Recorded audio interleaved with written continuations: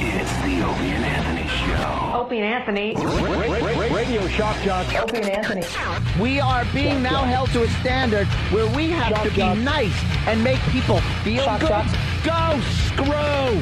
Radio Bad Boys, Opie and Anthony. Controversial radio personalities, Opie and Anthony. Infamous DJs, Opie and Anthony. Talk show radio hosts, Opie and Anthony. Opie and Anthony. Opie and Anthony. Radio Shock Jocks, Opie and Anthony. Opie and Anthony. Shock Jocks, Opie and Anthony. Shock Jocks, Opie and Anthony. Opie and Anthony. Shock Jocks, Opie and Anthony. Opie and Anthony. I go into her room, and there are panties on the floor. Oh, you're getting creepy. I had to pick up the panties and put them on. I can't believe he said that. You know something. Opie and Anthony. Catch shovel baseball. Oh, nice. Whoa, that was hey, bad. hey. I didn't hit him hard enough. Oh, Opie and Anthony. Terry Schiavo, I loved you in The Grudge. Will you be doing more voiceover work? This is the worst show This is the worst show I've ever been on. But enough of this palaver. Let's get the show on the road.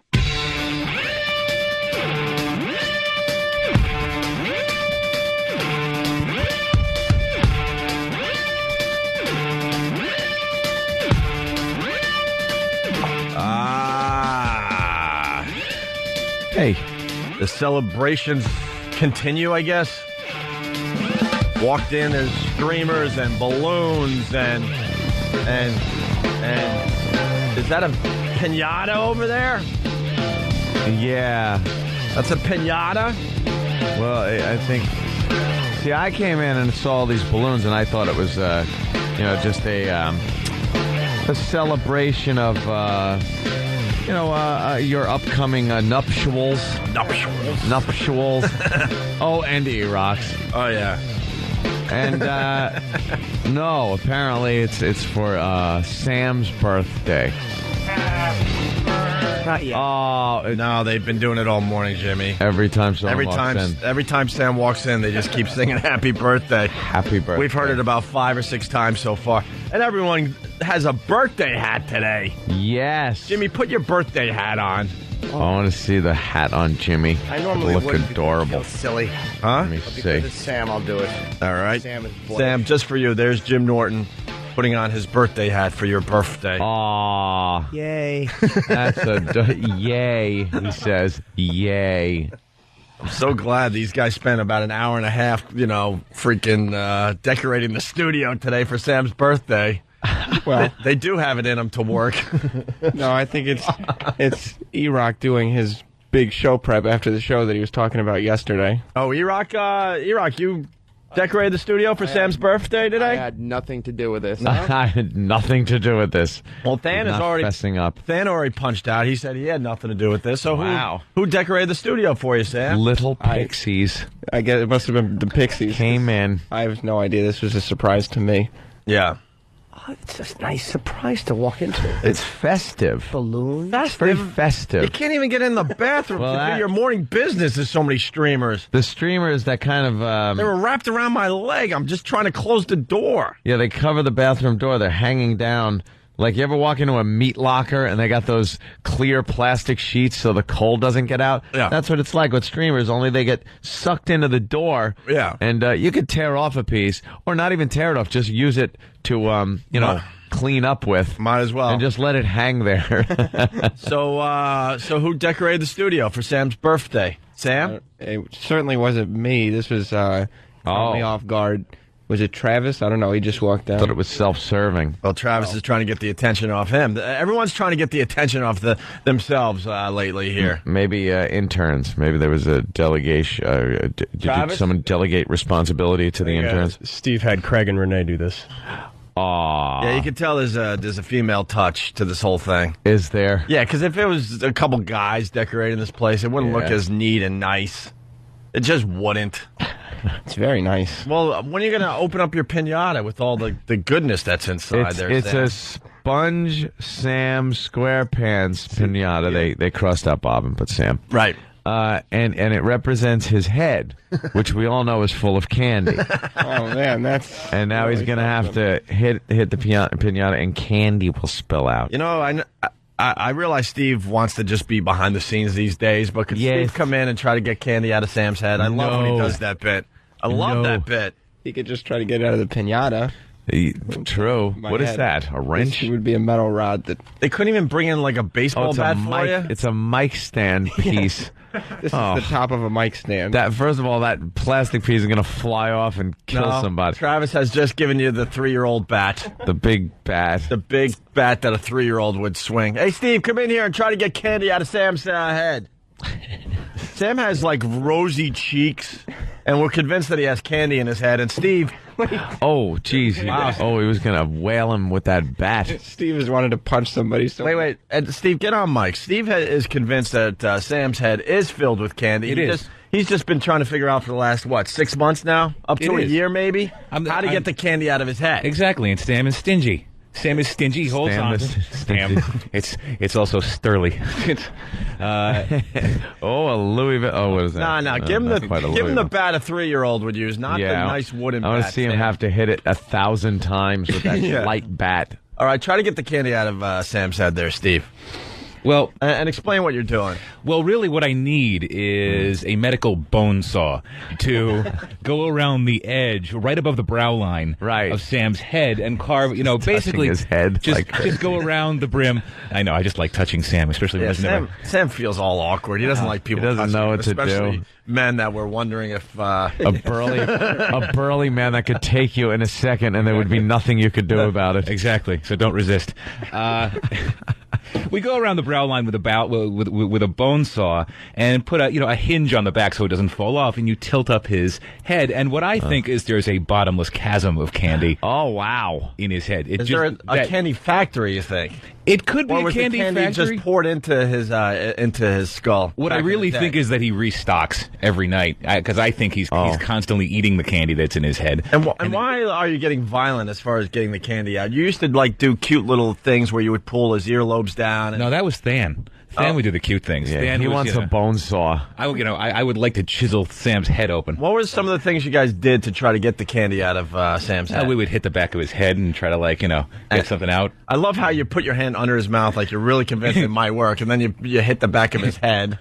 We tried to like a combination of iPod moves where you'd rub your thumbs over his eyebrows. They're getting high tech with trying to get the candy out of Sam's head. But nary a piece has fallen out. Exactly. Eventually, it's really just going to be a punch to the face. Why? Because eventually I'll jostle a Skittle loose. Now there's a big picture. E-Rock's putting a picture of Sam on the pinata. Wow, that's nice. good. You could hit it. Steve, does your ass hurt today? I'm sorry if it does. My buttocks are fine. Why? What happened? Okay. During the conference call with WYSP yesterday. I just want to make sure Steve's okay. It was another instance of I just never thought it would work. Yeah. And that's exactly what you didn't think. You moved and the it chair? did. No, he went to, first of all, we were having this conference call, trying to have a conference call with Philly. And getting ready for the big visit next week. Yeah, obviously. Yeah. And the phone was just screwing up, and we were all blaming Steve because he couldn't figure out what buttons to push or something. Wasn't it at all? your But fault. thank you very much. It wasn't your fault. But then I saw him because he was hunched over the phone, and I saw him look at the chair and get ready to pull it over, and I had just been playing with the swing line stapler, so he pulled the chair over, and the second he sat down, I slid it under his butt, and it made the typical sound of a stapler as a staple was thrust into his butt cheek. It worked perfectly. I was quite livid at that moment. Yes, he was very angry. It was hysterical. You know what the best part of being angry is? So Steve's really angry because Ant did that, right? But then you have 6 or 7 guys in a room all laughing at you. Everyone was laughing. So the laughter just outdid the anger. Yeah, it diffuses it, and it's also the while I'm furious, it's don't hit him, he'll die. Don't punch me, he'll ticket. Yeah. It would just be really awkward if you hit someone as everyone else is laughing. Oh, it would be You would really awful. wreck the mood. Yeah, in the really. room, It's a buzzkill. He spent the rest of the time trying to dial the phone with one hand and pull a staple out of his ass cheek with the other. It was in there, and I just couldn't. I think I was trying to figure out if it went through the jeans or if it was still lodged in there and it was on the floor somewhere. It was just one of those, you ever have your girlfriend try to, she sits in a chair and you take your hand and just stick it underneath her butt, and she sits on your hand and goes, "Hey, hey." Yeah. That's how it was with the stapler. It's perfect. All right. That was lovely. So Sam's going to open up his pinata so we can maybe do a radio show today. You got a big birthday dinner planned, by the way? Oh. Yeah, my mom will make me chicken fingers. Is that the big chicken fingers? Yeah, when I was growing up, like my mom would make like a special dish every birthday. Your favorite? Yeah, what's your favorite? They're her homemade chicken fingers. They have a little homemade chicken fingers. Well, yeah, you cut up a chicken breast, and she has like some kind of like coating that's got like sesame seeds and breadcrumbs. Crumb coating. That's it. Crisp crumb coating. And it's really good, really something. Yeah. Yeah, one of the balloons, by the way, it says fish bakey for everybody. Okay. Fish What else bakey. besides Just for the people that linger longer with the Opie and Anthony show, there is a balloon in here that says fish bakey. Well, What were you saying, Jimmy? I'm sorry. No, I just want to know what else he had. He's got to have some like applesauce or I don't think I have applesauce. He doesn't like applesauce, right? Yeah, no, not really. Baby food applesauce, No, you I like like that? cream. I might have some corn on the cob. I like corn on the cob a lot. Ah, Yeah, yeah. of course you do. And then does mommy like clean your fingers off No. with a napkin? I with wash a my own nappy? hands Oh, you after wash your own dinner, hands. Well, yeah. you're a big boy Yes. now. All right, Sam. Well, it's how old are you now? 24. Oh, 24 wow. years old for Sam. Such a big boy. sure is.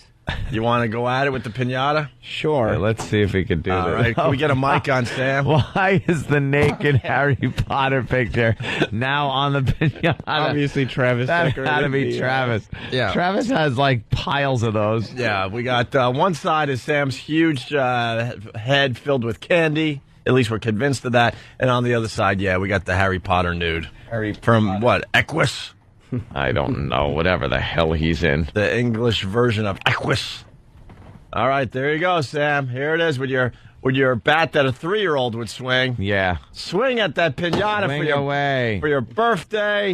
Oh, no. Wow, this is just like having naked women in the studio. Whoa, the This is excitement. such a party. Oh, boy, wow. Yay. Wow. Yay, hooray, hooray. Big boy Come makes a on. home run. Come on, Sam. You hit like a kid. Yeah, look, he's just... Why don't you line up and crack that thing?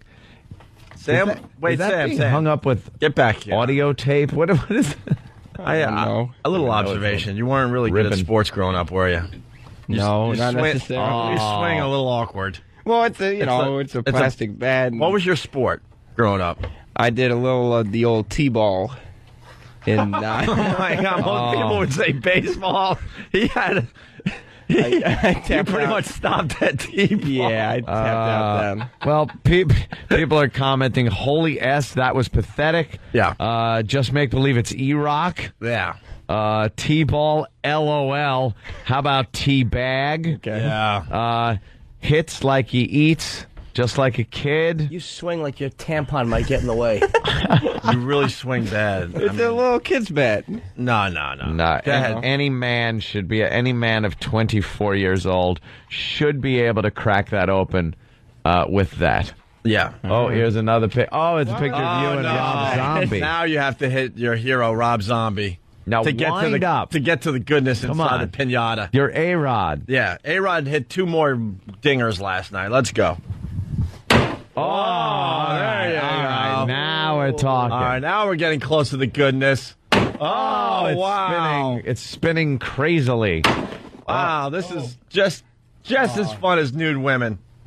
Oh, Should have boy. been first on the team. You suck at this. Why don't you... You're, Wow. It's not a you're fly, hitting you're it like... swatting. Why aren't you, like, really... like winding up like you would hit a baseball? I don't hit baseballs. Have you ever hit a baseball? Yeah, off a tee. You never hit one that was pitched to you? No, I'm sure I've hit them. I've not hit them more often than hit them. All right, give him the big boy bat. Thank you. You know, Don't let it fly out of your hand and fly through that window. this is the first break on the Opie and Anthony. Oh, look it at has to this. be done by 6:20. This Let's must go. be someone from Philly. This is almost as good as 10,000 marbles being released. Oh. All right, hold on. We also Tim made a birthday montage. Oh, well. This is Garth Brooks. Happy birthday to you. Happy birthday to you. Not all of you are singing. Happy birthday, happy birthday, happy birthday to you.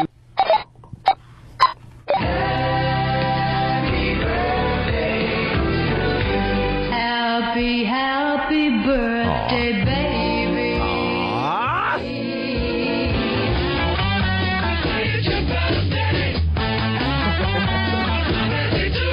Happy birthday to you.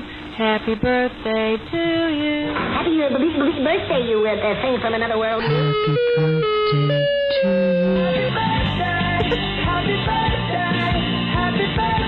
we get it. What archive did Tim take this from? It's birthday time. It's such a thrill. Don't be sad you're over the hill. You've got many more years to come. We love you. You're number one. Oh, my God, Tim. You're killing us. Wow. Are you going to steal this from the Good Guys archive? That was great. The Good Guys. Time for your birthday wishes today. Lorraine's celebrating her 42nd birthday out there in Brooklyn. Yuck. These are the worst.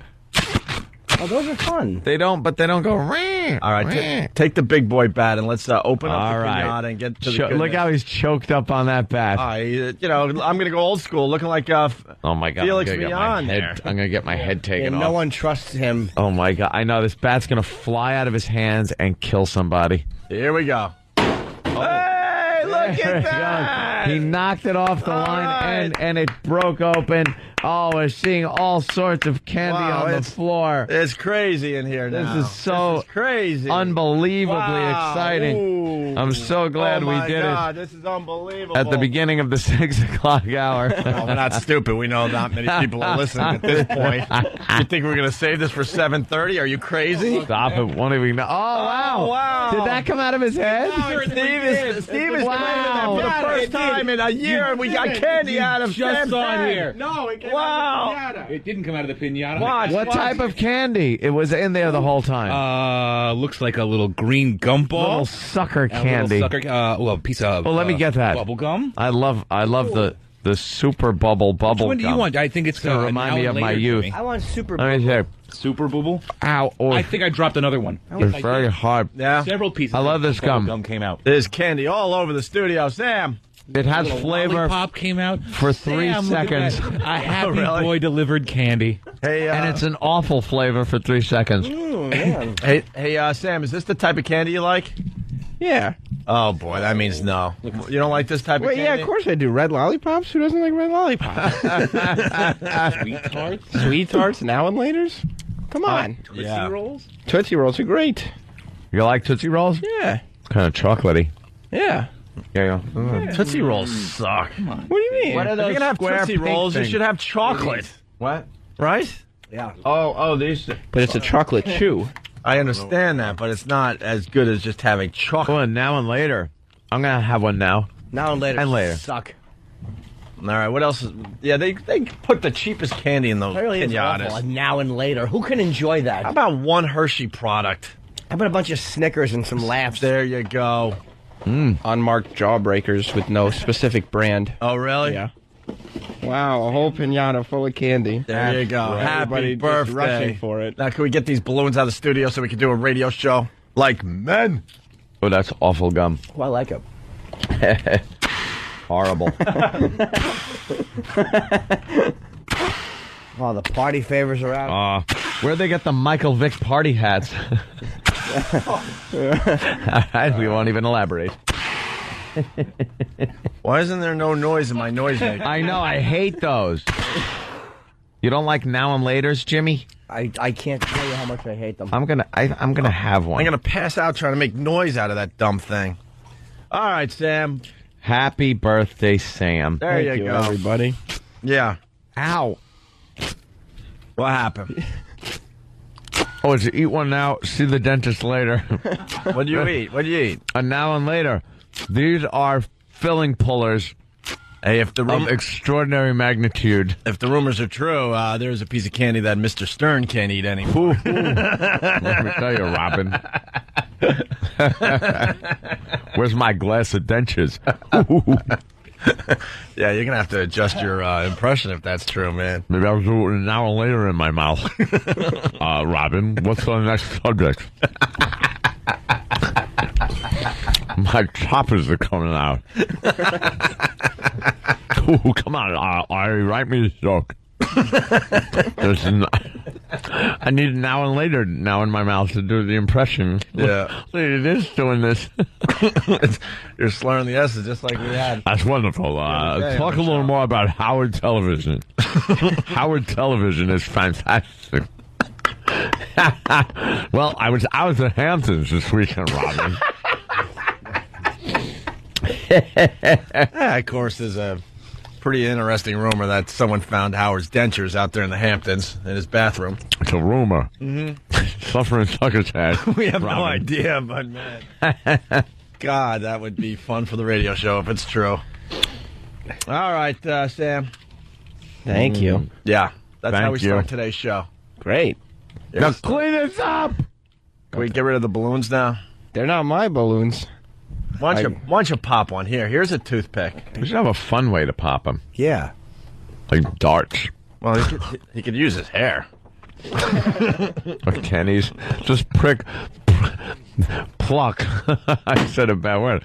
Just pluck one of Kenny's hairs out and use that. You know what's great about Kenny's hair, his dry hair?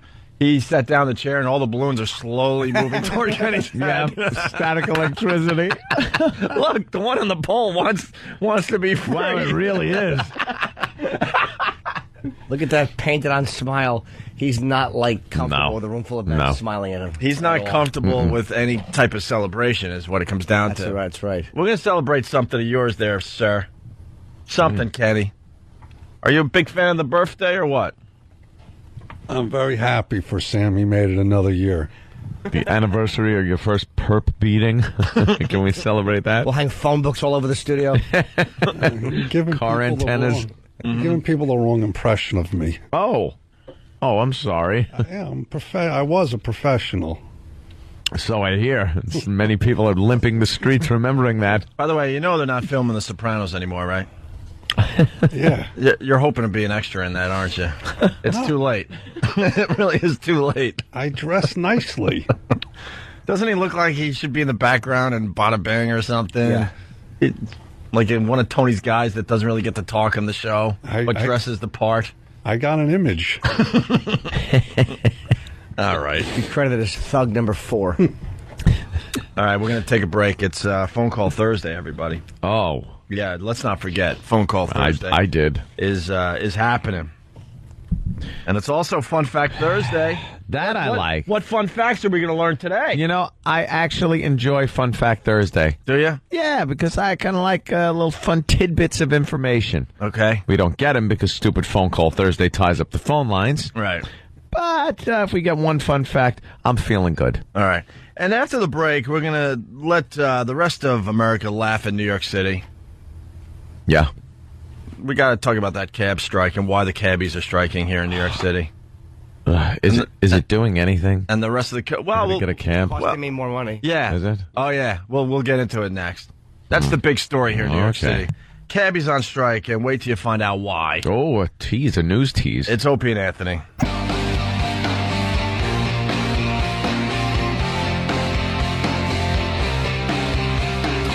Hey, good morning. It's Opie and Anthony. Pavarotti died.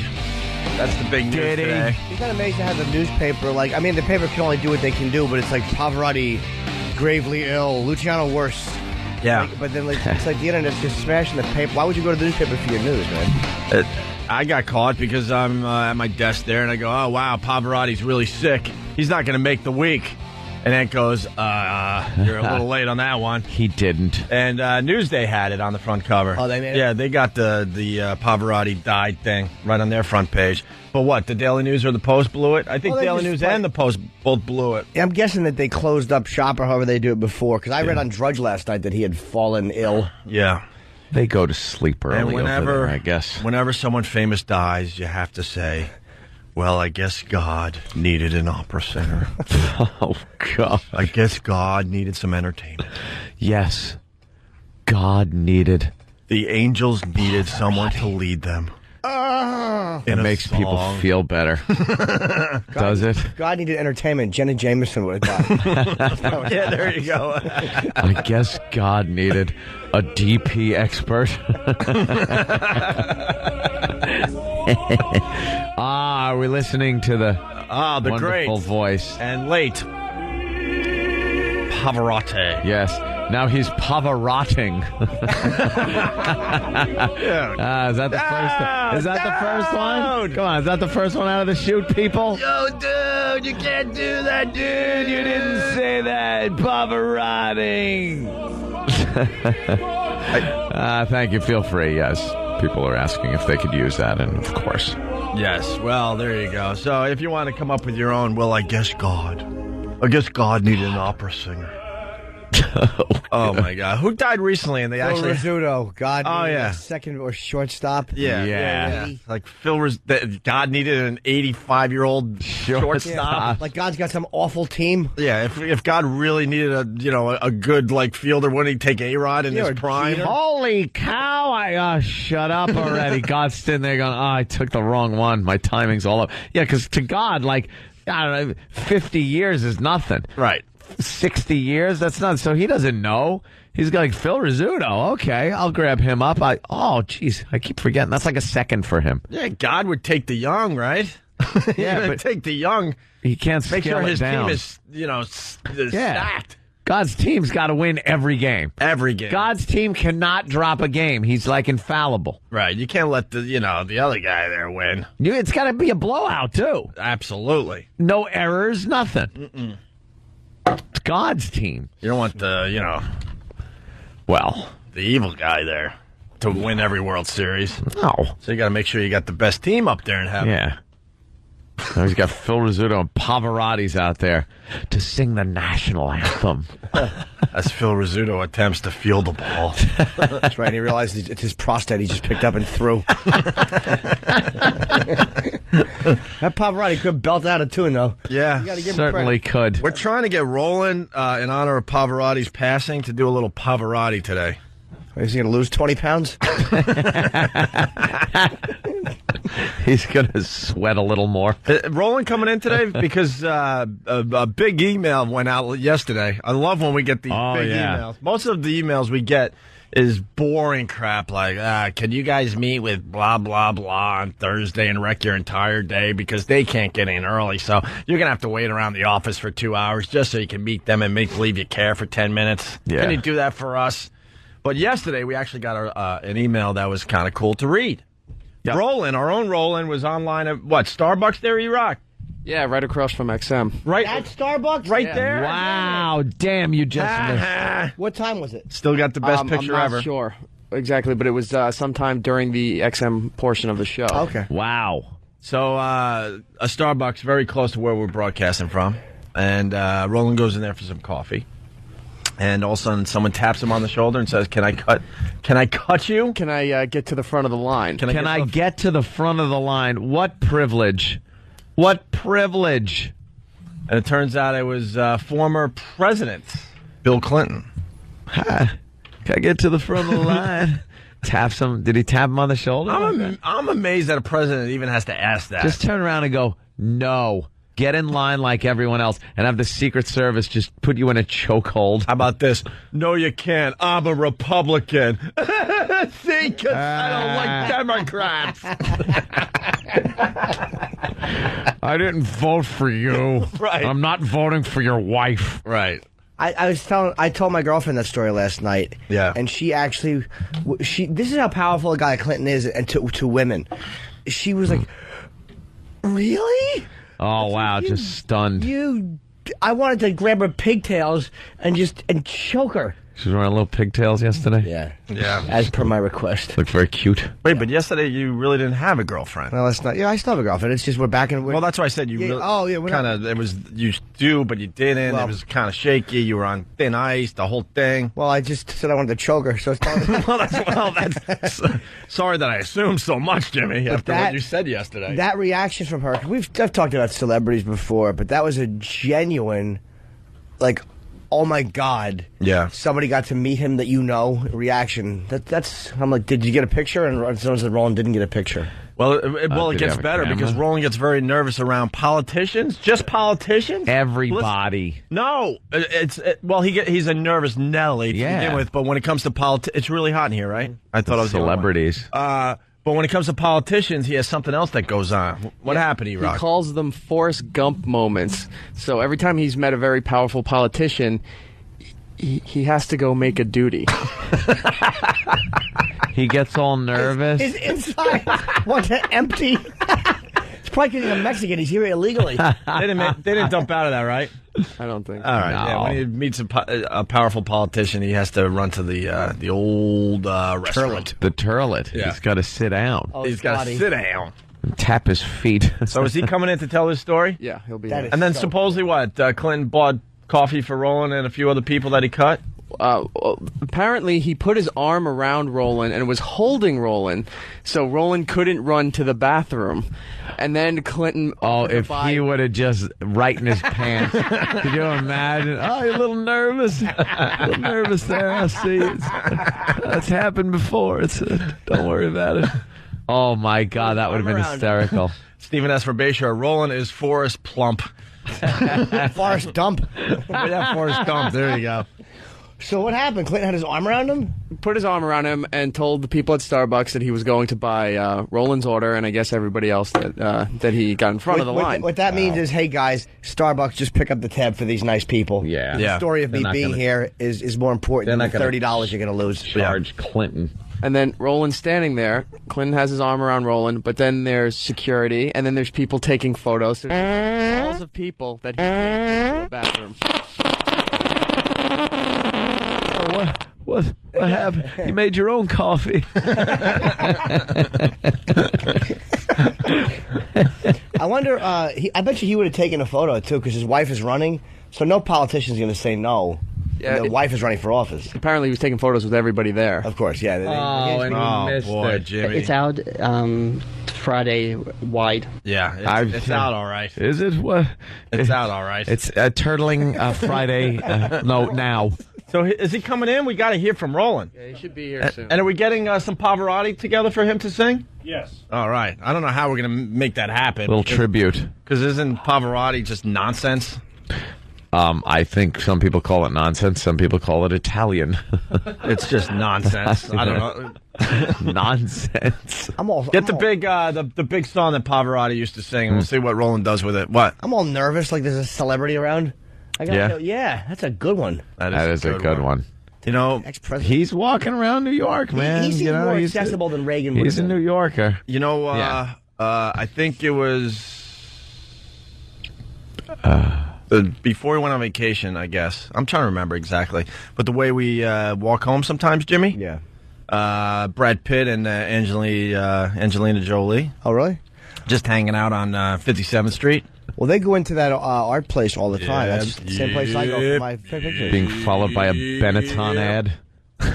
It's just... Look, it's a Sunny D commercial. Oh, no, it's the children. Well, here's what we got on Pavarotti this morning. Luciano Pavarotti's vibrant high seas and exuberant showmanship made him one of opera's biggest stars. The bearded, oversized tenor first achieved fame in the 1960s. His career would span 4 decades. The son of a baker, Pavarotti learned to sing in a church choir and local opera chorus. He would go on to play the world's most famous venues, from Milan's La She's Scala horrible, by the way. Metropolitan Opera This House. chick's like reading. Critics raised eyebrows when Pavarotti held charity events where he performed with pop stars from Elton John to Mariah Carey. Mariah Carey. She's just reading like a bio, an obit. Pavarotti was so fat at one point he would travel with his own toilet. With his own remember toilet. that? Yep. Just Yeah, in case sure. Bill Clinton dropped in. That's what Roland needs to do. Just travel with his own toilet bowl. So funny. I love that. You know what Roland is like? He's like a turtle who sees a lion running at it. His whole body just goes empty. He's like preparing for battle. Oh, that is so funny. Yeah. Not get a He had to picture. go. Because he had to go. Because he had a goal. He had to go. Oh, How funny is it that they roll in the toilet to these, really nice hotels when Pavarotti showed up? When they would lift him on a lift, when he would have to get to a stage with stairs, there was some kind of a lift because he was 350 or 400 pounds.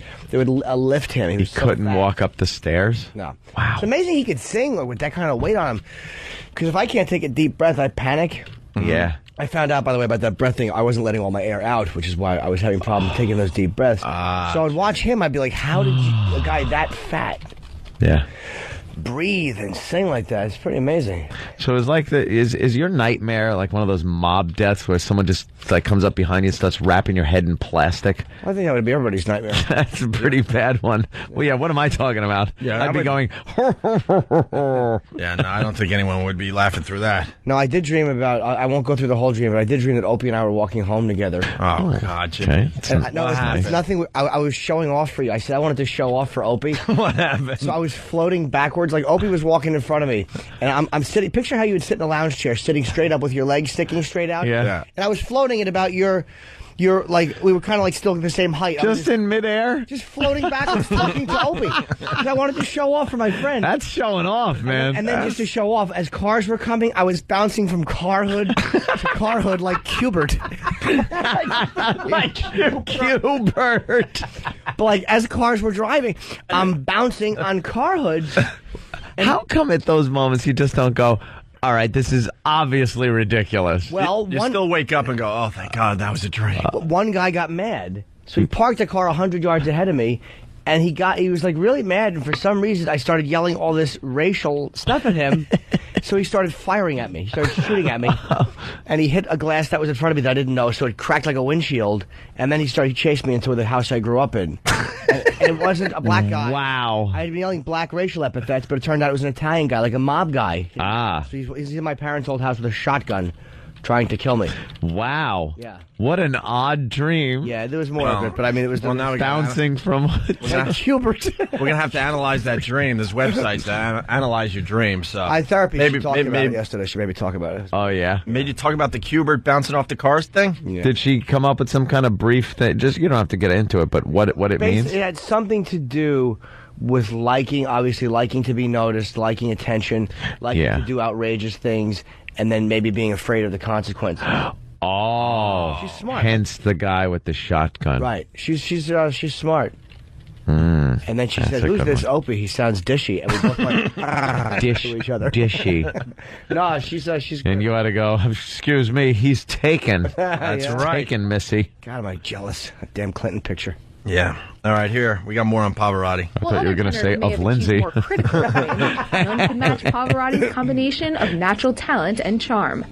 His name ended up on the gossip pages as often as the music reviews, Did it? particularly after splitting with his wife of 35 years and taking up with his 26-year-old secretary. They married in 2003 and had one daughter. Throughout his career, Pavarotti struggled with a much-publicized weight problem, 400 Publicized. pounds.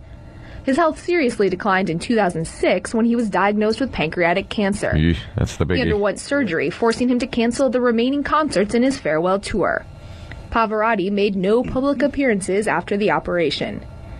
The singer called the illness a penalty for all the happiness and fame in his life. Yeesh. Pavarotti is survived by his wife and 4 daughters. Well, he never probably did anything but eat the best pastry in the world. On the house. All on the arm. You know, that guy didn't pay a dime for any food. the best chefs in the world Yeah. made that fatso whatever he wanted. And Just so he can sit there and go, oh, deliciosa. And the chef would be like, grazie, grazie. And fat bastard would walk out with just as much cash as he came in with. There was a Chinese restaurant, so the guy saying "grazie" was just so odd. It looked really strange. And then he would have to go to the bathroom. Yes, and have his giant industrial toilet forklifted in. God almighty, could you show some self-control? Slob. When it gets to the point where you're traveling with your own toilet, maybe There's a problem. Maybe there's a problem. That should tell you there's a problem. When they're screwing it down to the floor with the things they use in garages to take the tires off your car. Yeah. How embarrassing is that, though, when you know a team had to be brought in? Yeah, and they your had to toilet team. That was their whole job, right? To bring his toilet. And what about, like, cleaning it? Because someone's got to clean it before you move it. Well, and that's got to be hooked up to a plumbing system. They probably just like... Or did it just, like, come in? Was it self-contained? They probably just took it through a car wash or I need to know. on the way out of town. I need to know about his turlet. Yeah, well, we'll find out. It's Fun Fact Thursday. We'll get a fun fact about Pavarotti's toilet there. Nice. Hey, we can't tease and then not do the thing. I learned that the last couple of days. The cab strike here in New York. All right. The cabbies are striking in New York City because they're not happy with the GPS system that is now in all the cabs. They don't want GPS, and they don't want the credit card. You can't stop technology, swipe. is what I... See, people, they're also putting the credit card in there. Yep. Right. So you swipe the credit card to pay your, and you don't have to deal with the smelly cab driver at all. You don't even have to deal with them. They should put something in the back where you just go beep, beep, beep, and press in your destination, so you don't even have to tell them that. You know what it is, too? They're going to get less tips because people are just going to swipe for the amount and hit the button. This amount or add a tip. Bing! And everything they make is now going to be declared on the books. Yeah. Because it's not going to be cash. Not cash. Now, Bloomberg, the mayor here, has said it is going to amount to more tips because people will feel compelled to write something in instead of giving them actual cash. But that's not true because, you know, whenever you take a cab ride, if it's $12, $12.10, let's say, you're gonna give 15 or more, you know, but you're at least gonna round it up to that next denomination. That's an even number, like for dollar bills. With swiping, I would probably just swipe the goddamn thing and then forget about it. I wouldn't even think about a tip at that point then. And the union was saying that it's about Muslims. This is how they were trying to get them to fight it. They were saying that they're using it to track Muslims. The GPS. Yes, we are. Well, probably. Let's hope so. But I mean, that's not the intent of it. It's because cab companies want to know where you are at all times because that's how they can track if you're stealing from them. Right. Or whatever. Or they want to know where their cars are good. Yep. And it's good to have that GPS, too. It's kind of fun to kind of just see what's going on. See where they are. Someone's going to go, oh, right. Well, you know, also, there's cabs. A lot of times you can't find a cab. They're off duty, things like that. And now these people are going to be able to keep track of where they are. What do you got I there? love it. Oh, I was just saying that I've actually used the system, and it's I know I'm on the cutting edge, and there's just a button. The cabbies will always do the cash thing. And then they have to. I have to redo it now with the credit card thing. They make it a huge pain to. So they instantly go and set everything up for a cash transaction, and then you go, no, I was going to pay with credit card. And he's like, well, now I have to redo it. Hopefully, trying to get you to be like, oh, never mind, I'll use cash. Well, screw that. Now from now on, we're going to go. I want to go here, and I'm paying with a credit card. Yeah, but it's set up so it's the amount, and then there's buttons. How much you want to tip? $1, $2, like that. Oh, really? So it's so people could end up tipping. People will tip because on a credit card you don't see it coming into your pocket. I always tip more on a credit card. Yeah, I do too. You can't stop technology. It's here. You got to just embrace it. But you're right. The tips will be taxed. It's all taxed now. They can't say, I only made so many tip. Opie and Anthony's Fun Fact Thursday. Fun Fact Thursday. Fun Fact Thursday. Fun Fact Thursday. Featuring, but not necessarily specifically limited to, Fan. Here's Fan. Sometimes, but not every time. And it's not every time this time because we got Sonny Ferrelli on the instant feedback. Oh. He's got a fun fact. The average Pavarotti poop will fall 9.8 meters per second in a vacuumless state. Okay. That's a fact. It's I sure. don't know how fun it is. Fun fact. Oh, Than, you actually have a fun fact? Yeah, this is from when people were sending me ones. One is Than is gay. That's actually not a fun fact. It's fun for other people, though. Fun, but I'm not sure if it's a fact. It might not be fun for you, but it's fun for others.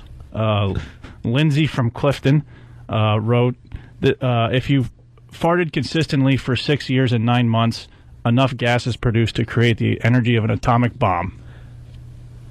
How long? 6 years and 9 months. And how many times you got to fart in that time?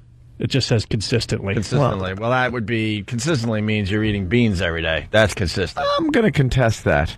An atomic bomb is a little vague, also. How many megatons are we talking here? It doesn't list the megatonnage of the... Well, I have a fun fact that I learned. Yeah. And this is true. Every second, the sun produces more energy than has ever been made by man in his entire existence on this planet. Really? Thank you. I have a fun fact about the sun, too. Thank you. Yes? It could go out at any second. No, it can't. My God, stop that. Freaking us all out. We're powerless.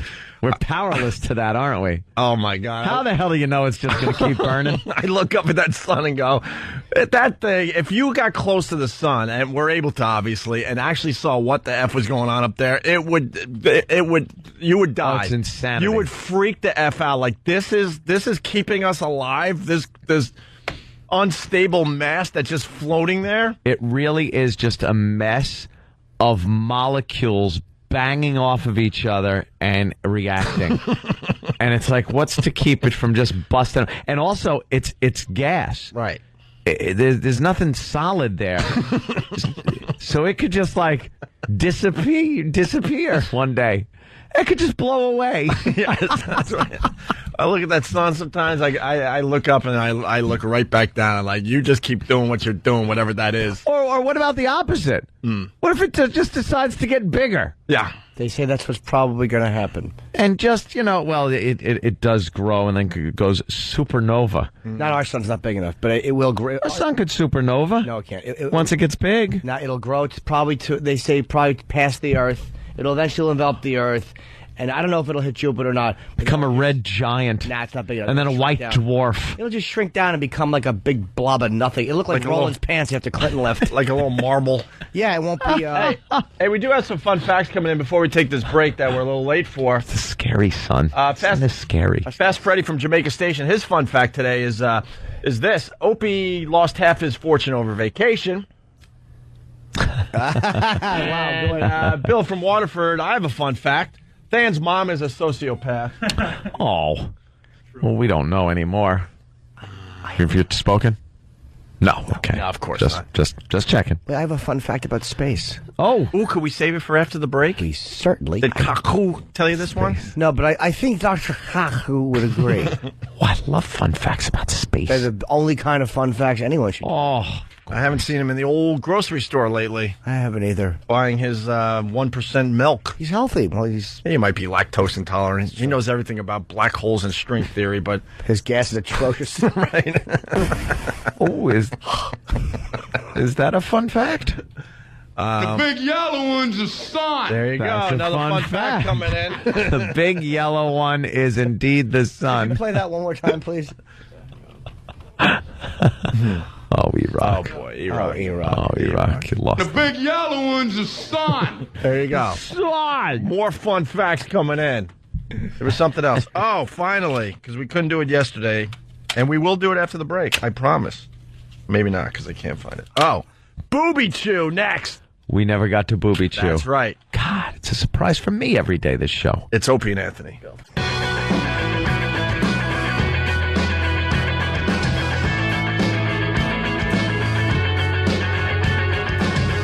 It's Opie and Anthony.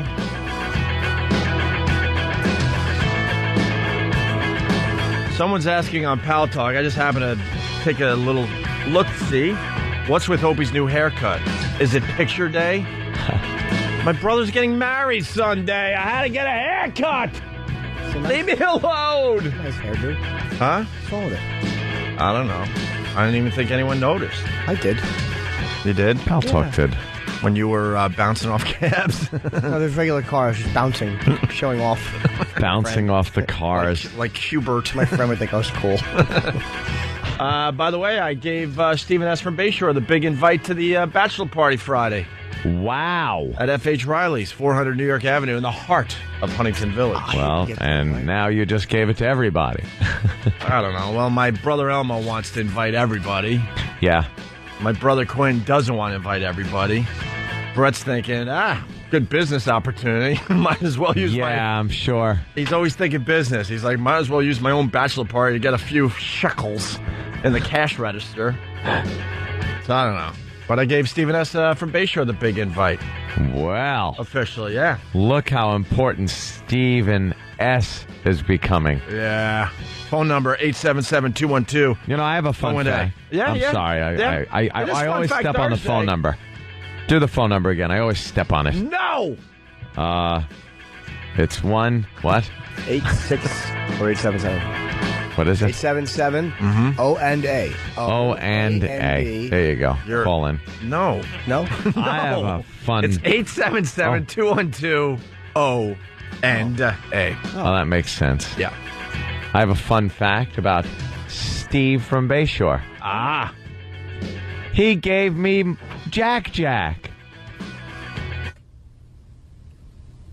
Okay, terrific. Little Jack, the cat. That's wonderful. That's sweet. Yeah. Yeah. He's a sweet cat. Sure he is. Yeah. I have a fun fact about space I wanted to tell. Oh, yeah, Jimmy. But no one cared. Fact. Go ahead. Guys. When things go through black holes, they're compressed to what they call, I think it's singularity. Yes. The Earth's singularity, if you were to squeeze it, is about, I think, 1.5 feet. Ew. If you were to squeeze the Earth, it would weigh as much as it does now and be 1.5 feet long. Can I follow up your fun fact? Because that one was really good. So I got to show my knowledge now. Okay. The big yellow one's the sun. That's true. It is true. Yeah. I think that's a better fact. Yeah, because your fact is just creeping everybody out. No. Because Anthony's... You're trying to say the whole... Let's just take the Grand Canyon. You throw that through a black hole, it's less than a foot. Well, the whole Earth is. It weighs the same, yeah. That's what a neutron star is. See, what happens is when a star really does expand and then collapse on itself, yes, it all condenses. Ooh, it's so much matter in such a small amount of time that a mere teaspoon of its matter, you wouldn't even be able to hold it weighs up. As much as a mountain. You wouldn't even be able to lift a teaspoon of the material. And they spin very rapidly. And the gravity gets so strong that not even light can escape. Wrong. That's a black hole. That's a black hole. Yeah, I'm not talking about black holes. But that's a star. A black hole starts as a star. It does, but a black hole, a black hole is a star that collapses and kind of becomes a black hole. A neutron star is not a black hole. It's one step smaller. It's different. I'm just saying a black hole. Now I'm changing to another fun fact. Oh, okay. That a black hole is a star that's collapsed on itself so much that its gravity is so strong that even light itself, I got a fun fact. Photons of light cannot escape. I got a black hole fun fact. Okay. A black hole allows you to do racial humor on the radio. Oh, well. This is true. Amen. Do you know, I have a fun fact. Another Since fun we're talking fact? about Hold space. on. Too many fun facts coming in. We got to reset with the fun fact sweeper. Opie and Anthony's Fun Fact Thursday. Fun Fact Thursday. Fun Fact Thursday. Fun Fact Thursday. Featuring, but not necessarily specifically limited to,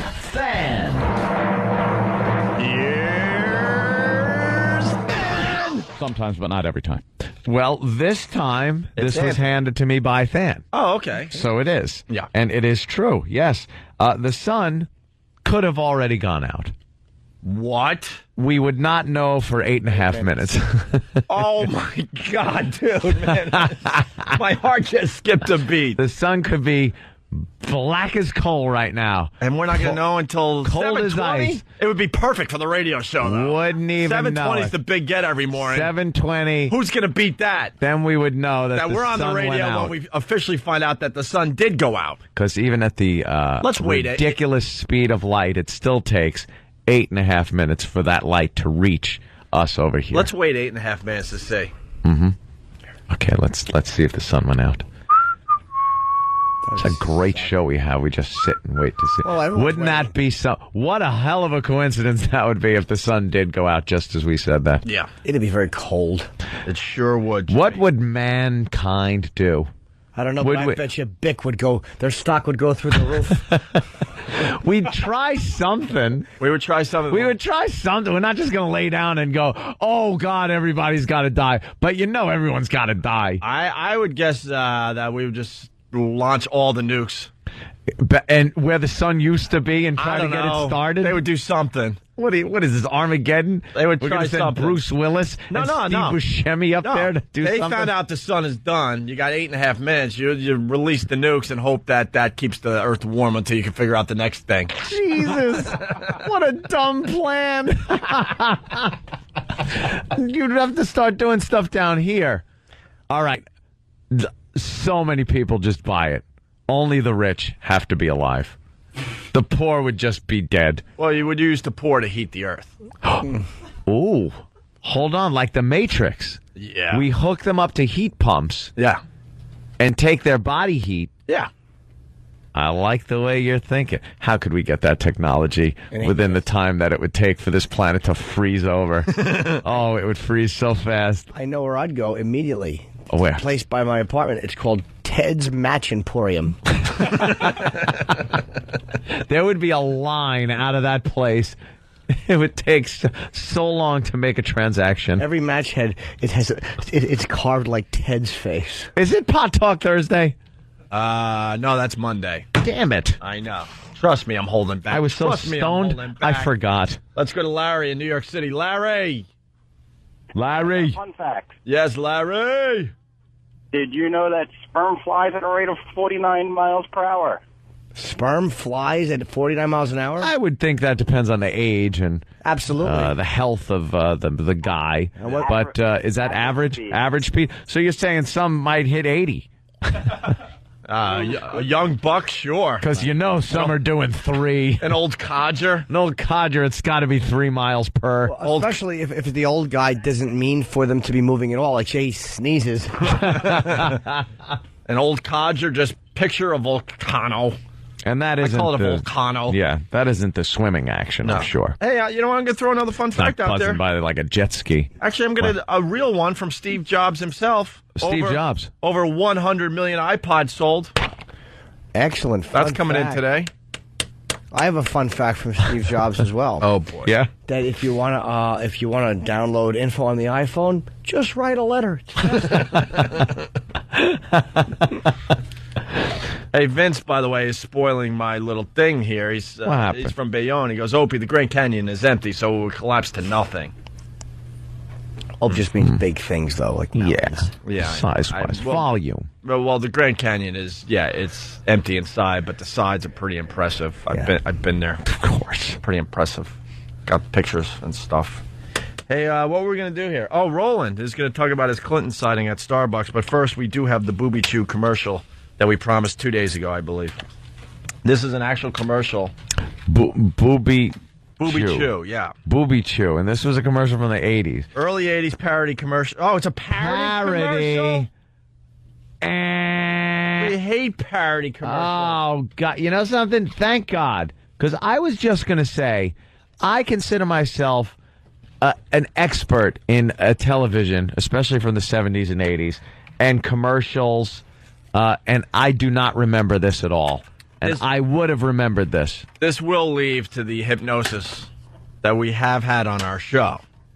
Let's just play this first, and then we'll talk about the fine hypnosis and what he used to do on our show. Oh, and he used to do it for many radio shows across America. Yeah. He was traveling full-time to be on radio shows to do this unbelievable It was thing. ridiculous. But first, it's the Booby Chew.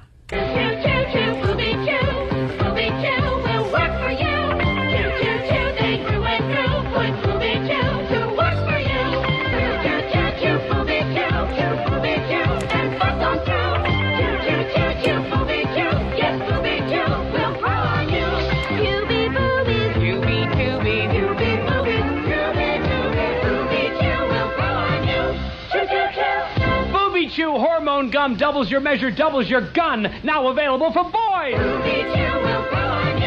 I want to apologize to our audience. We teased this for 2 days. Are you me? Who's responsible for that? I want someone's head. You do? I want someone's head to roll for that one. Oh, boy.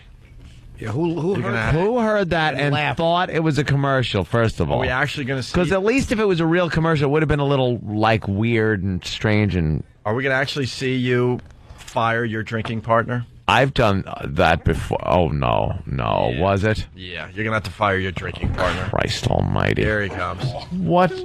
First of all, he comes in with a first of all before anyone said a thing. You can't say first of all with one arm.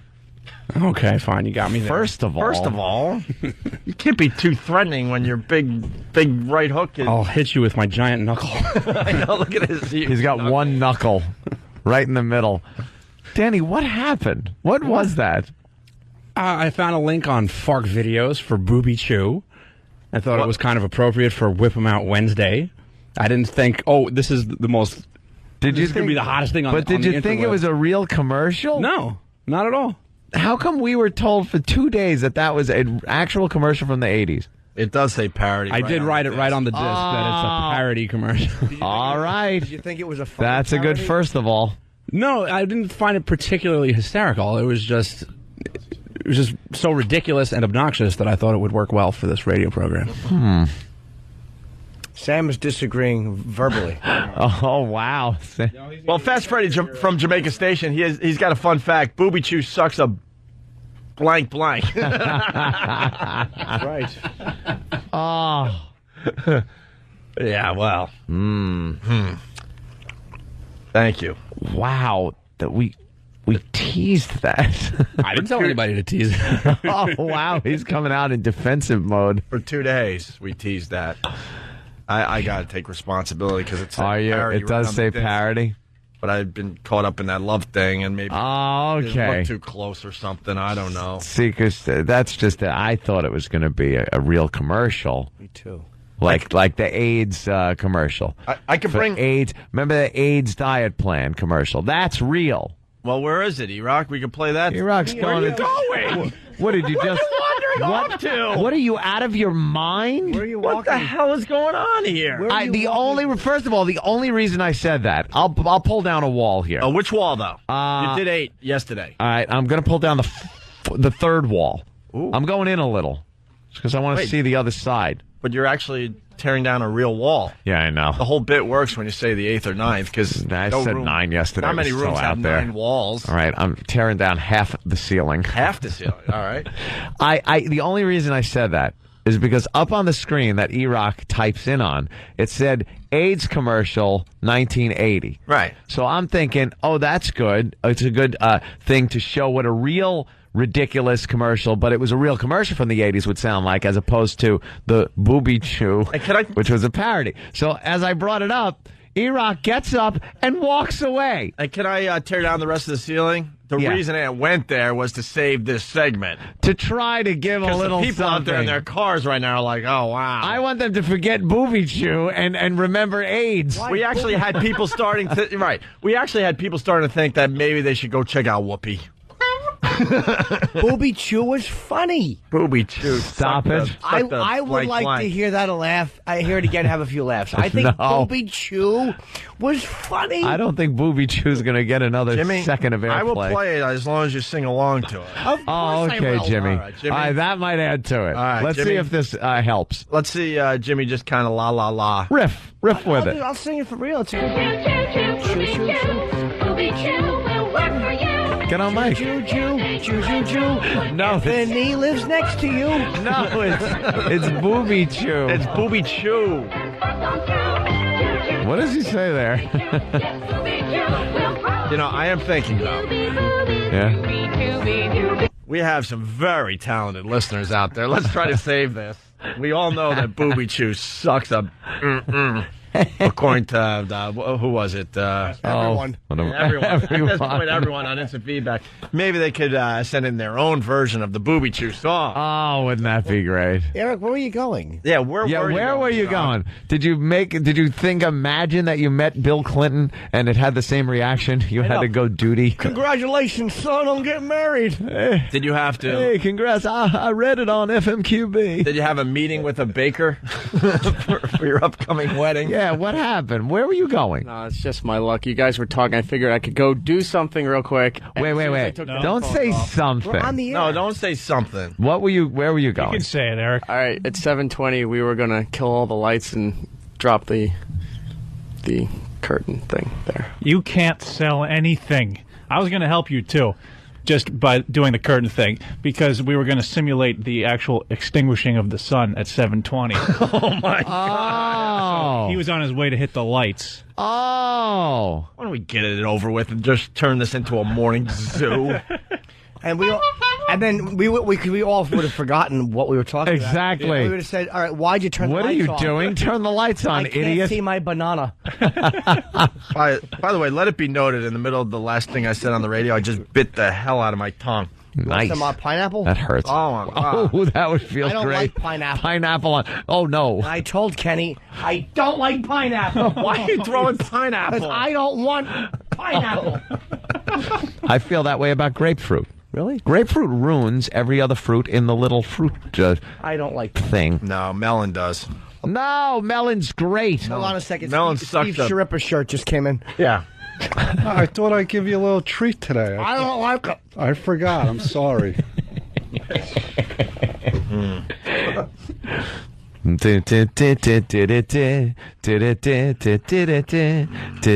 Sorry, it's stuck in my It's head. the next Chocolate Rain. It might be stuck in my head. You know, he did break Chocolate Rain. Yeah, Danny officially. We got to give him credit for breaking Chocolate Rain. I mean, granted, it was all over YouTube and Break.com, but we broke it. No one was really talking honestly, about it. I really think Very Danny. early on that I one. really do think Danny started the Chocolate Rain phenomenon. Chocolate I mean, Rain. what? But I don't know if Booby Chew is going to have the legs that Chocolate Rain Oh, had. wait. Are you kidding me? It's going to be the next phenomenon on internet. Are you kidding me? Phenomenon.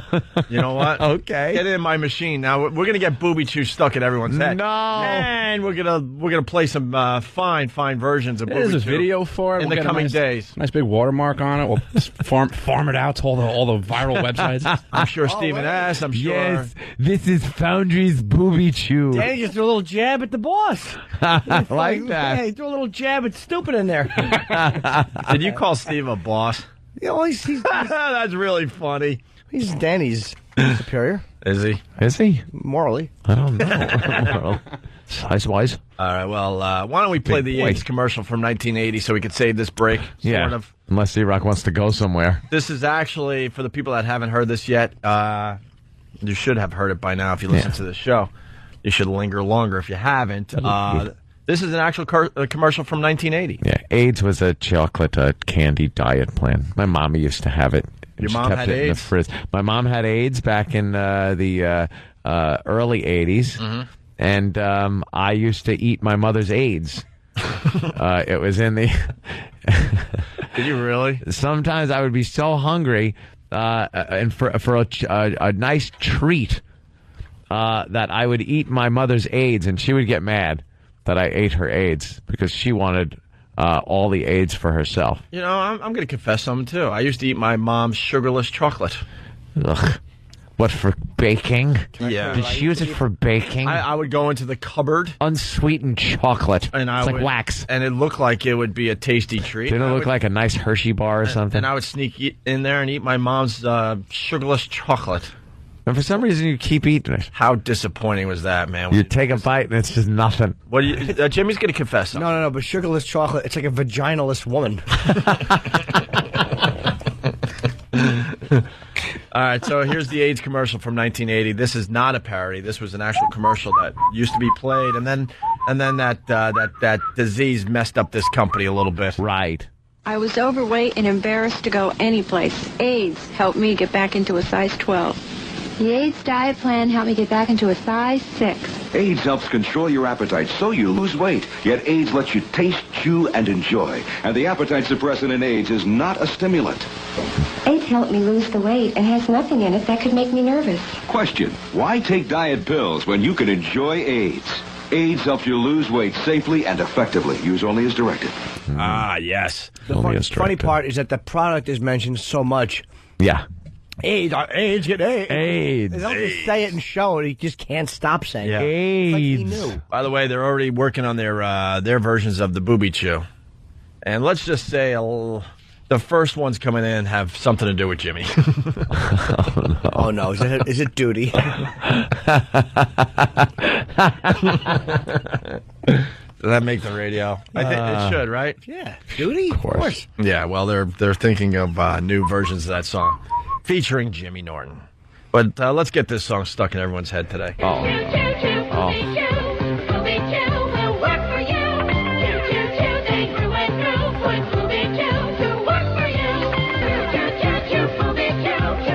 on. I know you want to sing. Let's go.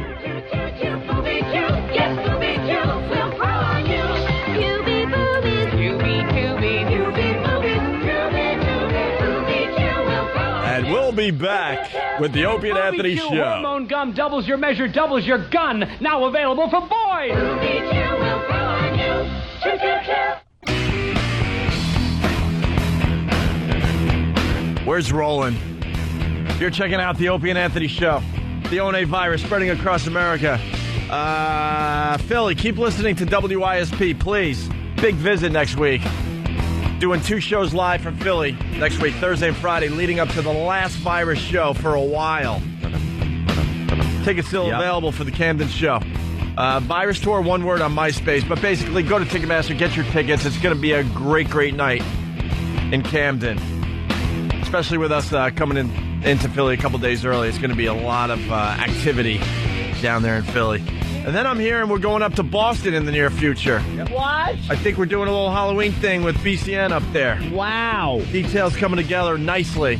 And then we're saying, why aren't we going to Chicago? We need to go to Chicago. I agree. We said we would hit Chicago in the fall. Well, the fall is here. Steve Dahl wants us to come. He'd be very supportive of that, so I would love to go out there. Yeah, we got to figure something out for Chicago as well. Great city. And then we're going to have to figure something out for Syracuse and Pittsburgh. We would just and we should go back to Cleveland. And then we should go to Buffalo. We got to go to Buffalo. I know. We haven't been in Buffalo since the big... since the incident. TNA with O&A. The one we were going to get in big trouble for if we didn't get into bigger trouble very shortly after. That was the bit we were supposed to get fired for. Yep. They were ready to fire us for that. Oh, were they ready? And then we... Oh, were they ready? And then we made it real easy for everybody. Yeah. They wouldn't have, though, fired you for that 'cause it was a Saturday. That's the only thing that would have saved the show is that it was a Saturday. Oh, yeah? It'll be in our book, Really? Jimmy. It'll be in our book. Yep. What? We got Roland coming into the studio. Where's his song? Where's when his... you need radio, he's the one that you call. Yep. With crappy movie reviews, wears his shirts extra small. Yep. The one you can count on the book that gets for a session, but ends every single sentence he says in a question. No pronunciation, soft-spoken and mumbles. Just try and put him behind the mic and he crumbles. Babbling moron, that's for you to decide. Bonadouche, check him out Friday wide. It's rolling. It's rolling. It's rolling. It's rolling.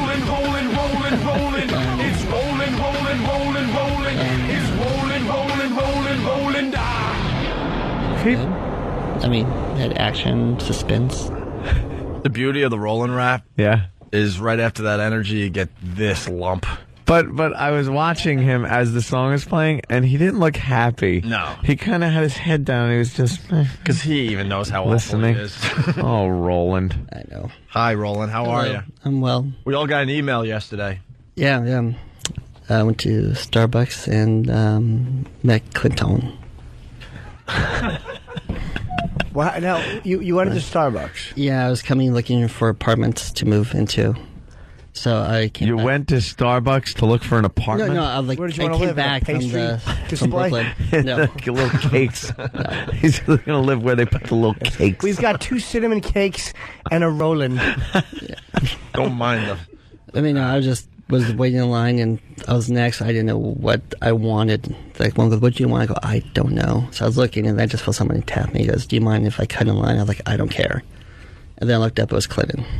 How many people were in line, by the way? Probably like 5, 6. You couldn't wait for 6 people? He's the most powerful man in the No, world. because everybody was like pulling out their cell phones, trying to get pictures with him. Was he okay with that? Yeah, he took pictures, signed autographs. Why didn't you get a picture with the president? I had to the go ex-president. Bathroom. You know what you should have told him? I had to go to the bathroom. Oh well, you'll get the picture the next time. Yeah, next time you see him. Dude, you bump into him. Dude, cut double cut. I would have made him cut double cut. No, it's kind of like when you remember cut double cut, where your friend would come up online and he says, "Can I cut?" And then he cuts in front of you, which has to be okay with everyone behind you because he's cutting in front of you. And you say cut double cut, and then you go in front of him. So what you're actually doing is letting your friend cut the guy behind you. Cut double cut. The worst thing ever. And you're like, you can't cut double cut. You just cut me. No, it's cut double cut. You just what me? Cut double cut. I'm saying cut double cut. See, Tim heard it too. Cut double cut, you cunt. And catch it down the hall. Wait a minute. That was a little iffy. Yeah, that was close. See, that one you really... Jesus. Yeah, he walked over to the Park Meridian afterwards, signing, taking pictures with people. He stayed at the Park Meridian? I don't know. He just Is he was still walking. in town? Wow. Should be. Wait, did he go into the Parker? Yeah, he went into the Parker. Oh, that means he's staying there. What if he had breakfast? That's good. I like how you just give away the security of an one of the ex-president. ex-presidents of the United He might States. have walked through there. Yeah, he probably met somebody there. Or he walked through. Away. Met somebody at a hotel? What are you speculating? Wow, about you heard it here Roland? first. Roland's saying that the ex-president is having an affair. Steamy hot affair at the Parker While Meridian his Hotel. wife is running for the presidency. Wow. Yeah. So wait, Roland, he taps you and he goes, "Can I cut?" What do you say? Sure. And then he ordered his coffee because can you get this kid something? And I said, I guess I'll take a This latte. kid? Did he call you a kid? Yeah, well, because everybody else behind me was like 80 years old. Did he? You had the urge to go to the bathroom? Well, it just like once he ordered, he puts his arm around and people are asking questions like, "Hey, how are you?" And the one like goes, "Can you take a picture with me?" He goes, "Sure." And then I head to the bathroom. You head right to the bathroom. I had to take a huge... Really? Yeah. I have nothing to say to a politician. Like, "Hey, good bill." Good bill. I don't know what else. Yeah, but I mean, how about hi? I guess or how hi. about, can I How have a about, picture? are you enjoying New York? I don't know, something. I got nothing for politicians. I just like, so... All right, well, I like Bringing back memories, being on the road, campaign trail, because I've seen him with his wife on a couple of these things. It's like, does it make you want to get back into the fray? There are a few things you could ask that man. How about we instead of going, "Excuse me, I got a duty." How about we do a little play acting with Roland? Yeah? Other presidents. Like let's, do you have game? No, I'm Like, all right, Bush Senior. President Bush is at Starbucks. What would you say to President Wow, Bush? You have an opportunity to talk to him. Anything. Go ahead. Hey, enjoy your coffee.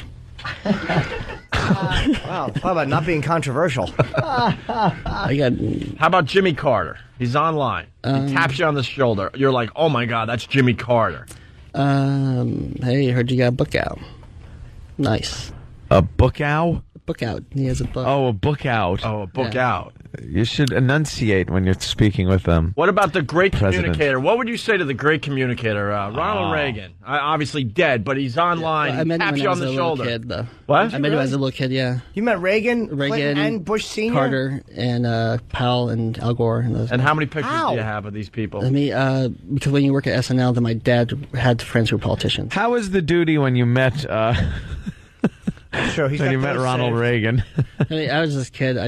All I told him was I was hungry. Of course. Well, Yes. Yeah. that hasn't stopped. Did you get pictures? That won't I stop have for years. My mom has a Reagan picture. Wait, but, you've met 4 U.S. presidents? just Reagan, Carter, Clinton, Bush Senior. Yeah. That's 4 U.S. presidents, and you don't have pictures with any of them? What a waste. Just one. Just one. But you have the memories, right? What's up with this Forrest Gump thing that happens to you? I don't know. You call it your Forrest Gump moment when you meet politicians. Well, that's all my friends get mad because they really want to meet them, and I wander around and I get to meet them, and they hate it because they would ask me questions and take pictures, and they go, "You're the guy who gets to meet them." That's fun. But you also have to, like, go I to the do. bathroom. I get nervous. You get nervous I stomach. do. You get sour stomach. I do. Then I just. Did you have to run into the bathroom? I did, yeah. I know. Like, when I met Al Gore, the guy's like, "Hey, go talk to Roland." He goes, "Hey, how are you?" I was like, "I'm good." I'll be back in a minute. And Al Gore. So wait, would you have taken a photo of something? You have a camera on that? No. How did you not get a picture? Well, he had to duty. By the way, a nervous stomach churning. I do. It's former president. I get it. Whatever. You still would call him Mr. President. No, you call him Mr. President. You don't I know. have to say I said former ex-president. It's a technicality. We all know he's the. You don't even have to say former. All right, you just apologize. say President Clinton. Yeah, we say hello, Mr. President. They are still you still give them that title. Or P to the res. Well, that's a great moment for you, Roland. Yeah. Yes, an awful moment for him, though. No, but Awful moment for the toilet. No. Oof. yeah, I guess so. I mean, like God. We also want you to. Would you leave a grande double espresso? more than that, Anthony. Perhaps more than that. Roland, are you ready to do our tribute to Pavarotti today? I think so. Pavarotti. By the way, Don Wicklund gave me a breaking news email. Oh, wow. Only 15 minutes ago that Pavarotti died. Thanks for listening to the show, Don. We pretty much started the show off with it. He's great. It is big news. He must have been busy. 71 years old. Pancreatic cancer got him, right? Yeah. And we want Roland. No, can we set up a mic for Roland and some freaking reverb? Did he? Reverb? What happened? Did he send it to the whole company on the email? Yeah, way to go. Breaking news. Which one are we going to use? Either one is ready for reverb. All right. Roland, talking to that, I want to see if we got some nice reverb for you. Hello. All right. Hello. Say it again. What? Hello. Hello. You got it? I think so. All right. Eh? Yeah, get your headphones on. This is Roland. He's doing his Get big... this nice boy a coffee on me. Could you get him a... That's fantastic. Get this kid. Get this kid. He put his arm around you? Yeah, because he was talking to people. Did he smell good? I was just going to ask you that. he did. He smelled good, right? Yeah. What did he smell like? Like deliciousness? I don't know. That isn't quite what I was looking for. Bill Clinton smelled like deliciousness. Deliciousness. I was thinking, high karate. What? You weren't smelling a cinnamon bun, were you, at the time? One that was right under your nose as you're stuffing your face? No, it just like... How long did he have his arm around you for? Just for like a few seconds. Did he leave a little, like of his armpit? Was it on your shoulder? No. And then when you went, sniffed your shoulder, did you smell Clinton all day? No, he's just like this, and I went, pretty good. Did he look confident in person? Deliciousness. He did. He just like... People, like one woman had a camera, he goes, do you want to use that camera? Come over. Use that camera? Yeah, especially with Hillary running right now. He's going to be nice to everybody. That's Yeah. Time to get a photo of Clinton. Absolutely. He will not say no now. And neither will she. All right, well, Yeah. Roland, Roland screwed it up. we got to head to break here, but Roland's got to, do Pavarotti proud on his passing. So Yeah. So you're going to sing what today? Ave Maria. One of the favorites One of my favorites, too. of Pavarotti. Right. Yes, this is a big one. Yeah, this is a big one for Roland. He really knows this stuff. Who knew? He's a big opera fan, opera singer. You're going to belt this out, right? Yeah. Do we have some Pavarotti just to give everybody a little taste of what it's supposed to sound like? All right. The great Pavarotti. So that nice build, beautiful music. Wait for it.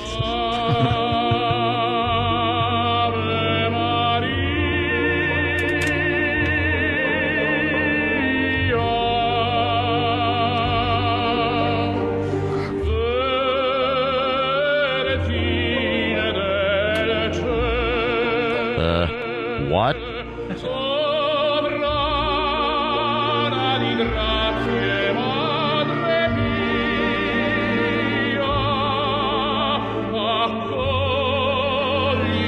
That guy's pretty good. I think this kid's got potential.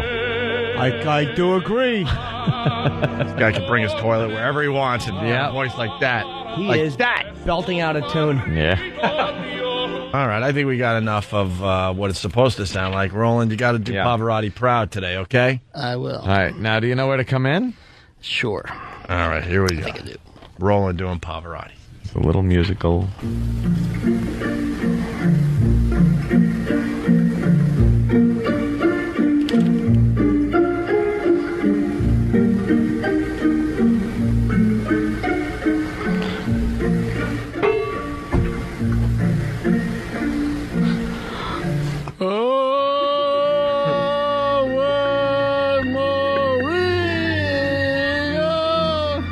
Gratia plenia,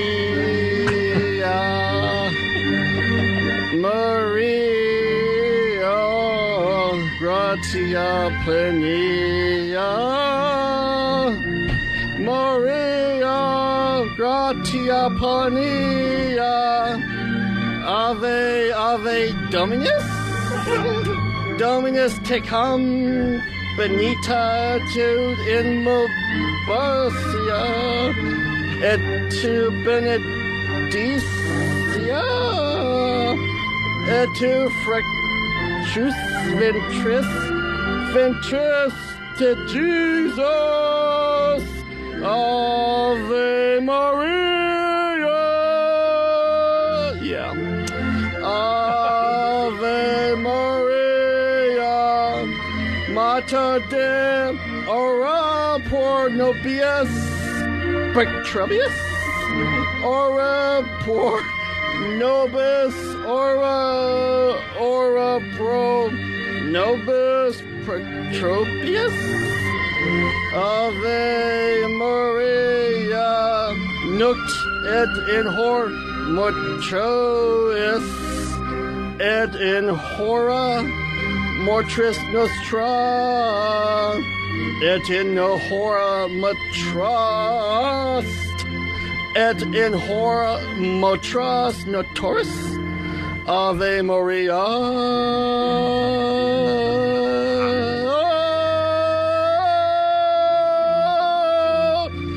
Yeah. Oh my God. Oh. Wow. You think he'll get an 11-minute standing ovation? Bravo! Bravo! Bravo! El Fatso! El Fatso! I am the werewolf. I like to make werewolf movies. That's what he sounded like singing. Hey, wow! What can you say, man, about that? Well, I'm just glad we can give him a send off like that. Yes, Pavarotti, give him the tribute he so deserved in that rendition of one of his classic songs, Ave Maria, as done by our own Roland. I have to take a dump, whatever your last name is. Let me ask you a question. I told this to my chick yesterday. Yeah. Would you be mad if your girlfriend banged Clinton? I told her I would almost understand it. Like, I wouldn't consider it cheating. I'm like, if we were in Starbucks and you met him and you went into the bathroom with him. Cuckold. No, but I'm not. I have no, but I would probably just let her do it. Go ahead. Oh. Why not? That's those deals that couples make. The deal like that would be her freebie, and then you would have to be able to have one. I love when you like. Yeah. I love when you run into a fat chick and she'll say something like, me and my husband have one. Yeah, we got a deal. George Clooney. Yeah. He'll let me have sex with George Clooney. That's great. You know what I mean? She's just a slob. She's a big slob, and she's all excited like, we both have one. Mine's Brad Pitt. Yeah, well. You know. Who's his? That chick he works with. Oh, those dumb deals that married couples do. Stop it. We're faithful to each other, but we both have one. You know, we're allowed. If Clooney's gonna run for that pig, bang some freaking house. Yeah, soccer mom from freaking Bayshore. Yeah, okay. We each have ours, you know, mine. Oh, well, let me tell you who mine is. Forget about it. Leave for him in a second for him. Oh, would you? Is that your freebie? People are suggesting that Roland's Opera becomes a new ringtone. Not a bad idea. Cigars and Scotch, what's up? Photo op Diarrhea. He said photo op diarrhea. I love it. Well, anyone else want to do a little opera today in honor of Pavarotti? Now I smell a new bit. Look at this. These bits are just flying all over the place today. Let's say hi to Keith in the Connecticut. Starbucks bathroom, too. Yeah, Keith. Yeah. Sound like Roland was singing in Pig Latin. Budging out. All right. By the way, Awful Me is saying that Jimmy has one. You know, one person you're allowed to have sex with. Yes. And that would be me. No. That's what Awful Me is saying. That's not. I think they're going back to the dream where you're Q-birding over the cars. Sexual, and let's hope Jimmy has one. Oh. Yeah. All right. And a lot of people are asking, why didn't Roland try to book Clinton for the show? Yeah, Roland, you are the official booker of the Opie and Anthony. Yeah, that would have been a good one. That would have been a nice get right there. Imagine if he said, I heard those guys are funny. I'm sure he's heard of the show. I love that show. Yeah. God, he's heard of those it. boys are funny. He's only doing TV this. What? Great. What? Only He doing has a book tour? Yeah, he's only doing television now. When's he doing a signing? I think this week. Could he get Jimmy to the signing? No. He just flat out said no. All right, Roland, get out of here. Can we do the Roland rap? We got, on the way after the break, Rob Bartlett, a good friend of the radio show. Yes. From Imus's old radio show. He's coming by to say hi. Nice. And I'll tell you right now, I know he's listening in the green room. You come in here as Brian Wilson to start your whole thing. Love the Brian Wilson. And then we'll see what Rob's up to, and he's plugging a gig. He's just a really good friend of the show. And okay? also Eddie Griffin. Yeah, we'll talk about Eddie Griffin. It'll be perfect with Rob Bartlett. Exactly. It'll be perfect with Rob Bartlett. But first, Roland's leaving. Where's his exit music? When you need radio gold, he's the one that you call. With crappy movie reviews, wears his shirts extra small. The one you can count on the book that gets for a session, but ends every single sentence he says in a question.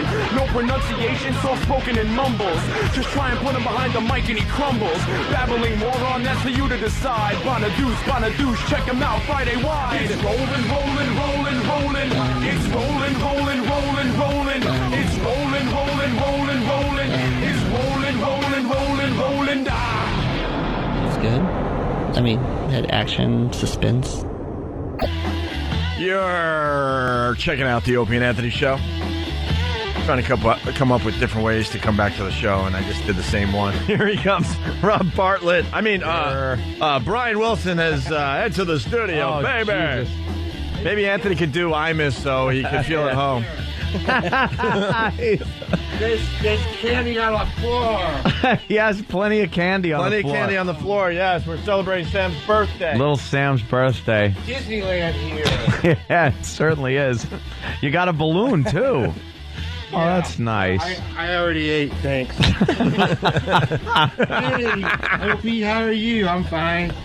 Hey. Hi. Hey, Anthony. Hey. I'm Brian Wilson. How are you? Yes, I'm flattered. Happy birthday, little Jimmy. Oh, thank you. You even know you, Jimmy? Yeah. Well, where are all the naked ladies? Yeah, well, that seems to be a problem. What's the story? All that time birthdays, naked ladies, the day I show up, it's pinatas and candy. Yeah, well, we have a stripper pole if you want to, Yeah, well. If you want to, dance. Won't be a girl on it. Yeah. Wow. Okay, it's been great. Thanks, guys. and there he goes. You want us to play Imus's music, make you feel at home there, Rob? Anthony could do a fine Imus for you. I know. Yeah, the best always fun doing that. Huh? The best Imus in the business. Thank you, sir. You're very welcome. I can't believe all this time I finally get to meet you. Yeah, I met you years ago with Adam. It was at the East Side? way back. Yeah, that was those at were the East days. Side. I wouldn't remember. Yeah, right. Me neither. Not in those days. You were partaking, as they say? Well, I don't partake. It's just, so self-involved. Oh, who are you? You can do nothing for me. At least he's being honest. Adam's friend? Yeah, okay. Yeah, right? Yeah. All right, fine. Yeah, well, Yeah. I need to talk to Adam. Took Adam under his wing. Yeah? Yeah. And he doesn't write, he doesn't call. No. It's a big star in Rescue Me. Rescue Me. Thank you very much. And you're out of a radio gig. Life isn't fair, right, Rob? It's not fair. It's not fair. And congratulations. Thank you, sir.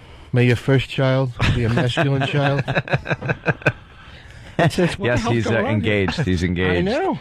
I got engaged. It was a big surprise for everybody. E-Rock got engaged. It wasn't a no one surprise for cares. me. I guess you guys weren't paying attention or something because I was deep in love, man. Oh, we know That was the funny part. It was like, wow, this is a big surprise. I'm like, really? Did you pay That's why attention at when all you're- in the last couple of years? When you're deep in love, who wants to wreck it with marriage? I think it's very telling that when you're doing all your little what I did on the summer vacation that yours is I got engaged and Anthony's was I took a picture of an underage girl in a bikini. Yeah. It speaks volume. Hey, she was in the background. Yeah, fine, okay. We're in different. We're in different younger places. girl that was in the foreground. All I'm talking about. We're in different places. What can I tell you? Hey, can I get serious for 1 second? No. Please. All right. Just a nice thank you to the message boards, FBA and Whackbag. A lot of congratulatory messages. You're not and allowed posts. to thank both of those boards. I Are know, you crazy? I know that's insane. I know. It's like thanking the Soviet Union and the United States back in the 80s. I understand that. You're thanking They might be at George odds. W. Bush and Osama bin Laden. I understand that, but both boards are treating me very, very well with this whole engagement thing and congratulating us, and it's very, very cool to read the post, and I appreciate it. That's I good. really Check back do. tomorrow. I really do. I know, and they'll go back to saying something that I'll be mad at. You ever read the message boards, Rob? I try to avoid them at all costs. Yeah, it gets a little tense in there sometimes. A little? Yeah, people. Yeah, and we're all a bunch of self-absorbed asses anyway. So you could do good, feel good about yourself, what you did, and then you read a couple of posts and you're like, "You sons of bitches! You read over your brain. Why do I care what this one jackass is saying?" Some shut-in in Jersey with nothing else to do. And I'm not even going to give him the satisfaction. You son of a... And there you are typing away. If I ever see you, you dead. They've been cool though. Did What I can just tell have? you? Do you guys have those like message boards like where they were analyzing the show every day and you read it and you're like, It was the Pony Express. Is our message board. I don't think that the IMUS audience would spend that much time on a computer. True. Hey, is McCord still there? Where? What did they? Charles McCord was there for a while after. Well, what happened was Boomer Esiason took over with one of the sports guys, one of the Jersey guys who used to be a sports guy when we worked with him. Forgot his name because there were a few of them. Carlton or something, or Ross. Wouldn't that be funny if his name was Guy? Yeah. And Guy, the sports guy. And I guess I was reading the paper that they officially let Charles McCord go. Yeah. So he was there he was still there, right? He was doing news for. He was doing news for whoever was filling in, but now that they got the Boomer show to replacing the Amish show, now Charles McCord, who's a great broadcaster, is out of work. Well, he'll be. I'm sure he's getting paid. I mean, I would hope so. They're not going to screw McCord, I don't think, will they? What do you think? He reads his contract? Why would they screw you in radio, Jimmy? That's crazy. Why would you even say that? That never happens in radio. No, they acknowledge that you've been a good soldier for all those years, and they take care of you. Well, you know that. Boomer will be just as good as Imus, just as many laughs. That show's going to be a disaster. Of course it is. I know. Our buddy Al Dukes is over there. I know we work like for the Al. same company, but come on. Now it stinks. I just want to say I hope they didn't replace Al Dukes here at K-Rock yet. Why? Because you think he's coming back? I think he's coming back. That's how much faith I have. You got to give a lot of credit. You know. A lot of credit. A lot of credit. So, Rob, are you bitter? Let's get into some Imus talk. Are you bitter? No. Why would I be bitter? Getting fired. You close a door, God opens a window.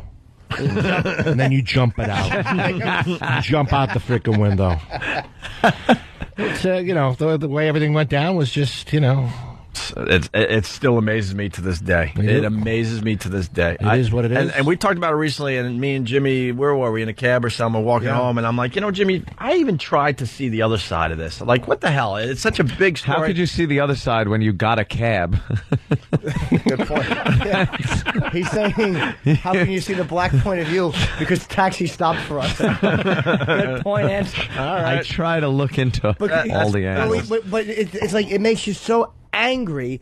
it's like it makes my head hurt. It's like, let me try to play Right. devil's advocate. Yeah, maybe there's something I'm missing. Am I out of and I touch? just don't see it, and I will never see it. White devil's advocate. Go ahead, Jimmy. we all make mistakes, and the thing that was. There was no mistake there. I know you have to say that because you're trying to get a gig, but I'm gonna openly say there was no mistake there. No, everyone knew who Imus was, what he was about. He did way worse. We all do way worse.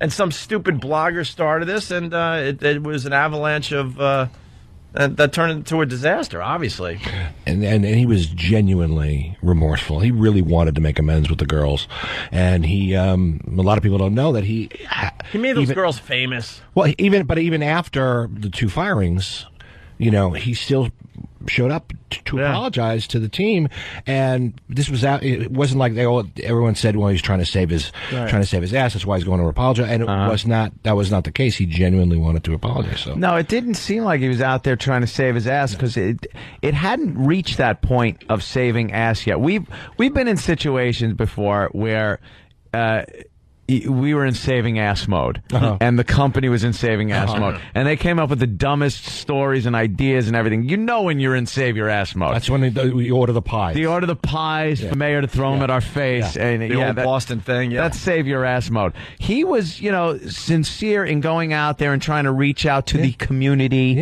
and Reverend Al especially, which that I think was one of his biggest mistakes. But that's in hindsight. I don't think he should have given him any credibility as far as sitting with him one-to-one on his territory, Reverend Al's territory, and going back and forth like that. It was a no-win scenario. That, I think, hurt. And it gave Reverend Al this new mission in life and this credibility to point out humor as this racist device that people are using. It's getting ridiculous, and now it's coming home to roost, as they say. Because who just got in trouble? Eddie Griffin. Oh yeah, Eddie Griffin, who supported Imus, one of the only comedians. D.L. Hughley did too. Yeah, right. DL supported did. Imus. Oh, DL, black entertainers didn't support him at all. Wait, I just got them too confused. Well, that'll happen. Jesus Christ.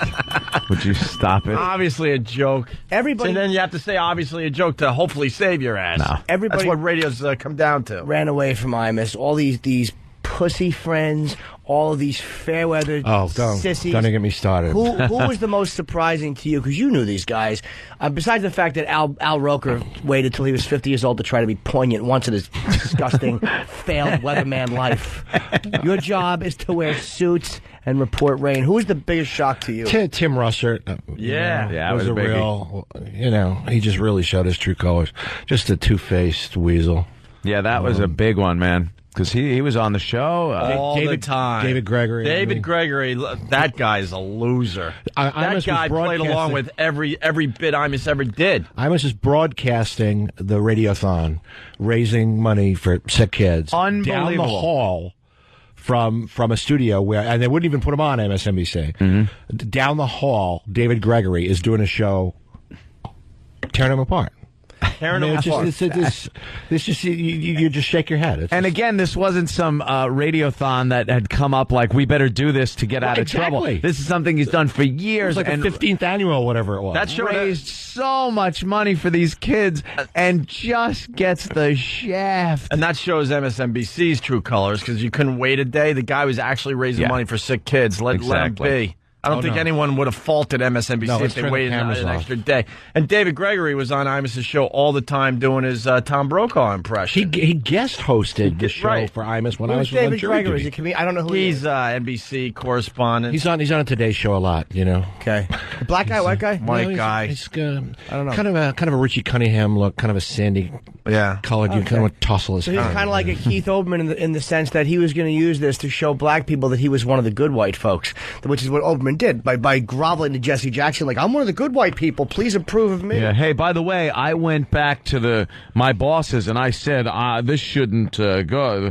They should fire this guy. Yeah. Have you talked to Imus at all? Yeah. I mean, how is he? Is he in a rage, or is he sad, or everything? I think he's waiting for the opportunity to get back on the air, and that will happen, by the way. And tell his side of the story, and that's gonna be a great day. There's David Gregory there. All these guys. I've seen it. Oh, yeah. Creep. See, I've said it on the air Looks when like Tony Snow without the cancer. I hate him. God damn. Where else do you get this kind of radio, folks? I've said it on the air when we were off the air for that 2.5 years, whatever it turned out to be. The only radio show I would really listen to was Imus. Yeah. And mostly the MSNBC portion because you can watch it, which is kind of a cool thing, obviously. Right. And when I saw like David Gregory and Tim Russert and the rest of them just turning their back so dramatically, I'm like, what the hell is wrong with you people? There's no loyalty. They were obviously friends. I mean, these guys were on his show so much that they had to be friends off air to a point. They used him every time they wanted to promote a book. Yeah, that's what it was. We've reached this point where there's this thing, this floating cloud that you can't hurt anyone's feelings, and even with comedy, doesn't matter. There are words now that we use initials for. That grown men are in front of other grown men using saying the N word as if, first of all, no one knows what it is. Because when you say it, I'm sorry, the word pops in my head. I'm hearing it in my mental auditory system right now. But we actually, as adults, say the N word, and the F word used to be, the fun word when you get into bed and you F. But now it's the other F word, which, Jerry Lewis used the other day on his telethon. And Ann Coulter used for John Edwards. Right. Yep.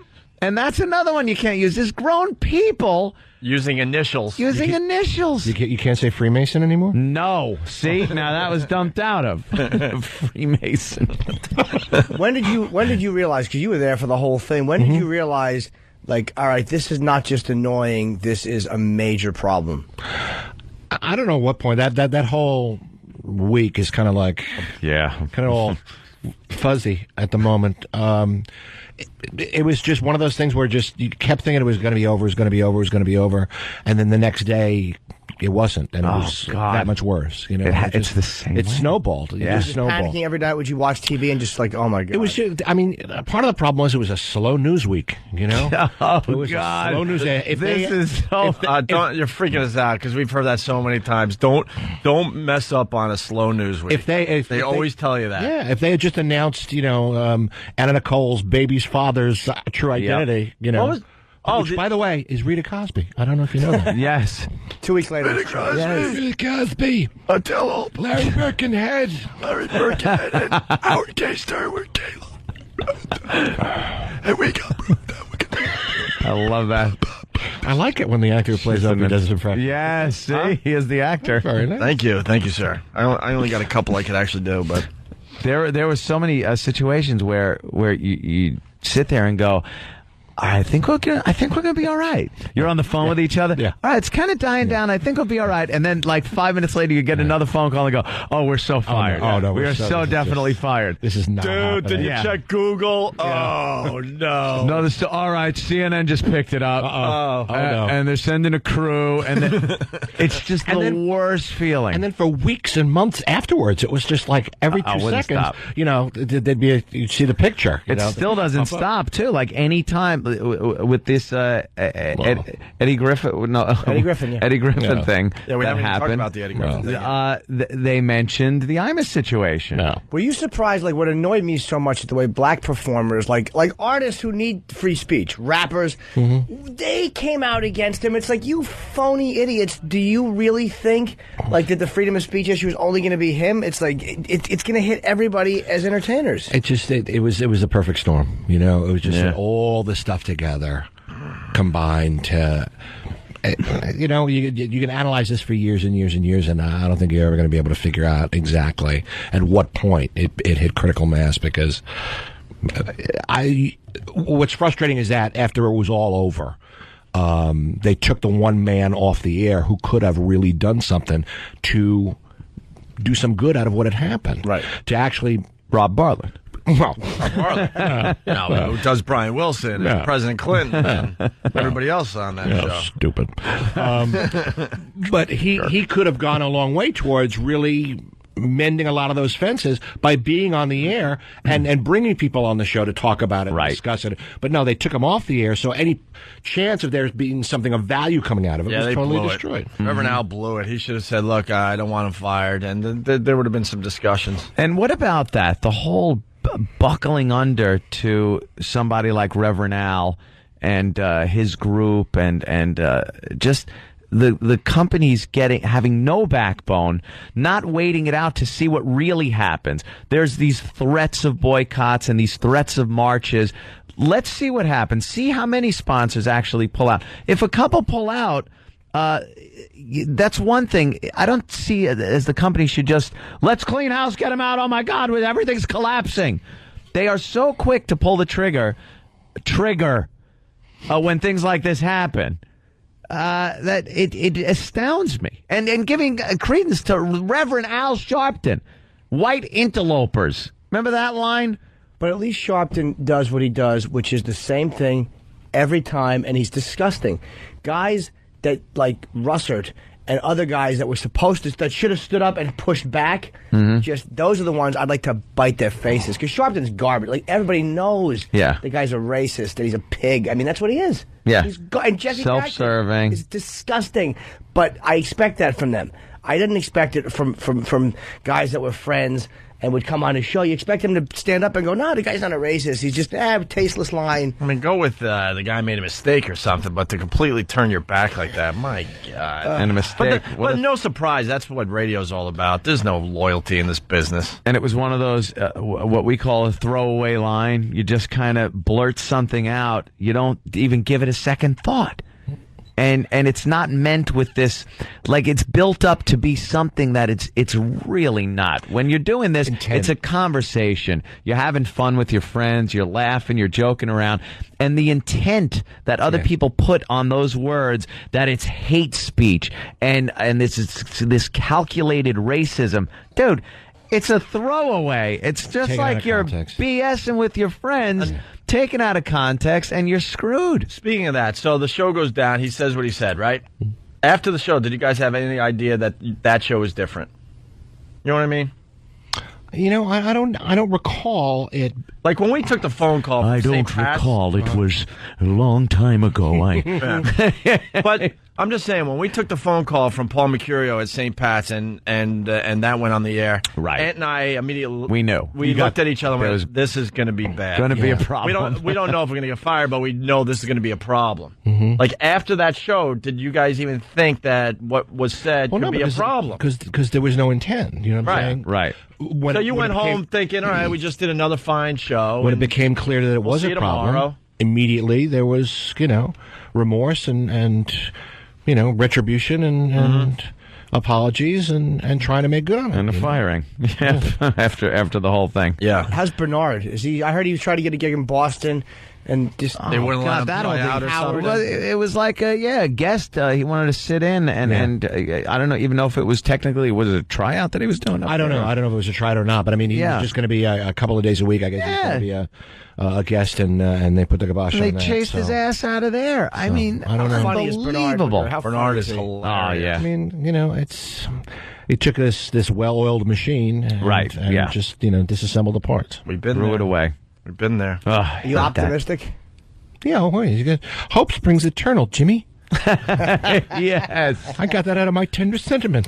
Are you optimistic? Well, I mean, he settled already. He settled pretty quick. Usually, this show sat for 26 months. They know Imus doesn't have that much time. I can sit for 2 years. Jesus. Well, they had another thing on the air. They had another thing that they were taking care of with us. They wanted to keep us away from Howard for 2.5 years. Yeah. I'm saying it's a known fact now. $20-something million, or whatever they paid him. They paid him millions, and now he can work again. I mean, his lawyer did a good job. He was Lenny Bruce's lawyer. Yeah. All right, we got to take a break. We got Rob Bartlett in studio. Bruce's lawyer's still alive. I know, that's my first thought. 5 shots and he's still alive. Jesus. This Saturday the 15th, Rob's a great comic. Got Ben Franklin as his lawyer. Sorry. That's all right. Talking over his plug. Comedy Connection, Kowloon, Saugus Mass, which I've done. Hey, that's Bill Blumenreich's place. It is. It's one of it's a very, very good room. Very good. Oh, you do Bill. About 10 people are laughing out there. Have you tried the Chinese food? It's quite good. 617. Wow. 248-9700. It's August Mass, Comedy Connection, damn September good Bill 15th. Blumenreich. September 15th. And then October 6th at Centennial Hall, St. John's University, Oakdale. Where's that? Long Island. Oh, okay. Yeah, out there on Long Island, South Shore. But this Saturday, is this the 15th? No, it's next Saturday. I'm dumb. Get a calendar, Jesus. I get scared. We'll be in Philly doing our gig. The night we're in Philly, Camden, Rob will be in Boston. That's August. Comedy Connection in August. All right, more with Rob Bartlett. We'll come back as Imus just to make you cry or something. Okay. All right, we'll have Ann come back as Imus for you. All right, it's Rob Bartlett. You're good. Opie and Anthony.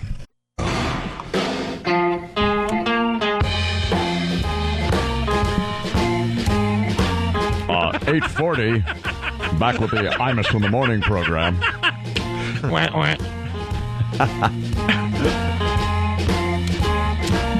Later on, we'll have Al Gore on. Stupid idiot. What a jerk. And then that fat cow, Rosie O'Donnell. Yeah, what a she is. And then I'll be talking to some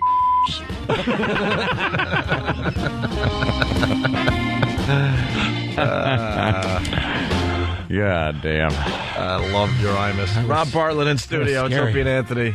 Is that creepy? That was kind of creepy. I used to listen to, growing up, to Imus. I mean, forget about it. We all did. Of course. He was a staple. I remember you listened to Imus. I had an AM clock radio that I used to use to wake up to go to high school. And I remember one morning he did... Moby Worm coming to get Moby Worm was at my school. And he played Elton John's "Don't Let the Sun Go Down on Me," and he comes back out of the song and goes, "Well, they're not gonna let you sing it, on me. How about your daughter?" And just yeah, and like in the 70s, that was huge. Yeah, that was out shocking. there. He was a shock jock. Well, Moby Worm was shocking. Moby Worm, how's your Donkey Kong? No. Baby. Your peaches fuzzy baby. Well, he's been booted a couple of times, didn't he? He got fired from. I guess it was Palmdale first, and then Cleveland, and then here, and then back to Cleveland, and then back to here. Yeah. It's so unusual for radio to have to change jobs so often. Yeah, to leave, to be thrown out of a state. It's just amazing that when you get fired from your job doing anything else, you could usually stay in the state. You have to leave the state. Right. It's dumb. You get fired from air conditioning or something. Right. Pretty much you get an air conditioning job in the same town. In the same town. On radio, you mess up. It's like, sorry, you have to now leave the state. Pack up, leave the state. I had Mark Cronin, who still works at WCMF in Rochester. When I was first getting into the business, he goes, "Ope, you're not officially in radio until you get fired. Yeah. Yeah, and not once anymore. Not once, now right. You're not officially in until you're not quite sure if you're blackballed or not. Yeah. That's pretty much it now. Yeah. I'm not sure if I can work in this business anymore. Hey, I'm in radio. If my name isn't Mud by now, I'm a failure. Yeah, that's what it is. Oh, you can't be blackballed in radio. You just can't be, because there's always going to be a place that needs somebody to get numbers. So, So keep telling yourself that. What happened to Eddie Griffin? He was apparently dropping the N-bomb at some. It was probably the type of gig that he shouldn't have been hired for, because it seemed like an older black crowd.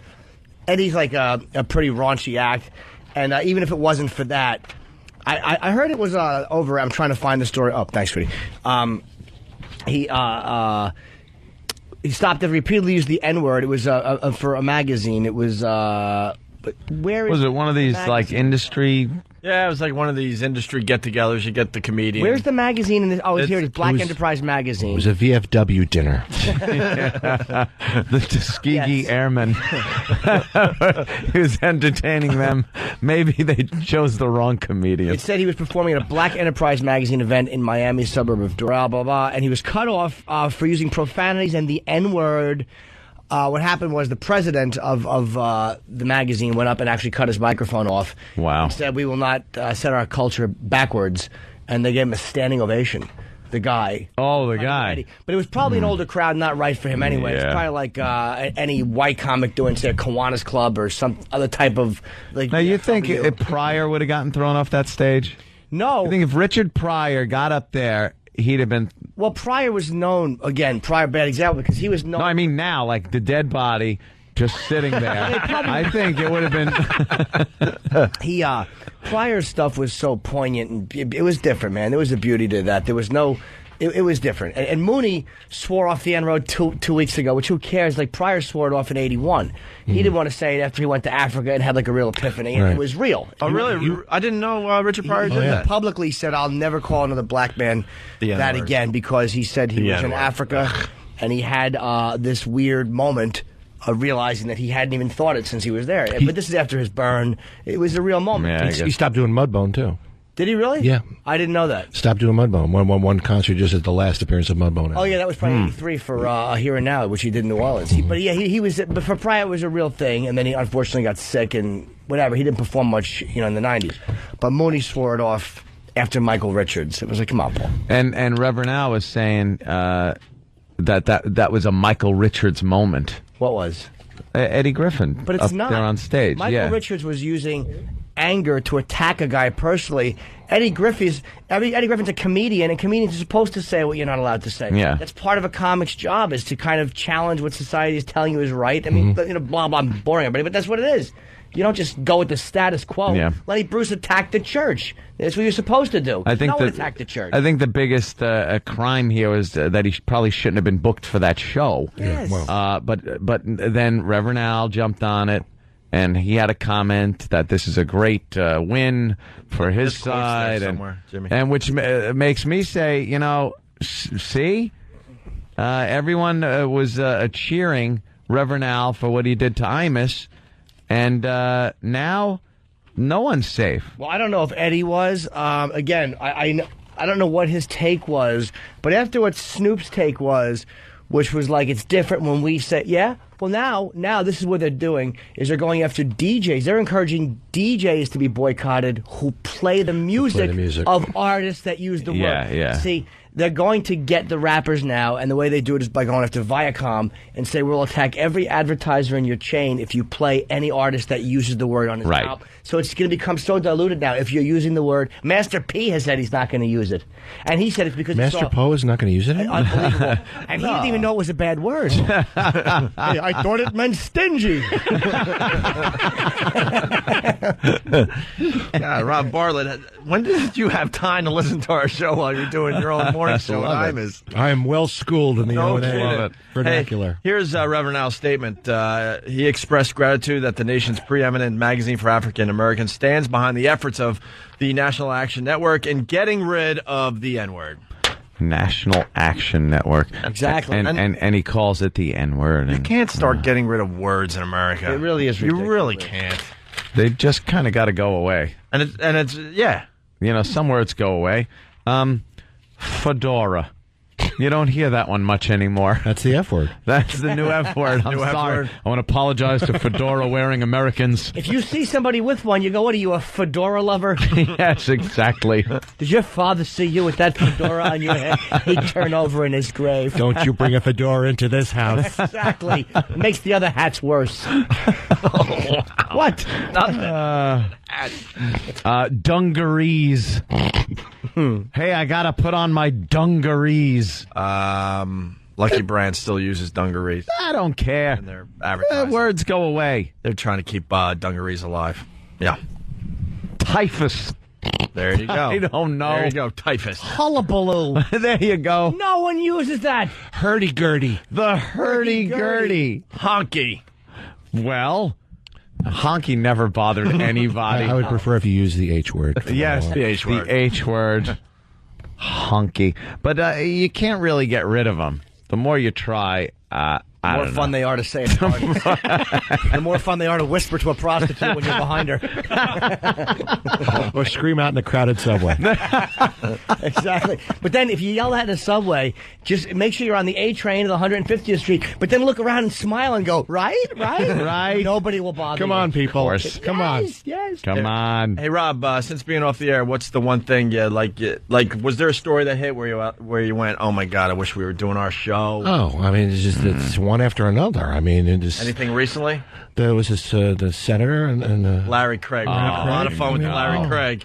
Oh my God! Who knew you need a wide stance in the stall? You know, that makes me laugh. Guess you're dropping those real big logs, Larry. I mean, what is the deal with? I mean, there's been a lot, man. There's been I didn't know there was a code. Like there is an actual tap the foot, tap touch the foot. You thing. the memo? All right, I knew the I'm just trying. Okay. He's just trying to cover up. One tap for top, two tops for bike. Oh, Jim! Oh. There it is. I got to watch him do it. It's so exciting. Make werewolf movies.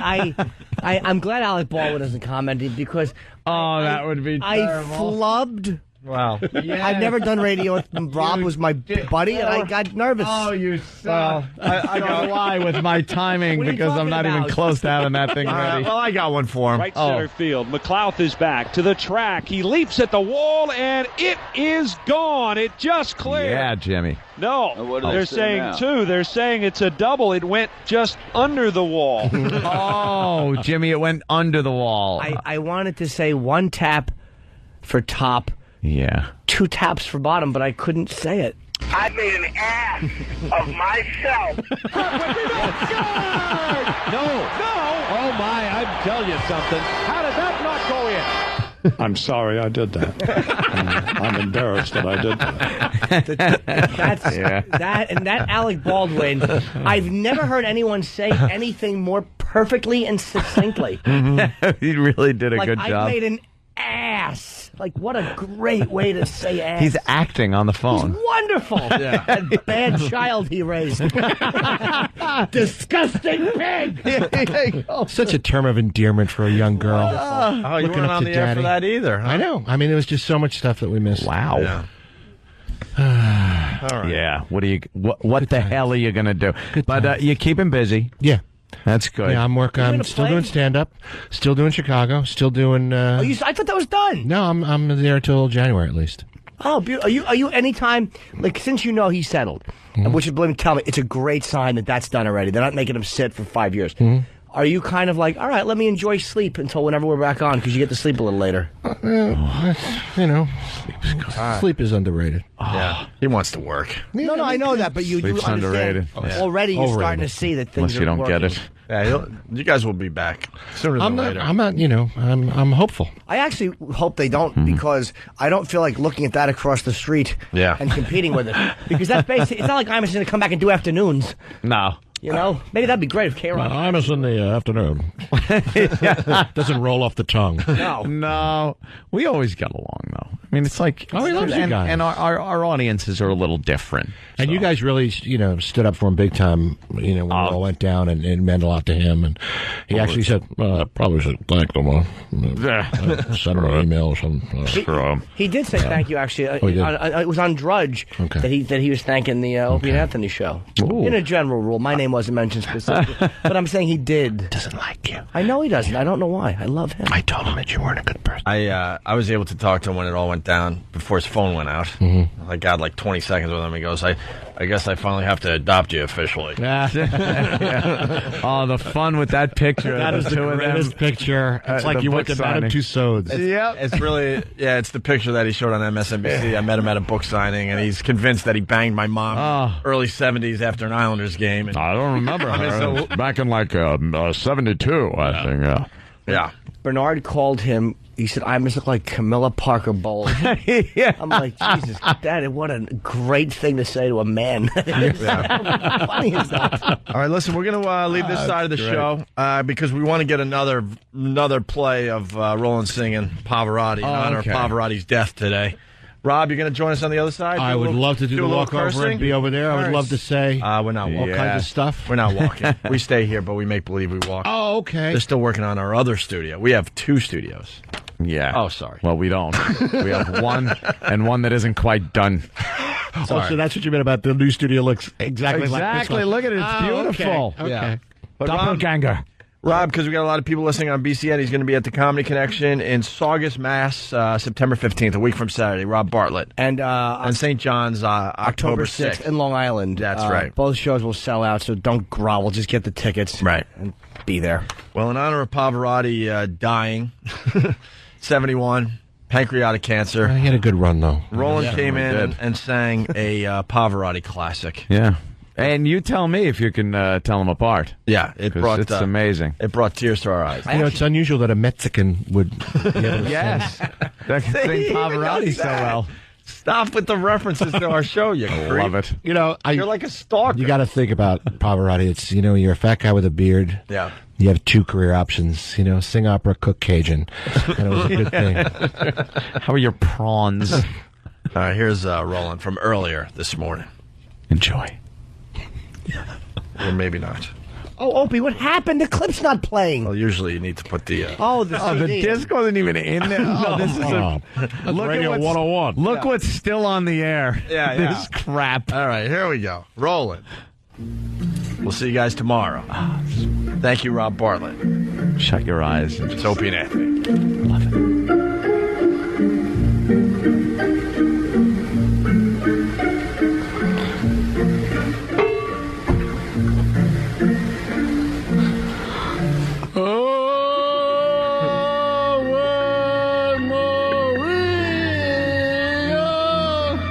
Gratia plenia, Maria, gratia plenia, Maria, gratia plenia, Ave Dominus, Dominus tecum, benita tu in mobasia, et tu benedicia, et tu fructus ventris te Jesus, Ave Maria, yeah, Ave Maria, Mater Dei, ora por nobis pectrobius, ora por nobis, ora pro nobis pectrobius, Ave Maria, nux et in hor mortuis, et in hora mortris nostra, et in hora matrast, et in hora motras notoris, Ave Maria.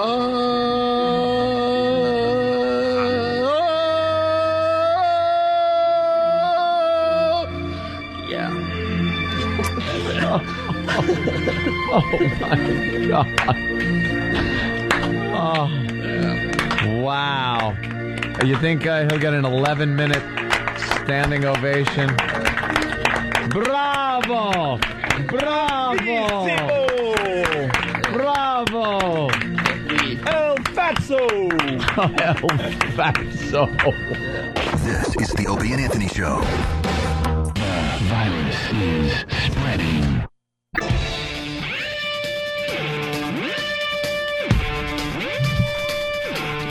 I gotta tell you, man, this doing 2 radio shows really sucks. 2 fucking radio shows every day, every single day. 2 radio shows, not 1, but 2. At least you have a radio show. That is cruel. Oh Opie, my God. That's cruel. 2 of these shows every day. The hell that is your life. One thing though, when you're Sorry, Rob. sitting on the edge of that bed at 4 a.m, I know, I forgot you about kind of, socks. yeah, you're like, well, geez, a little vacation. Oh yeah, now I remember why I hated this. Yeah, that's you're getting up early crap. By the way, Rob Bartlett from Imus's show in studio. We don't really take... These are the suckiest blowy things. The blowy things suck. What? Can I tell you, my girlfriend wanted to sleep till 10:40 this morning. Yeah. All right. Can I set the alarm? You know, while I leave at 5:35. Can you set the alarm for 10:40? Just got a fucking text. 8:58 in the morning it came. I'm eating a tofuti cutie right now. The cleaning lady put away the dirty dishes. Ha! So, because you had your cleaning people come over Nice and early. Yeah, because his girlfriend wants to sleep. He wants to sleep in. Sleep in, toots. But Jimmy wants his apartment clean, and he doesn't want the cleaning to happen when he goes home and sleeps. Oh. Right. When the breadwinner goes home. Yeah. Who's paying the rent? That's a good point. Who's paying the rent, Jimmy? Let me just ask you that question.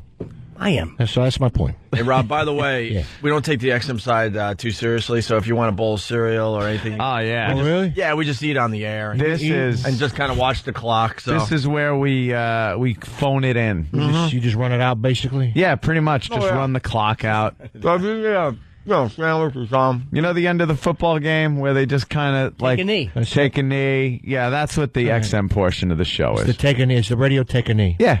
Hey, do you still do the Beatles in your act? That's my standard. It's my favorite part of my act. So, Rob does I don't want to give it away, but it's just a very funny thing about the Beatles. I do all four of the Beatles. But when I first, I tell a story that when the moment I knew I was going to go into show business when I was a kid, I would imitate all four of the Beatles. I'd put whatever Beatle record on my close and play record player, and I would act out all four of the Beatles, and I close out the show with an original Beatles song that I wrote and sent to them, and they never used, and I was very offended. But I acted all four of the Beatles. It's my favorite part of my act. Yeah, because I remember it was. You don't sing, or do you do sing? You're almost on the track. I sing on the track, but I mean I lip sync it for the thing. He's lip syncing. I get too winded. And did you always do it with Did you ever do it with an original Beatles song? I used to do it with "She Loves You," but then I couldn't do it on any TV or anything because you couldn't get the rights to it. What could the rights cost? But he does. He acts out all the Beatles play, and it really is fucking funny. Yeah, I remember my dad and I would see Rob many years ago at Rascals. It's nice to know that I had helped the bonding between Jimmy and his father. You didn't. We fought all the way home. And he told me my mother enjoyed black men. I was like, Dad. I know. I supply them. Oh, I forgot to turn audio on Pal Talk. Boy, they get mad. Pal Talk. They get angry. Rob wants... I'm not fat, you fuck. Who said you were fat? You look delicious. I mean, what? Big white frunkus. No. Opie looks fat on Ope and 2Cam. Fucking fans are crazy. They're nuts, aren't they? And we have to fight them all day. We're trying to do a radio show, and we're in the middle of fist fights all day long. Strangest fans in the business, you guys. Yeah. You don't know if they love us or hate us half the time. What the fuck? We're trying to do a show and make people laugh, and you're just punching and fighting fans off the whole time. So-called fans. So speaking of being a fan, Rob, you want to say hi to Whackbag because you're a member. I am Box of Wine. Your box of wine. You've said some really shitty things about me over the years. No, that wasn't bad. How funny would it be if I go and I see all the box of wine posts? Is I like it a lot better when Bob Kelly's in. I think I spell it B-A-U-X, though, to get the... Box of wine. Box of wine. Box of wine. Brian from St. Louis. Opie, since you guys are doing your quote, phone it in gag, I'm doing the quote, pissed listener gag. And then he writes, do something funny, you bastards. And then he writes, I was only joking. Sounds good so far. Okay, fuck you. How's that? There Want you something go. funny? Ooh, that feels good. Give them a fond. Isn't it odd to curse very in a strange. microphone like that? It's so when strange. people do radio and then they come here, it's very odd for them to first throw the first Was that your F-bomb first out. curse on a That radio? was my first curse on a a radio show? How cool is that? Yeah, and you guys got to be the ones. What were you? I walked in because I had to get cereal because I'm ready to pass out. Sure. And I walked into some kind of LBJ, really interesting story about him in pajamas and hunting. I don't know what the hell was going on. I'll set it up just before Rob tells it. Rob is performing in Chicago here in New York City, and my girlfriend and I were going to go see him. But wait a minute. Chicago's not in New York City, though. It is. Chicago's in... No. I mean the play. Opie. Oh. It's musical. Oh. and we were going to go see him, but I thought he was done. And he goes, no, I re-upped. And he was saying that Kelly Osbourne may be joining the cast in December. And George Hamilton is joining the cast. Next week. So I say, I'd like to get a picture with him. And Rob said, George is a cunt. So I said, Rob. He did not. Rob said that I was here. He didn't say that, said that Jimmy. George is a great guy, and he just tells stories, and he started talking about George Hamilton. He tells the greatest stories. He used to date Linda Bird Johnson, and who is LBJ's daughter. LBJ's I daughter. thought it was his Oh, wife. my God. I was like, Yeah. what? That's what I thought, too. Oh yeah, that Lady Bird got around. Yeah. Oh yeah, her and Nipsey Russell, big controversy. So George used to date Linda Bird Johnson, and so he's at some premiere or something in Hollywood, and he's in his tux, and he gets a phone call. There's going to be a couple of naval officers with a car out front. You know, the president wants to see you. And, at the time, there was a lot of controversy going around because he had not, he was dating the president's daughter, and he had not yet been drafted, and he was of draftable age, and it was the height of the Vietnam War. And Oh, I thought the controversy was that, LBJ killed President Kennedy. so you weren't supposed to tell that part of the story. So, of course, George starts getting the douche chills. He's, what's going to happen? He gets in the car, and they take him to the airport, and they fly him to the East Coast, and they lands in Virginia, and there's a convertible on the tarmac, and in the convertible, and it's like 4:00 in the morning. In the convertible, in his pajamas, is LBJ. In his PJ. With 2 shotguns. What year was this? This is 60-something. Probably 67, 68. And LBJ says, come on, we're going hunting. So George Hamilton in a tuxedo and LBJ in his pajamas go deer hunting in the Virginia woods. Fucking 4:00. How fucking great. Out of the back of a fucking, convertible. But how do you, if you're hanging out with George Hamilton, what story do you tell after he tells that one? There's no story you can tell. What do you do? He always has something that'll top that. You know what I mean? Because he's been famous for 40 years. I mean, and he's like, a guy like that, what do you say after that? I would absolutely think that I was being killed. Like LBJ was going to shoot me during this hunting trip, and then if Dump the body in the woods. Yeah, back then, if they couldn't make people disappear, that was the day and age of making people just go away. Absolutely. And I don't know if I'd have gotten in that car. I'd have ran away. Well, was he dating her? How long did he date her for? I don't know. How cool is that, though, to know that you're deep dicking the daughter of, at the time, the most powerful man on earth? The man that could have, he was in charge. You have a very interesting perspective on life, Jimmy. That's the way I look at it. Yeah, we really need to. A savage deep dicking. Delve. I bet you, especially if he was really anti-war, and he would fucking hold her back of her hair and push her face into the pillow, and put a pillbox hat on her, and then just give her. Here's my Tet Offensive. A nice solid, a fucking gaping anal deep dicking. What's better for a president's daughter? I submit nothing. Call it Me-Lie sex. Me-Lie. Coke Logic wants us to play something for you there, Rob. Alrighty. Rob Bartlett from Imus's show. Oh, is this the interview? Sean Kingston. You're way too beautiful, girl. That's why it'll never work. You have me Suicidal. You make me suicidal. You say it's over. All these beautiful girls, they only wanna do you dirt. They'll have you Suicidal. You make me suicidal. They say it's over. Smart ass. Why were we on the news? What happened? Stephen S. from, is this Stephen S. from Bayshore? He goes, you were just on the news, but I'm sure you just saw that. No.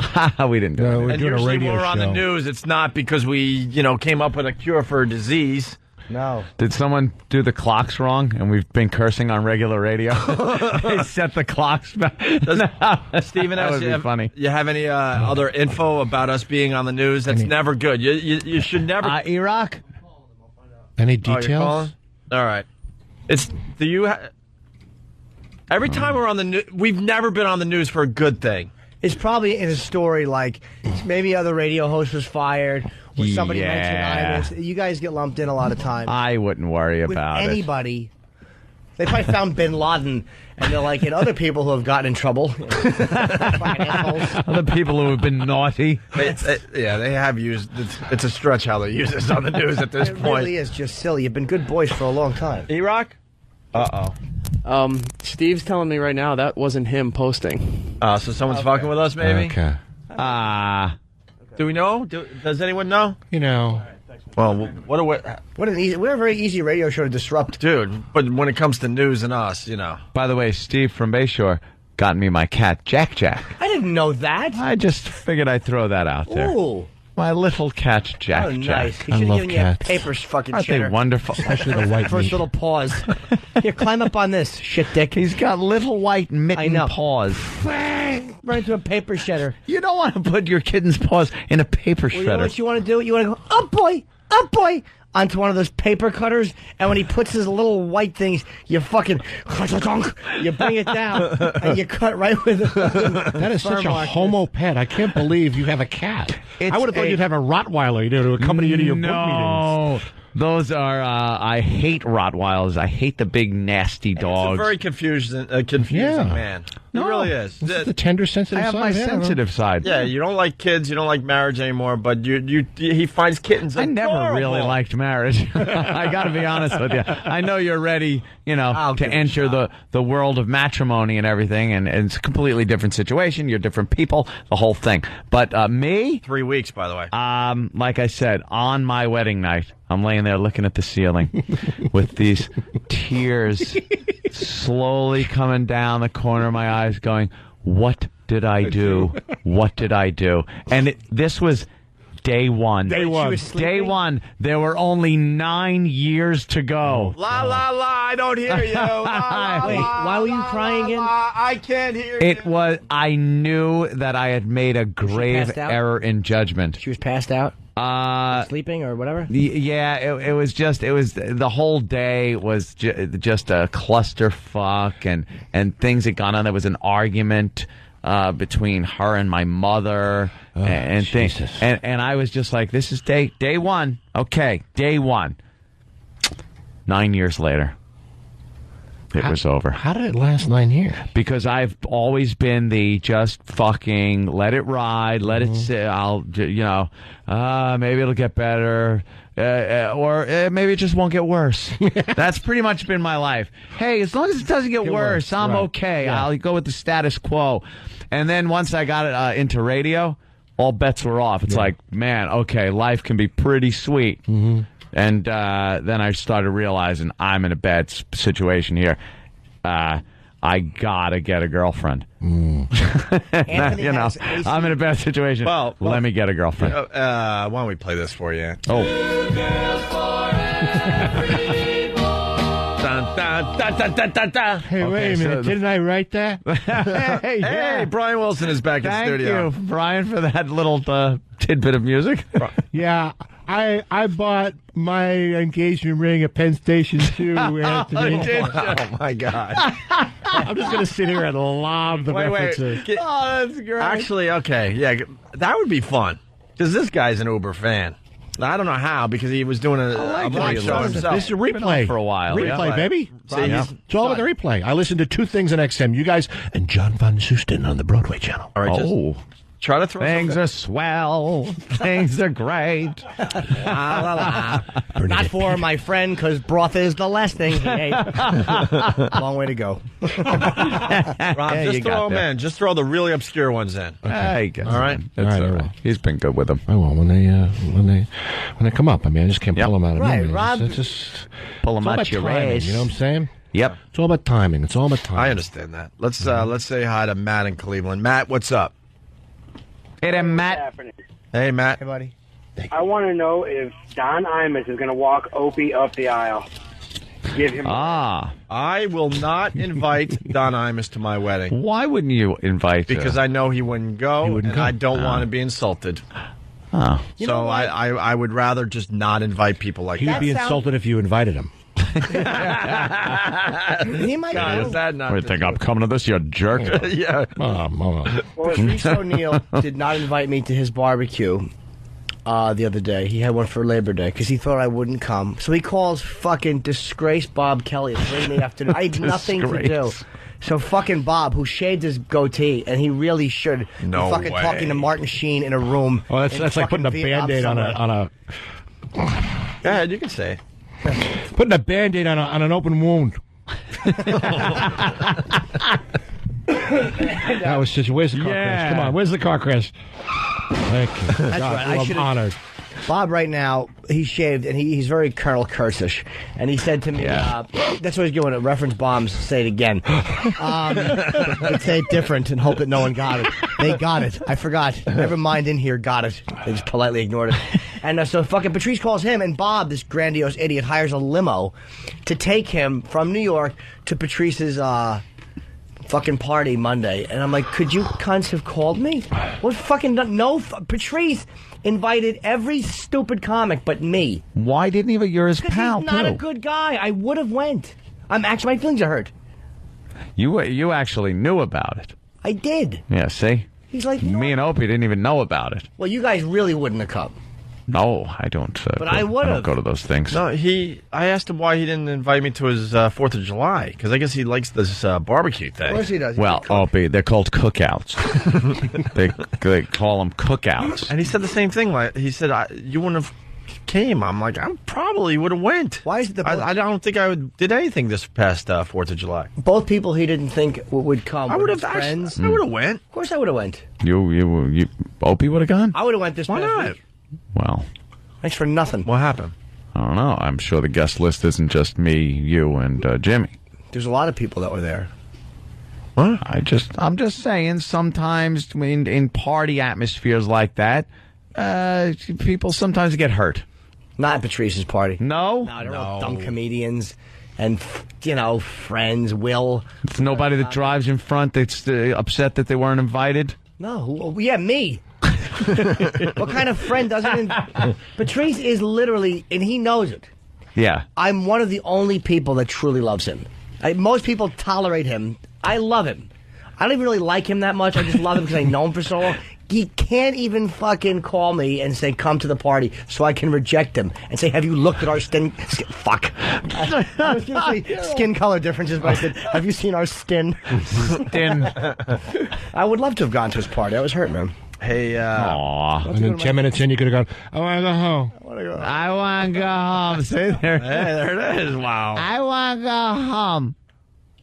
I was drinking Grand Marnier and a box of wine.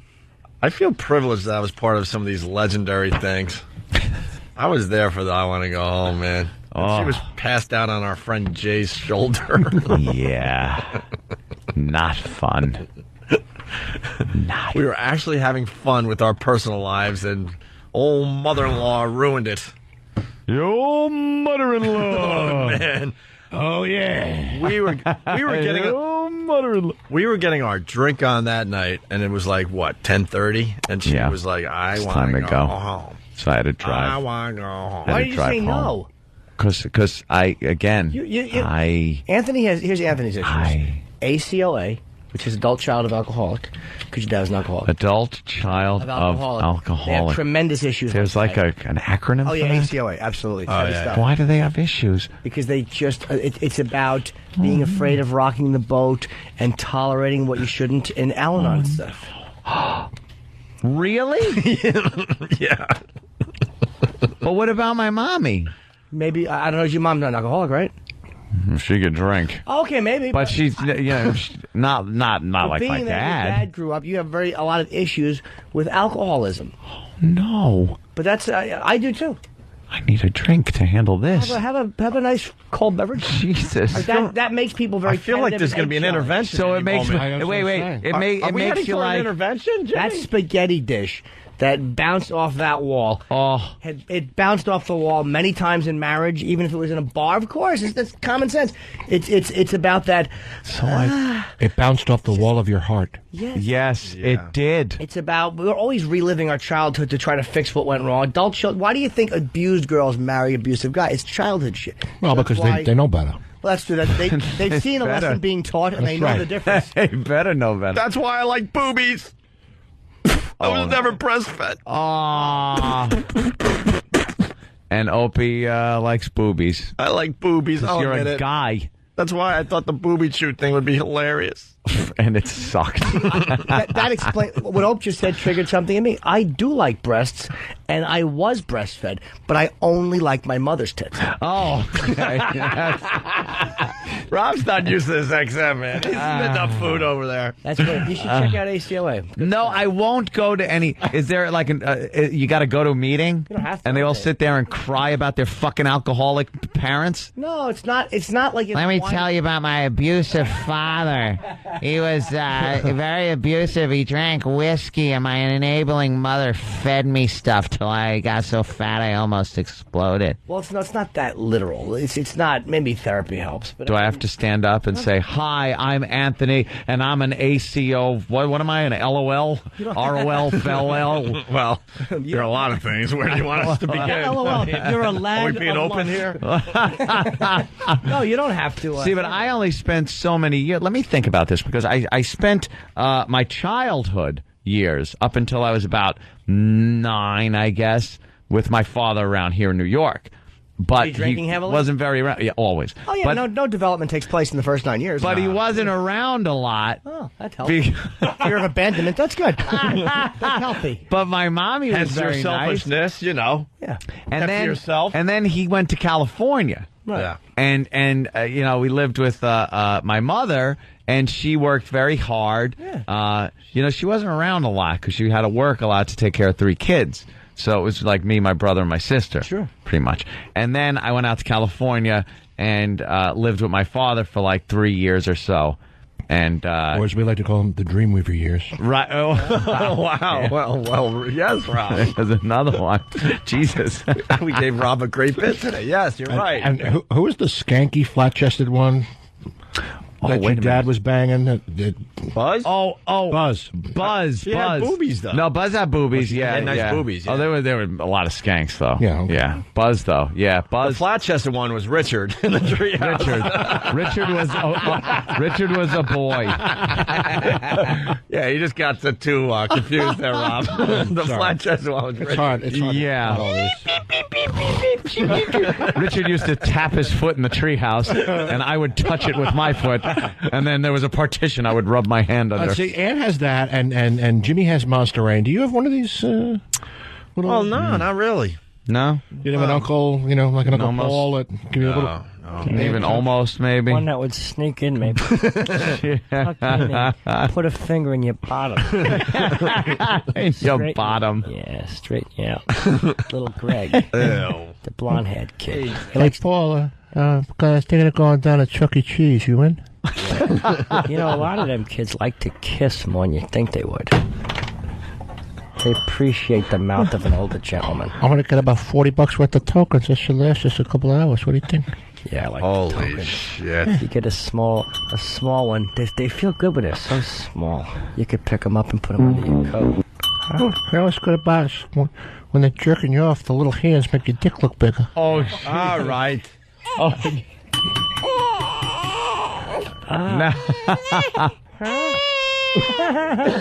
Stop! Who's playing the porno music? My girlfriend hates Uncle Paul so much that I would do it, and then so she'll do Vera, who's a Vera character? It's awful. Oh, Paul, I think you're divine. It's the polar opposite of what Paul wants. And so she hits on Paul. Oh, Paul, you're so charming. I'm like, shut up, you're an older woman. I don't like you. And so we'll actually have dialogues as Uncle Paul and Vera in my bedroom. You're doing little plays in your house. Just little role playing. It's really all, but neither character is sexy. And she just does Paul. She does Vera to diffuse Paul, but then I do Chip, who she hates even more. Chip is Paul's nephew, who she hates the way Chip talks. I told you, we almost broke up. I was not exaggerating, but Chip talked like this, like Uncle Paul Manetny, and she hates the way. Yeah, that's what she said. Those voices creep It me creeped her out. out so much that we literally had a for real fight about it. And so what she'll do. Jackets. I'll do Uncle Paul, she'll do Vera, and then I'll do Chip, who thinks Aunt Vera will protect him from a molesting Uncle Paul. It's a fucking wonderful. You have a keeper. Make this one work. Yeah, I hope so too. But she really. By the way, people are reminding me that I have a marshmallow story, and I also was. Yeah, but that's I almost got raped. Oh, okay. Yeah.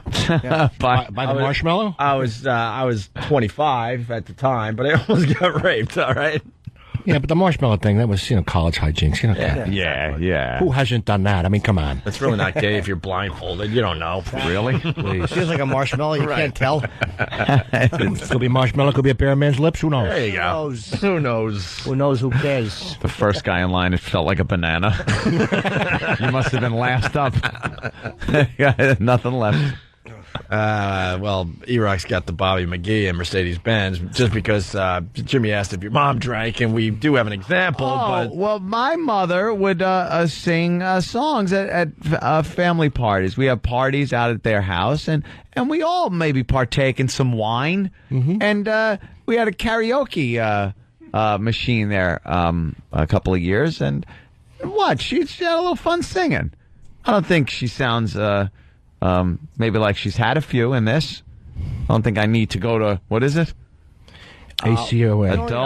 Adult Children of Alcoholics. Children Very heavy. of Or Al-Anon, which is a little lighter, I think. What does that stand for? I don't know. It's people who are married to alcoholics, who are in relationships with alcoholics, or who have business partners. It's like anyone. Do you go to the meeting and they go, leave? Honestly, I've never been to Just leave. I don't know. But I know people that do go, and it's supposedly very helpful. It's like, it's almost like... Are you trying to help me? No, just chatting. It's people who... do I have a problem? I'm not saying a problem. No. People are saying.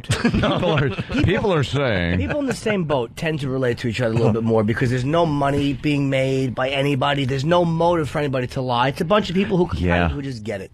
And it can be very helpful. So you think I stayed in the relationships, didn't rock the boat because I didn't want to rock the boat because I was in shitty situations. The spaghetti bouncing off the wall. Yeah, it's that was very awful, traumatic. awful fucking yes. You all these times you would just cringe and cry and make it go away. Look inside yourself. Yes. And imagine that awkward, scared little getting awkward in here. boy with that fur coat. Yes, with fur coat. Think about fur coat. Fur coat. All right, wow. Yeah, you just do the bell every time. That's a good one. Damn. However, fur coat reference. Now the payoff is because that's who Anthony really is. He's not a mean guy. He's not a Nazi. He's that little crying, sad boy in the fur coat. No, who likes to pet Jack. That's who Anthony. Little Jack is Little adorable, and he wants to look in his little microscope. Yeah. He's a curious boy. I'm curious. I remember you used to talk about your microscope. I had my microscopes and telescopes and science. And Dad kits. might have thought it was kind of faggoty. No, that's when I made a puppet. Right. But it didn't have strings yet, so he yelled at me that I was playing with a doll. But you did have the strings nearby, right? No, I didn't know how to put strings on it. So I just carried him around, and he goes, "You got a fucking doll with you." Yeah. And I'm like, "No, it's a puppet." Rosemary, my fucking son's carrying a doll. And like, no, and she's like, "Joey, shut the fuck up. It's a puppet." And I took the puppet to the store, and my father made me leave it in the car because he goes, my fucking son isn't going to look like a fag walking through the goddamn supermarket holding the doll. ACOA aside, he was right about that one. Right. No, absolutely. Alcoholic or not, no one wants to see a fucking sissy-ish Peter Pumper carrying a doll into the Stop and Shop. Yeah. Fast forward, fucking Mexican went to fuck you in the bushes in California. He knew. Fast forward a few decades. 16,000 a hand. Blackjack. Comedic brilliance. Well, that's what it. And Joe, very musical. Dawn is a fucking high priestess. I mean, the children all turned out very good. Yes. You said comedic brilliance? Yeah, that means I had perfect parents. Oh, jeez. Self-deprecation. See, that's I'm not self-deprecating humor. But don't you? And nobody's disagreeing with you either. I know it'll make the message boards very happy. Don't take Anthony. See, he finally admitted he's not funny. But don't take Anthony. Look, he said it. But why? 9:45 on Thursday. He finally admitted he's not funny. Why are you taking, angry typing guy? Taking a good thing about Anthony and making it a bad thing about you. That's also from an odd childhood. Oh boy. God, is he going to bring his therapy onto this fucking radio show? Jimmy's been going to therapy. Holy dog shit. Here we go. Jimmy is a disaster. All right, what about my anger? Which is a lot better, I would actually. imagine that comes from the childhood stuff. It's, of course, childhood can be kind of crazy, things beyond your control, and you grew up with a lot of brothers, and that's I think a large family might fuck a little people up, aside from the older ones and stuff. See, you're one of the younger ones, so you didn't get much attention. Yeah. So you're like you lash out to get attention. Meanwhile, I didn't want much attention. I guess. One thing you mentioned, though, is that I was always petrified driving with my father in California. I remember every time getting into the truck, sitting there, petrified we were going off a cliff. Because all the roads out there, like the Ortega Highway is this road that is just notorious for having people killed. It's a windy road, like it was from that movie Duel with Dennis Weaver. Oh my God, what a great movie. That's what that road was like. And I would sit in the passenger seat of the truck and wince whenever the tire would kind of hit the white line on the side. I'd wince. And, Dad's got a beer between his legs, and, he's drinking and driving, and we've come from some place where he's been pounding drinks and stuff. And I would sit there petrified. And when we got home, I'd be like, oh, like we made it. And can I say the beautiful thing is how he learned the lesson of that and gets a fucking Shelby and drunk drives in that. So me and Opie are wincing. So now it's come full cycle. Right. Not only does he buy a fucking speed car, he has it shipped out so more horses are pulling. I need it to go faster. Your dad's alcoholism is affecting us now directly. Right. And he hasn't been around for 12 years. No. Dad didn't make you feel safe, and now you have to make yourself feel unsafe. Is that it? No, he overcompensates it to be safe. That's why he has guns and locks and alarms and cameras. Common sense. And I live in a neighborhood chock full of the Jews. Who are very safe. They're very safe people. Law-abiding people. They're very nice community. Want to talk to you about the Christmas decorations? Right. They have to go. Oh, my house is lit up for Christmas. Oh, I know they're just looking like, oh, they've ruined the neighborhood. Do we need 9 light-up Jesuses? Goddamn guinea. Move next door. You son of a bitch. I like living amongst the Jews because I don't have to look out. They're like alarms. They know when people walk the streets who belongs there and who don't. I love it. Why do I like to be safe, Jimmy? Because you didn't feel safe growing up. That's it. I didn't feel safe. But also, it's part of it goes to common sense. Like, it's a normal thing to be afraid of home invasion, but when it goes to the point of paranoia, I shouldn't say, but Anthony's not paranoid. Anthony likes the fans. Yeah, you think about it more than most. The guns and the horrible fear of things being taken away. I just own a 12-gauge shotgun. I know that, but you live in an Scarface's AR-15 house. It's fucking and an AK-47 and M1 Garand and an English bunker in the backyard. I got the bunker. Hey, where does Anthony's selfishness come from, Jimmy? I'm not selfish. You admit it on the show all the time. I'm selfish as far as I'm a me person. Me. But I'm not selfish. Like, I'm a very giving person, very generous guy. But not of my time or myself. Like, I'm giving materialistic. You pick up checks for Christmas dinners. Yeah, I'll do things like that. Yes, very good. Unlike some people who wow, have little tiny. Keep ringing that. Hey, T-Rex arm. Hey. Well, wait, Anthony, I don't like you anymore. Anthony is not selfish in the sense that that's about also self-interest. Oh, I had a thought. I lost it. Oh, no. No, I forgot what I was going to say. I didn't make it up. I did have a point. I forgot what it was. Because I'm selfish with, like, me. And my time, things like that. I like being able to do what I want to do when I want to do it. Bam. But that's part of protection. But I'll be generous with like money and stuff like that. Part of it's fear. Part of it's fear. Like not getting it. Like when it comes to getting involved in external conflicts. It's like when you're a little boy and all you see little Anthony, sweet Anthony, who's very sensitive and an artist at heart, is catching all of and a creator and is hearing all this violence and craziness. It's instinct just to kind of cover up. I did. So in the real world, when there's some shit happening, the instinct is just cover up. And it's not about I don't give a fuck. It's about I'm helpless and I can't stop it. Hello, God. It's me, little Anthony. Yes. God. How much do I owe you, Jimmy? I mean, for the blowjob. That's free. That's just for showing up and getting on the couch. That's to alleviate the tension. It's called an icebreaker. Dr. Norton knows how to relax a friend. Yes, he certainly does. Should we play a song for Anthony today? What? I don't know. I say something maybe that we would have heard on a Henry Winkler special is the type of song. Oh, wow. No, nothing about being molested. I just think... We have any Henry Winkler young songs from Anthony that needs to know that he's not... after school special? Oh, sweet little Anthony. Because it affects the patterns of our lives. Shit dick? Do we have shit dick? Hey.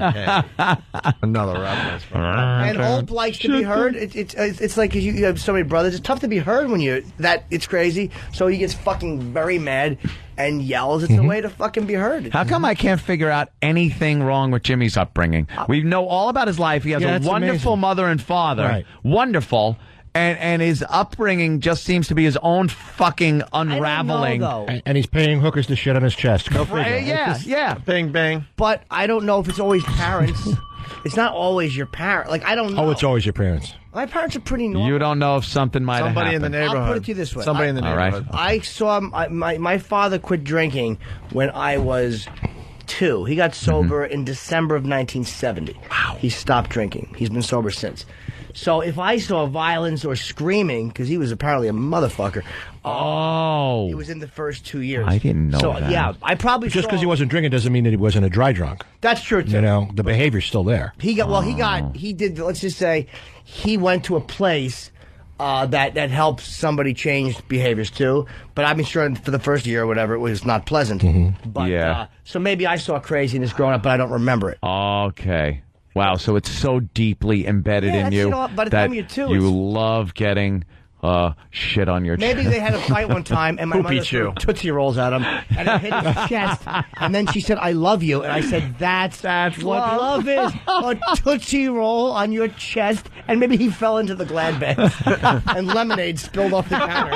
And I'm like, I got He it. gargled with it. And then Gene Simmons threw him down the stairs. You know, my fantasies about being hurt. I would always fantasize about.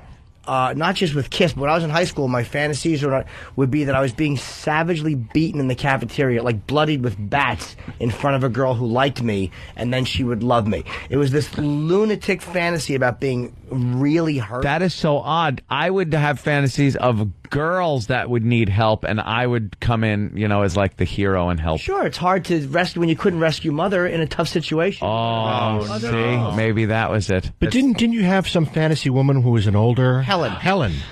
Was it Helen? I mean, now what does that say? I don't know, but Helen looked. She had I was a fucking little tranny lover. I don't know where Helen was from, Rob. I don't know. Helen. I don't know who Helen was. Jimmy, I want you should do me. I don't remember what she Helen. I can picture her. She had a face. beehive, right? She had a beehive hairdo. My mother did too, though, in her wedding photo. So maybe it was a representation of my mother. I don't know. Yeah. Why don't we play Booby Chew and bring the show back together? Booby Chew. Yeah. What? Sure. Why? Well, because they're going to start making their own versions out there. So they need a reference point. Oh, look at the little panda. It's adorable. You know how nice some fucking red paint would look all over his stupid white hairdo? Hairdo. They just washed him. Pop him in the microwave and dry him off. It's all clean. He's a cute little panda until you pick him up and he fucking claws your thorax, little ungrateful cunt. They have no fucking love for the fact that we slaughtered their mother to make a rug and now we're raising you on a bottle in a cold fucking cage. Fuck pandas. All right, on the way, man sues cops to get his massive porn collection back. We still haven't talked about that, which is a great story. And sisters put dead mother in cold storage, visit it, and put makeup on her. Did you get to the sexiest story of the day? Which one? Did he tease that one? Which one? About the... Can I guess which one you're thinking of? Okay. Let me guess. Hookers on Craigslist? Nah, not sexy. Nah. Rabid bear trying to enter? Nah. No. Judge accused of paddling inmates? Hot, but not the sexy. Not as sexy. I would fill up reading that. Nepal Airlines sacrifices 2 goats to Sky God. Not sexy or surprising. Virginia teen charged with raping, killing sister, beating toddler niece with sledgehammer. I would say that's the sexiest / funniest. It has everything in there that makes a great story. that kid snapped. Jesus Christ. Yeah, we got the audio. Just snapped. Not of the crime, but we have the audio. Well, I would hope not. Yeah, well, in honor of somebody in this room, I guess, it's the touching song. Oh. We'll do the touching song instead of Booby Chew. All right. You are never to blame. Right. Henry Winkler song. It was from that special Fonzie did. Hey, it ain't right for someone to touch you unless it's Chuck, who we fired in season 2. Then let him fuck your mouth. Well, Tom Bosley fingers your asshole. That doesn't sound like Henry Winkler. But we got the point, though. Rob Bartlett, September 15th, Comedy Connection in Saugus, Massachusetts. Yes, sir. All right. When are you going to curse more? Fuck. There you go. He's doing great. Here's what boys have down in front. Penis is the word, though it seems blunt. All boys have a penis, so no matter what you've heard, remember that penis is the proper word. Vulva is what girls have down below. Even though most people call it vagina, and some children call it Virginia. Vulva, when she's naked it will show. All girls have a vulva, so no matter what you've heard, remember that vulva is the proper word. Our anus is a useful thing indeed. The anus gives relief in time of need. We all have an anus, so no matter what you've heard, remember that anus is the proper word. So don't be appalled, cause that's what they're called, and each of them's the proper word for private part. Now go home and get your fucking shine box. Lord, won't you buy me a Mercedes Benz? My friends all drive Porsche. I must make a man. Work hard all my life with no help from my friends. Shut your yap. Oh Lord, won't you buy me a Mercedes Benz? Shoot him now! Shoot him now! Not on your goddamn radio. Lord! Shut up! Lord! This is retarded. Lord! Stop it! Lord! Shut your mouth! What the hell is going on? Is that supposed to be sexy? Hey, hey, hey! Shut up! Hey, hey, hey! Shut up! Oh, Lord! Shut up, stupid! God damn, is that funny? Not on your goddamn radio! Oh, what a bitch! Oh, mother effing son of a bitch! No! Opie and Anthony.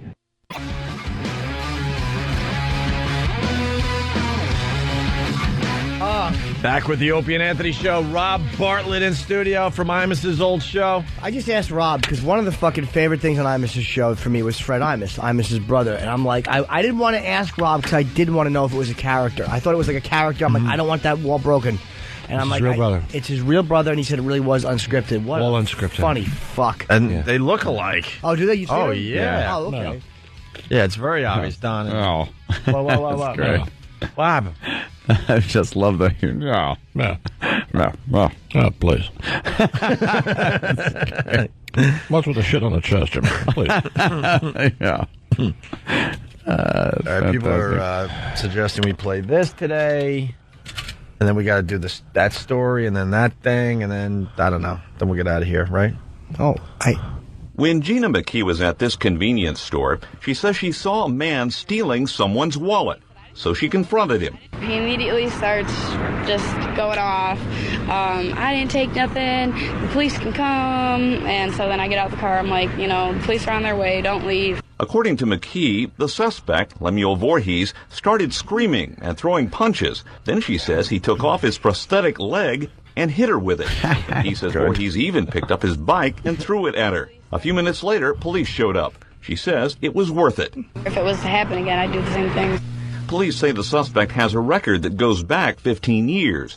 They are investigating the missing wallet, but Voorhees is facing assault charges for hitting McKee with his prosthetic leg. Wait, he threw the leg and the bike. If you're committing a crime, why was he using his only modes of transportation Both of them. as weapons? I gotta get away. Let me throw my leg and my bike. What the fuck are you doing? Keep the leg on, use the bike, and go with the wallet. And yet he had a life of crime. He had quite the career. Never learned. Yeah. Where's the makeup story, Jimmy? You might have that one. Which one, sweetie? Well, it was added to the old show prep in between shows. Oh, there's Stan running out of the Dan's bathroom, pulling his pants up. It's not that important, Stan. Buckling up. I like that. Yeah. That's a go-getter. Attaboy. If he was a go-getter, he would have shit on commercial break. Yeah, true. He's a lactose intolerant lump. Well, maybe he just met Clinton. Yeah, that's true. He might have just met Clinton. It's a button. Oh no, that was from today. You still heard. From the green room. Hey, we get an apology. I think you deserve to be heard. God. All right. Sisters keep mother's body in cold storage. What do you got on this, Jimmy? Well, they highlight a lot of it. A lot of reading. It says here almost every week, according to their family, these two sisters, they pay a visit to their mother and to make sure she's looking her best. It's a devotion that transcends death and social convention because she died 10 years ago. Since then, these two ghoulish cunts have kept her in cold storage. Wait a minute, my copy is different. I don't see. I have for ghoulish. There's a little carrot put in. It was written over. Okay, all right. We'll have to take your word for These that. two ghoulish cunts have kept their dead mother in cold storage in a funeral parlor in northwest London. And I knew it was London. English. Parlor is spelled O-U-R. Parlour. Her body, which was treated in formaldehyde, it's wasted since then, according to a relative. But since she's British and her personality was so fucking dead and sick, they've only known she's been dead for 6 weeks. Boom, boom. Cock meat. Nothing but. Below the Cock meat. Nothing but. Cock meat. Might be onto a new bit. Below the waist. Nothing but. Her corpse is said to have withered to a skeleton. Above it, tight leathery skin stretches over the bone. If that's not things done in exactly the wrong order, what is? Below the waist is exactly the part you want to remain leathery. Who cares? No offense, ladies, but if you're rotted away from the hips up, we don't give a shit. We love you, but if some part of you has got to remain, it's got to be the pussy. That is really a creepy image. That they're like dressing her up and she's rotted away. Well, the body is degraded to the extent that it's just a skeleton with a bit of stretched, scaly skin over the head. It's horrific, like a character from a horror film. Well, we like to put lots of blush on her cheeks. Makes her look rather lifelike, and it's beautiful. She's beautiful in death. Once she assumed room temperature, we thought it would be best to make her look better than she does, and the skin, especially around, her naughty bits, is a little dry, so we use moisturizer. I remember the day her anus fell off. Remember that? That was tragic. Yes. Quite tragic. We put it back on with a little bit of eyeshadow. That the eye sockets, of course, now empty, which causes us to use a lot more, of the eyeshadow. It's quite a shadow with the hole left by the rotting of the eyes. Hard to bring her beautiful eyes out when they've fallen out years ago. Yes. Just using makeup. Yes, and of course, there's lots of perfume is used. Lots of perfume. Stench is quite... Yes, we sent for a case of Charlie. Yes, we douse her body in it too. The wacky Benny Hill music. A post-mortem examination of their mother's death reportedly revealed that she died from an embolism brought on by a leg vein thrombosis. They were unhappy about the verdict of the autopsy, so they wanted a second opinion. But apparently no health or safety violations have been breached, and the corpse does not smell. No law is saying people can't keep a corpse for years after registering the death, though it's normal to bury it, but you can keep it. Wow, England's weird. Are we allowed to keep a corpse? No. I would love to. There's some kind of health problems. Why you not? would love to. Oh, please. Well, not officially. The ones you Yeah, just obviously to fuck it. they don't know. Just to humiliate its body. Oh, look at Michael J. Fox. I love the way he look. No disrespect, but he always looks like he's like just shifting around naturally. Like he makes sure he's moving. Poor bastard. He gesticulates a lot. He's like, yeah, well, you know, hey, and he leans a lot on one elbow, and then back here he is. Hey, around. Oh, he's animated. He's very Jesus. That's he's like 3 of the 5 Lords of Flatbush. He talks. Nothing? that was such an obscure reference. And we're just looking at him horrified. Jimmy. Oh, sorry. Hey, shrug. Hey, you're okay. You're okay. You know, you can't pull Perry King out of your ass and expect us to go crazy. Oh, wow. Okay. What? Oh, Jesus. What an awful disease. It really is, man. That is horrid. He just... What is he taking for it? Caffeine pills? You know what's a shame is that he could not use the Back to the Future machine to help himself out. He should be able That is what I call irony, my friend. He should be able to. He should be able to get in that car and go to the future and find a cure and come back. Oh, how ironic, though. He'd get in and his hands are shaking so much he can't set the date. Yeah. He wanted an ancient Roman times. And he's shaking. They think he's a witch. He tried to go to the past. He go to the future. It'd be even worse. Yeah, there he is. Oh, you're right, though. He does. Poor guy, man. He's constantly trying to move to make it look like he's not moving. Like he's holding his arm. What a torture. I think he's just trying to get away from Rachel Ray. Dude, he's look like a lot of work. Oh, the old family ties, dude. Torture. Justine Bateman. Oh, his wife is beautiful, too. What a fucking poor bastard. I did a Law and Order with her. She's great. His wife? Yeah, Tracy Pollan. Yeah, that's his wife. Poor fucking Sure. guy. What'd you do for Law and Order? I did 6 episodes of SVU as Milton Schoenfeld, defense attorney. Oh. I don't know why this, A Jew. You know, it's the funniest thing. It's like I made a career. This Catholic kid from Long Island has made a career out of playing old fat Jews. You played a Jew. You know, nice. Mushnik and Little Shop. Yeah. Just amazing. Get the fat Jew guy. That's fucking... Yeah, I did an episode with Winkler, with the Fonz. Did you really? Yes, I was his attorney. Please, what was he arrested for? Was it animal cruelty for jumping a shark? Hey. He had his leather jacket on. That's kind of like his armor, you know? Thank God he was all right. No, he hired somebody to kill his wife, and it didn't happen, and she only got maimed. Did he? And oh my God. And it was... I didn't get him off. How could you? No. Ralph Malph told he hired Potsy to kill Marion Ross so he could fuck Shortcake in her dumper. And Jenny Piccolo. Oh, Jenny Piccolo was known as the ass eater. When Fonz was deep digging Shortcake, old Piccolo would come in and nose fuck his ass after spitting into it. And Pat Morita would take pictures. And he'd go, quiet.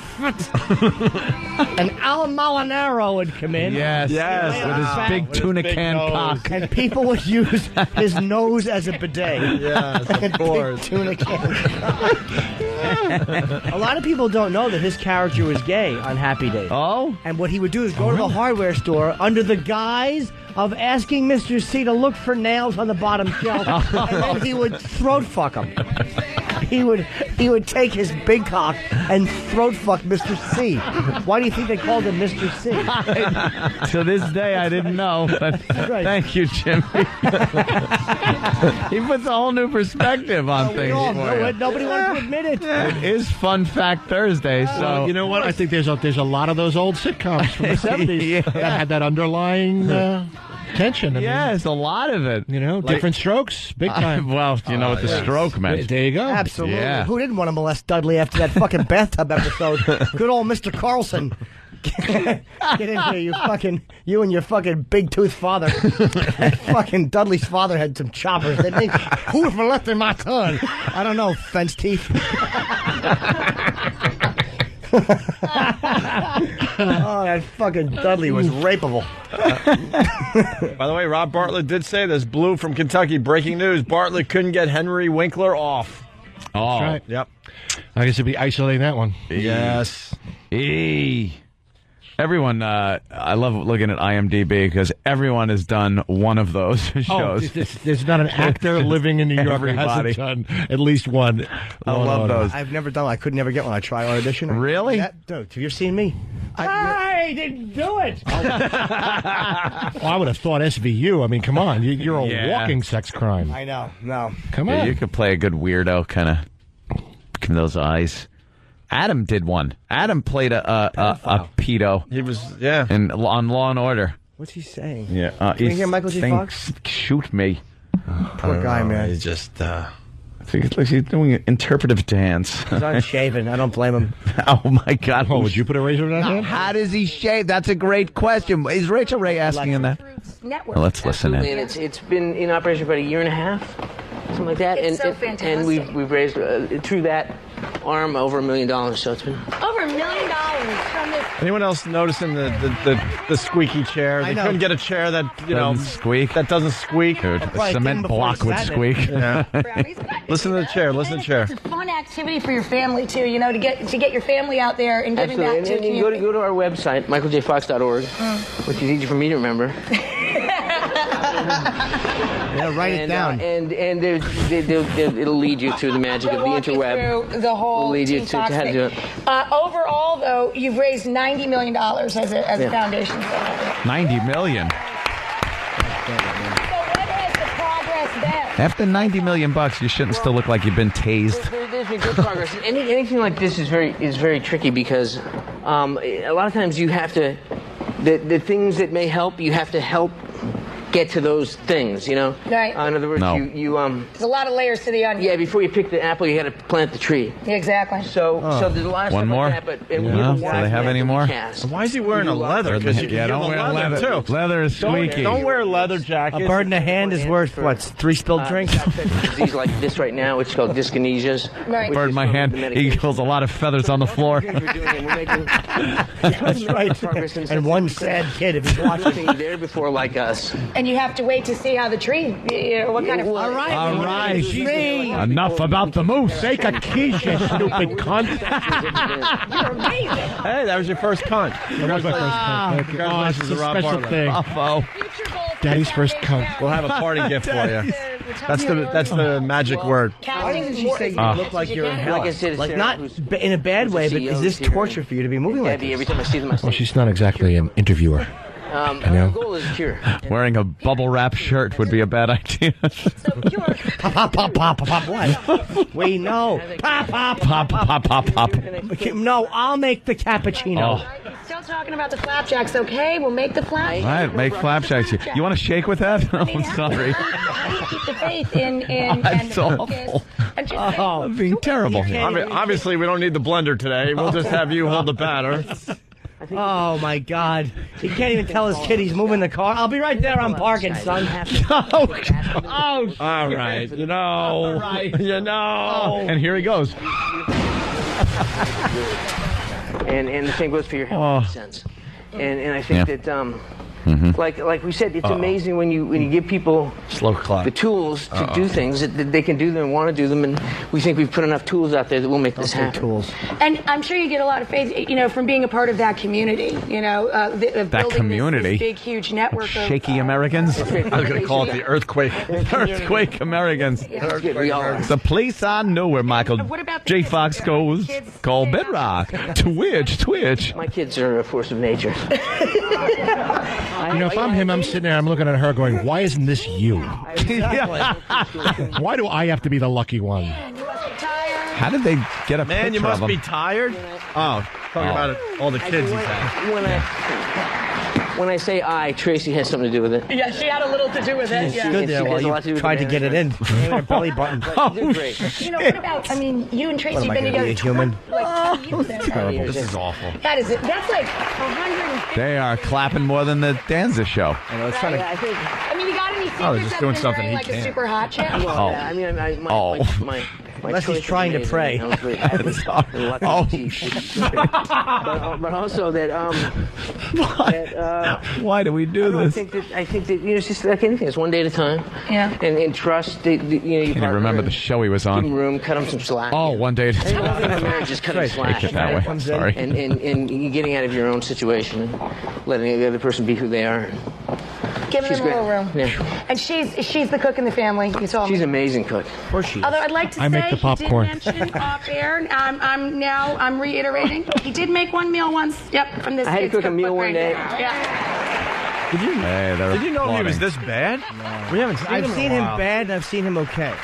I was in charge of cooking a meal one day, so I took the Rachel Ray cookbook off the shelf, and I made biscuits and gravy. And then I picked it up off the floor. And they had biscuits, gravy, and chicken, and they were amazing. It was good, right? Why are you clapping for that? Biscuits and they are clapping like circus seals. I hope you find it as entertaining as I do. I was thinking about all of the great, wonderful entertainment you've given us over the years, and I thought about, if you could have one of those cats back over for dinner, would it be Alex? A little nerdy. Would it be Teen Wolf? Good appetite there. Probably a very good eater.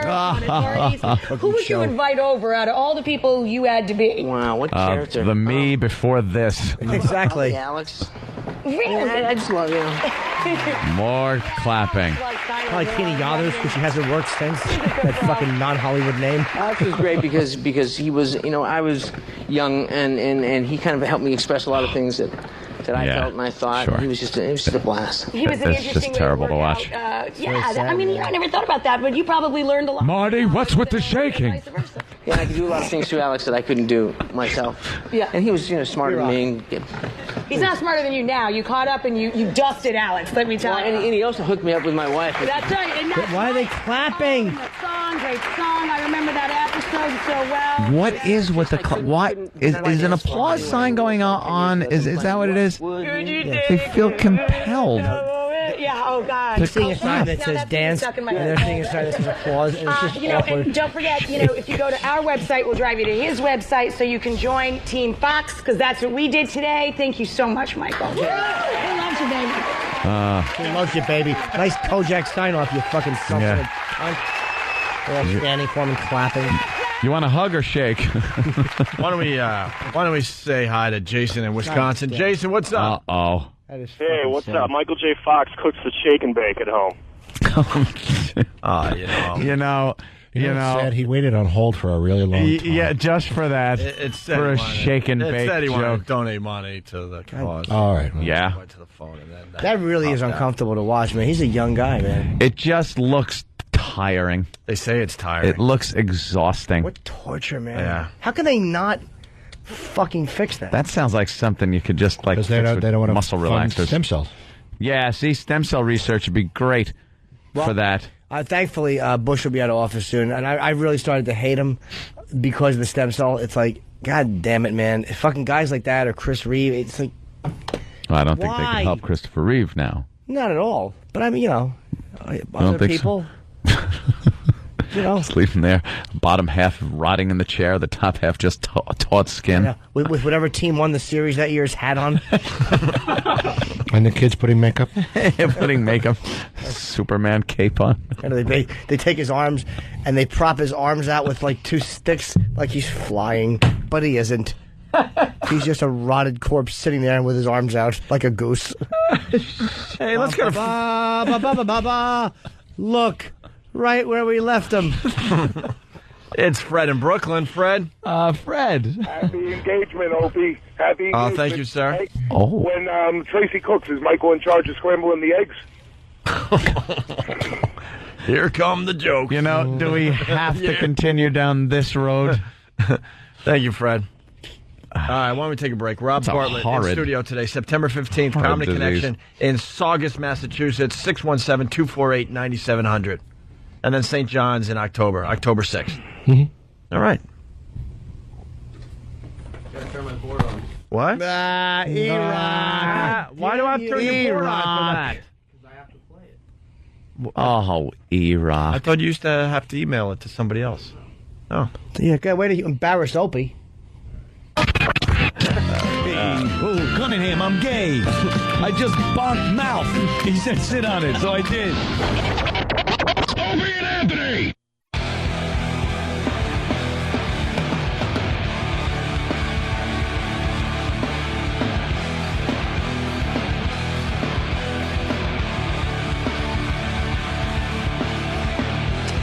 Hey, we're having a lot of fun with Rob Bartlett today here on XM Satellite Radio. He's cursing for the first time on the radio. Hey, enough on nothing. Where's the fucking wiffle ball bat? Yeah. We had to retire that baby. That's actually still at the other studio in the office. Is it in like one of those cases? It is in a glass case. Yes. It still has the original markings on it. But because of health reasons, we had to retire that. And another reason. Well, the girl that kind of pushed it in too hard. Well, that's that's the health I'm talking about. Oh, okay. Yeah, the health of a woman's womb. Got sick. There's two drunk girls, and the one drunk girl didn't realize that it could be a problem if she pushed it. She shoved it in. Her cervix was around the thing like a donut, a batting donut. Who got the record? Wow. Some whore. Jimmy? The record for what? Fucking one of those girls in what's now Ron and Fez's office over at X. Hey, Paula! No bag, no nothing. Whoa! Hey! Oh! She was over 18. I fucked her good. No bag, no nothing. She was so drunk she collapsed on the floor, so I put my stinky dick away and walked out. Thanks for nothing, Toots. Then he laughed. After she fucking slimed on my cock. You'll never remember this, and if there's a God, neither will I. Lay there, you fucking alky. Look at that. Dad, he's filling up. Would you fuck it like a lion? Those 2 second, She had fat pussy lips, man. Yeah. Hey, why don't we bring in a birthday cake? For who? Jimmy to fuck. Why not? Whose birthday is it today? It's Sam's birthday. Oh, okay. Little Sam. How old is Sam today? Sam looks like a is Pez dispenser. 13 of Pez dispenser. See, candy comes out of his head. Yeah, there you go. Hi, Sam. Sam, it's your birthday today? Yeah. Have they been easy on you back there, not making you work as hard because it's your birthday, or do you work hard anyway? I don't know what you do. I work very hard. You do? Happy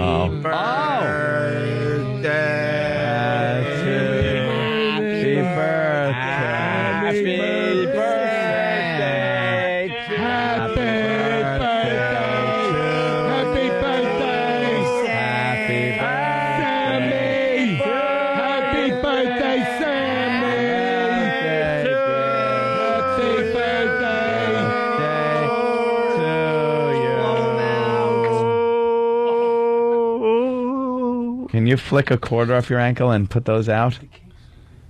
What do you mean the cake? That is the weirdest looking kid I've ever seen in my life. He's off. It's like you're two guys to the left on the Evolution Age show.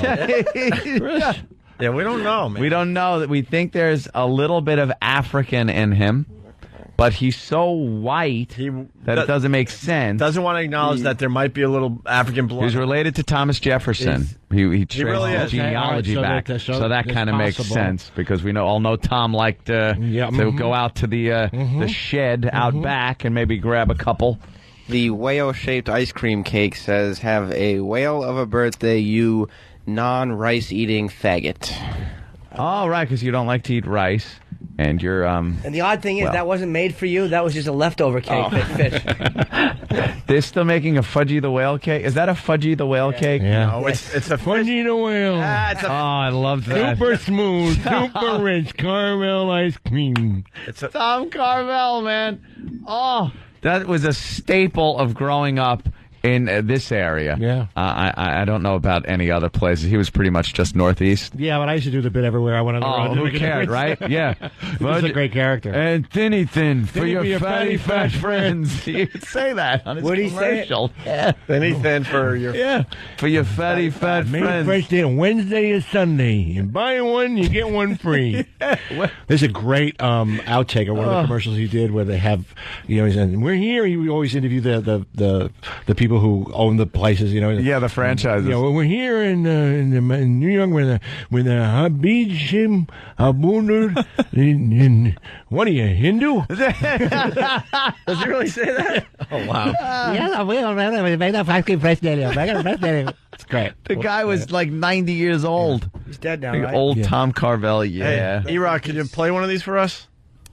By the way, it's a fish cakey because it's a whale, and it's a fish cake. Oh, I didn't even get the joke. It's a fish cake. Jesus. He's got a forehead like a handball court, I swear.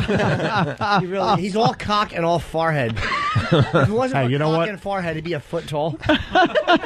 There are two worse things it could be.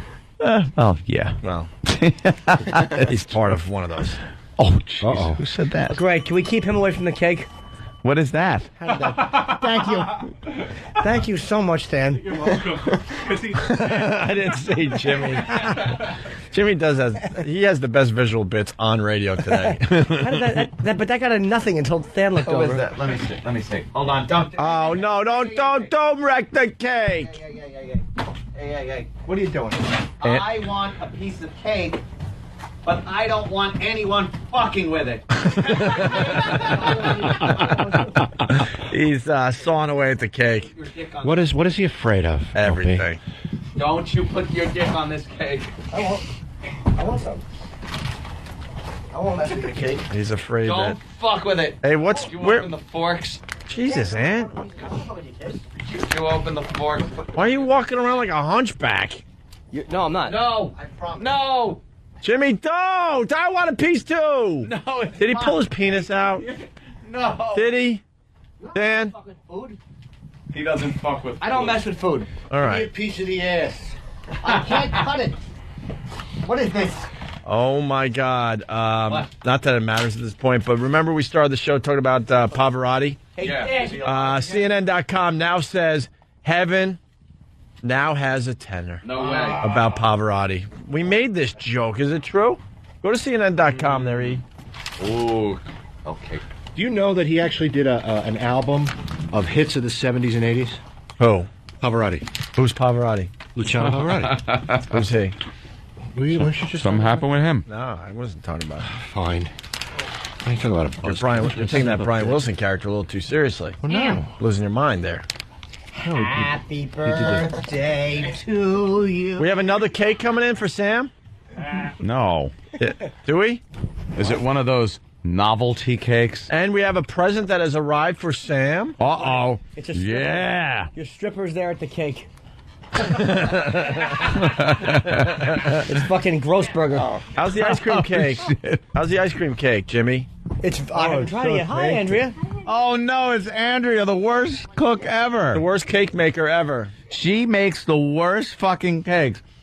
But she's got an excuse every time. That looks like a mac and cheese cake. What the fuck is that? It's like apple and cinnamon and raisins, and it's got cuties on one side and Haagen-Dazs on the other. It's like an ice cream coffee cake. Oh, he'll never eat. And what pills did would drop into never the batter eat by that. accident? I didn't really know it was his You would birthday. never eat that, right? Why not? It's good. Someone should have a bite of Andrea's Yeah, cake. someone. It looks like a meatloaf. Who's going to bite into Yeah, Angela's it's cake? awful. Tony, where's Tony? Well, where's Pat? Pat It looks that's too like, easy for Pat I Duffy. swear to you, It looks like that dead English woman. Put some makeup on that. Put some makeup on that. it's just taut flesh. That is like...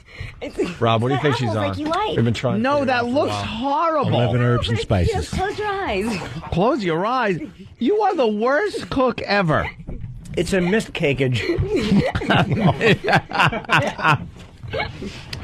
It's chocolate placenta. Grossburger's going to try it. Of course he is. All right. It's tinfoil It's you're not eating bad. from. All right. It's Haagen-Dazs, vanilla ice cream. Well, Yeah? How do you ruin that? Watch. good. God, I Wow, hope he there's put that cyanide whole in it. thing in his... He could put her in his mouth. How is it? It's a little bland, but it's not bad. Well, the Haagen-Dazs makes it Now easy. he's going to shovel it in. Yeah, this guy is shoveling. It's a little bland. It's a tire. Slow down. There's sparks coming off your Oh, floor. More cake. really? Look at him go. Jesus. It's more cake. Nobody's going to take it away from you. Yeah, no one's rushing to take a piece. That was a bad bite. That's the other Oh, what was side. in there? That was the part with ass in it. That's the healthy ice cream on the other side. Oh my God! Knock up a loogie, a little extra frosting. You put a little strudel icing on it. Cuties. I put cuties on the other side. Cuties. That's that tofu ice cream, right? Yeah. Andrea, that cough does not sound good. You all I right? know. She's been fucking eating cigars.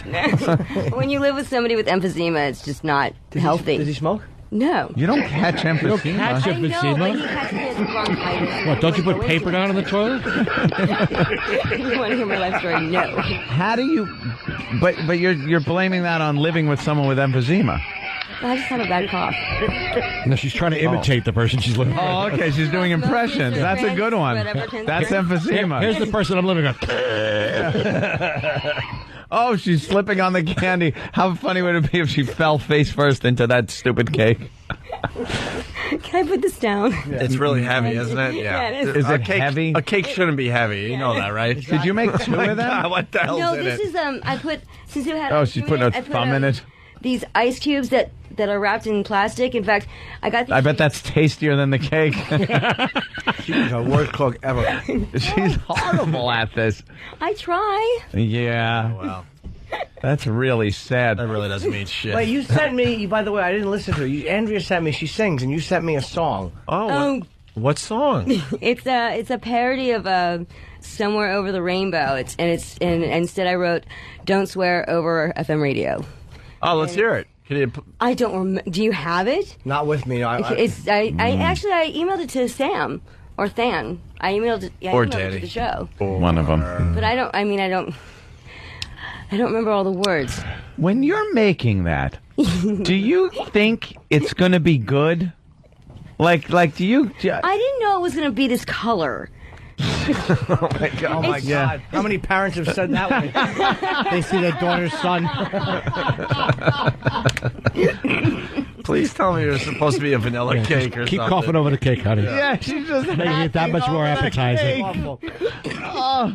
Oh, Jesus. you gotta stop him from coughing over the cake. He's gonna get everybody sick. Wow, great Quincy. Yes. He does the best Quincy. The only Quincy. And I also do Alan Alda, but I'm sure you know that. Oh, yeah. Yeah. He's in town. He's on Regis and Kelly, and I thought he might be on the show. Yes. 'Cause he was, that movie, same time next year. He was booked on the show today, and he moved it. Well, that's why I brought the cake. Never. Maybe he booked Regis and Kelly. Yeah. Yeah. The song in the movie. Alan Alda. That really hurt. He's wonderful. Hey, yeah, she's trying to say something. Oh, sorry. That's the movie same time next year. Yeah. The song that was their theme song was "If I Knew You Were Coming, I'd have baked a cake." So you baked a cake. I get it. It's so funny. I hate that great. song. Especially since you did bake a cake. Why would you bake a cake if someone was coming? You didn't even know it was Sam's birthday? No, I didn't. All right. Do we have a apple, cinnamon, raisins, and cuties, tofu and cuties, Vanilla. and AIDS. I'm not going to slip. And her IUD that fell in. She just left it in there. Said, fuck Why it. not? It's like that Little Rascals cake. Right. I got a doorknob. Well, it looks very Gross. yeah. I know. Yeah, it's like shit. It's the color of a deep dark shit.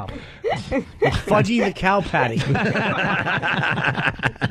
It's not that bad. It's awful. It looks like Roland met the president. It's the Enderman's turd crumb. Not a big seller. No. You know, a lot of people go for their chocolate donuts, but this one is one that just didn't get past R&D. It's got 4 layers. It looks like the baby cake of 2 chocolate cakes that drank during pregnancy. Fetal alcohol cake. I sauteed the apples and the cinnamon and the sugar together. You did. That's what made it so dark, I guess. The sautéing process. Well, it's the cinnamon. You do half the things right. Like she'll say, like, but I put it in the oven. Yeah. But it's like there's something missing. Like you didn't put something in, like eggs or. You know what it is? Yeah, you missed some things. You put in 3 eggs. Like quail eggs or something. But wait. Let me ask you something. That isn't a flour-based cake, is it? It's Bisquick. So you went all out. Say that. I thought it was just ice cream. Use that for cake. And raisins and apple and cinnamon. here. There's actual cake. 2 layers of cake. Made with Bisquick? I don't think you can make Yes, cake. you out of 2 layers of cake, 3 layers of shit. Bisquick is like it's. You can make strawberry shortcakes out of it. You can make coffee cake out of it. No, you can't. No, I can't. Oh, I'm fascinated by her. I don't know why I'm fascinated by her lack of cooking ability. She does try. She tries so hard, yet she stinks at it. I think that maybe I could try to do it better than the directions say. No. And what is it in? It's okay. That's a Chinese food takeout thing. Every single one I've come here and I haven't been able to come on. Yeah. So I have left all of my Tupperware and Yeah, it's not like it's empty and you have to take it home like, oh, wow, everyone ate it. We throw away the bowl, the cake, everything it came with. Yeah. Oh, so Urinal cakes are more appetizing than that. She's never taken home a piece of empty Tupperware from a party. She's always got it's got always one piece missing. That's the one. The tester person tried it and warns everybody else. so attractive. I'm so sorry. Ixnay on the fucking cake. Now she's licking her fingers, jabbing her thumbs into the cake, and coughing all over it. You are like Typhoid Mary with an awful cake. I guess so. I tried at least. I mean, I was brave enough to come You up here. did try. How do you remember to breathe? Betty crocked. Betty crocked. There you go. All right. Well, that's to thank you for the effort. You're welcome. I'm sure. And I really think Sam ought to at least try a piece. I completely agree. I think you should. Yes, I think Sam should definitely have Sam to. should try a little piece off the bottom. You're a young boy. Your immune system's great. Absolutely. Plus, missing that one chromosome makes you impervious. You're fine. I do agree. Sam should have a piece of the cake because I think that she put the food. That's right. Can I work off Rob Bartlett's thing? Yeah. Julia, stillborn child. Oh. Damn it! I had it! Oh. Julia, stillborn child. Oh. Fuck me. So close. Oh, look at that. A big bite for Sammykins. There you go, Sam. I want to see. What the fuck are you handing me? Don't even think about it, fella. Jimmy, what does it look like? Does it look good? It looks like you think it would look. Oh, God. It looks like if someone decided to make a cake out of shit and a liver.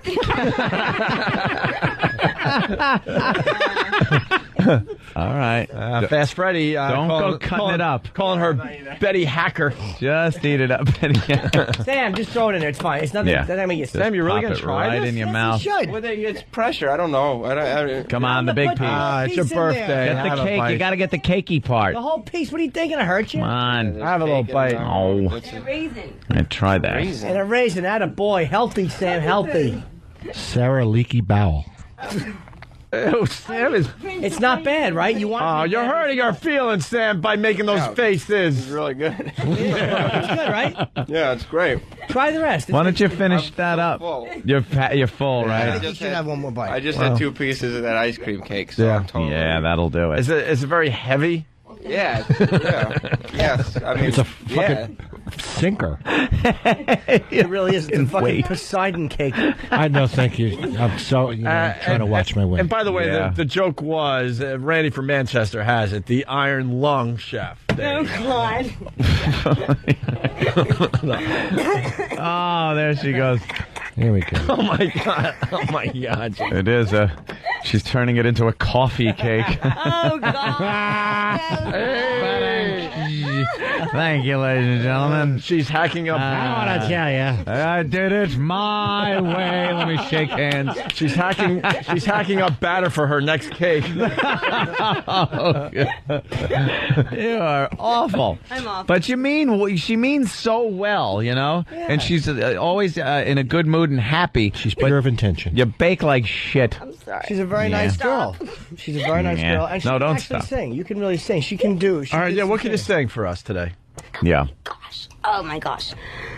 Oh my gosh. Oh, all I can think of is Tomorrow from Annie for crying out loud. Hey, well, we got That'll a work. Broadway star in the studio. Go ahead. You might get discovered here, right here. Yeah. The sun'll come out tomorrow. Bet your bottom dollar that tomorrow there'll be sun.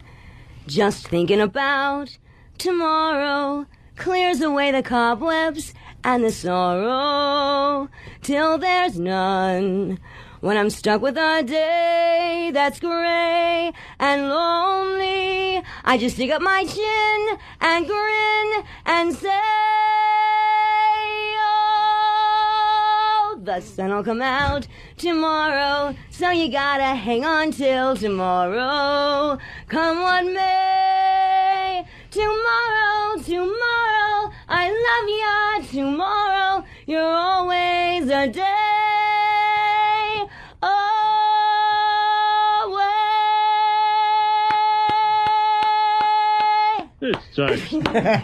Oh, wow. 20 years ago. Wow. You know what? For off the cuff, you got to give it to her. That's pretty damn good. In the house. Rob's all tearing up. Not only was that off the cuff, but she warmed up by doing heroin. Amazing. That's good. People are requesting a rock scrape.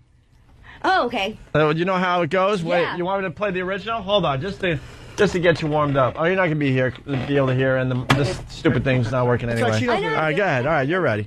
Okay, shoot.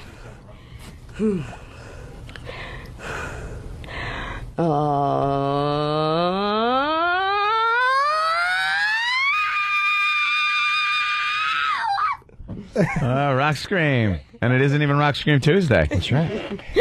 But I think we did learn a fun fact. And she was, remember I told you when, oh, you got it. Could you sing Someone Left the Cake Out in the Steaming Pile of Shit? Let me kick out like a steaming pile of shit. Someone left the cake out in the barn.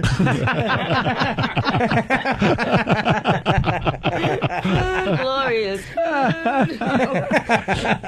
Big If I'd have known you were coming, I'd have shat a cake. Big Duty's Jay. Sarah, leave that cake alone. Oh, that's good. Oh, it's Junkie the Whale. Big Black Negro from work. The sun will come out tomorrow. My cake will come out of the oven in sorrow. Well, you did pretty good, though, on the Annie thing. Our love will come out tomorrow. You did Annie when you were in school? No, I did it last week. Yes, Last week? 20. Yes, I figured. They actually. When you were a little kid. Are you sad though that it was they found Pavarotti died when they found your cake on his pancreas? Right? Speaking of Pavarotti, Matt from Queensbury, he writes, I hope she takes a page out of Pavarotti's book, The Last Page. I sing. Oh, I'm not going to say it now because you What? make me. What I song? used to sing coloratura. Like I used to sing opera before I started smoking. Oh, you did? All right, let's hear a little of that. I mean, in honor of the Pav. Oh God. Okay. Oh my gosh, I can't believe I just said that. Okay, I'll do the Ave Maria. Wait, no. Yeah. Yeah, why Do you not? need water Everyone or knows no? that one. Please. Let's have her some water. Yeah, get her a little water. Jesus Christ. My hands Yeah, because that'll help. sticky. Yeah, your hands are all sticky. Yuck. You need some water and a 30-day treatment program.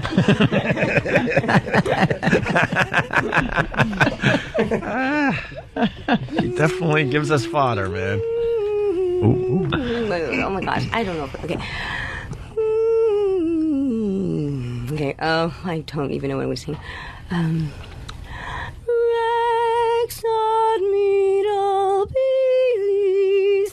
et triumphator nobilis dulce raminem fabilis totus desiderabilis totus desiderabilis. Cake is coming to life. Oh, brava. That she can sing. It's very. It's a little rusty, but you can still see that she's got singing ability. I do like Patsy Cline and Janis Joplin and I think So basically, up dead women. The drugs they did. That's right. Anybody that could sing in a coma, I do. Water. She needs a tracheotomy. That's a Big Black Negro. I can't take that one. Very good, Big Black. Holy shit. Is that as bad as I thought it was? Could you sing He Ain't worse. Heavy, He Got Emphysema? Could you sing, come on, take another little piece of my lung? Take another little piece of my lung now, baby. Yeah. Well, you know you got it. Sound of it makes you feel good. Oh, yes, indeed. Nice. Oh. Yeah. Very good. He's like, you need a hazmat outfit to be near me, I guess. That's not bad. It's not cough. Who cares? Yeah. Please. I haven't worn a don't bag worry since about that. 85. I don't care about your cough. Laugh at it. All right, are we Your ready cough, for? My dick will kill your cough. We got to give Sam his present. Oh, he's got a present? Yeah. That's right. Oh, shit. Sam, where's your present? It's a cock molded out of the same material that cake is made out of. Sam's getting a lot of gifts lately. I don't know what this is about. Yeah, why is special intern is why he's getting all this attention? She's I don't know what. Sit down, Andrew. Yeah, I don't know why Sam is so special. Yeah, well, it's just like no one else gets this I was shit. just saying, what's All of a sudden he's like Mr. Special Guy. Well, you know. And what is that? This is addressed to Mick Foley's friend Sam. Oh, wait a minute. Wait, this goes back 2 days. Mick Foley's friend Sam? That's me. From the WWE. Yes. Now, of course, he was backstage with us at the Virus Tour. PNC. At PNC. And then you saw him. Yes, he was backstage. There, yes. And then you asked if you were friends. And he said yes. And he said yes. So here it is. What does that say? It says, happy birthday from your friends at the WWE. Oh, That's the secretary that signed that. Yeah. Well, it's not signed by Mick Foley. It's signed by the people who we do business with in the WWE. That's your gift? That fucking stinks. Oh, that does suck. Oh. Uh-oh. Wait a minute. Right. Wow. Oh, wait a minute. Now, there is a real gift here. Well, this could And it's be in a case. this could be something. I know what that is. Shaped like a giant watch. It's a It big really watch, is. Sam. It's a giant watch. It's Chris Benoit's belt. Oh, shit. What, the one he tied around his arm? I believe there's a hint involved here. Wow. Wait a Like minute. a real belt. You know what you got to do? You got to pry the jewels out of that and take it down and hock them. These are the jewels from the belt. Where you gonna find a pair of pants that's gonna fit? Yeah, the belt loops. It spins and it's got my name on it. That is a genuine WWE championship belt. Is it supposed to spin the W or no? Oh, yeah. Well, I'm petrified that that would be there's silly something if it nice broke that way. What? I'm petrified that there's something nice happening right now. Why? Because nice things don't usually happen to you. How heavy is that? Well, I'm afraid that it's heavy. Wait, you really think that's a nice gift? Yeah, it's Dude, awesome. for him, that is like... We come from different worlds, man. I'm like, what a hunk of crap. Dude, that's like... Is it heavy? Yeah, it's a replica nice belt. Wait, this is something that I love that. makes you very happy. Yeah, it's got my name on it too. It smells good. This is a me real check. belt. No, it was obvious with the covering that it came Oh, in. my God. Real That is leather. a really nice gift. Wow, That's that's a championship real leather. wrestling belt with Yeah, his this name on is the it. one that... look at that. Who's the guy that what's his name? John Cena. That's exactly what Cena would carry, but it's got He did. Cena came here, and, yeah. So that's something that makes you awesome. like, Yeah. all right. It smells like fucking leather. Like that's a Wow. You could wear it. I like how your name is put on there like it's really meant to be there. I'm the champ. It's put on. It looks like something off of a dorm room door. I'm the champ. Hey, can I? You're the champ, all right. Can I see it? No, I'll give it to Jimmy. I've never seen one of those close up. Wow, look at Jimmy, that. John Cena had Jimmy, one. can I see that or? I'll just. Jimmy, I'll pass can it. I? Is that battery powered? Does it spin with a battery? Because I see something in the back. Hold on, Jimmy. Could you pass it to me? I've never seen a. I don't really know if I can. What? I'm out of this. I've never seen a belt up close. Well, John Cena was in. You saw his belt. Well, Yeah. but he was far away, and Oh my God. can I see that, Jimmy? Sam's a good boy, and it's his birthday. That's true. That's why I should look at it. Thank you, Jimmy. I know how. What I was going to say is that Sam's a good boy. It's his birthday, but until the Sam and Than show, it's syndicated on major markets Yeah. and a major show next time. If the boss wants to see the belt, he's already seen the belt. Why is Sam sweating?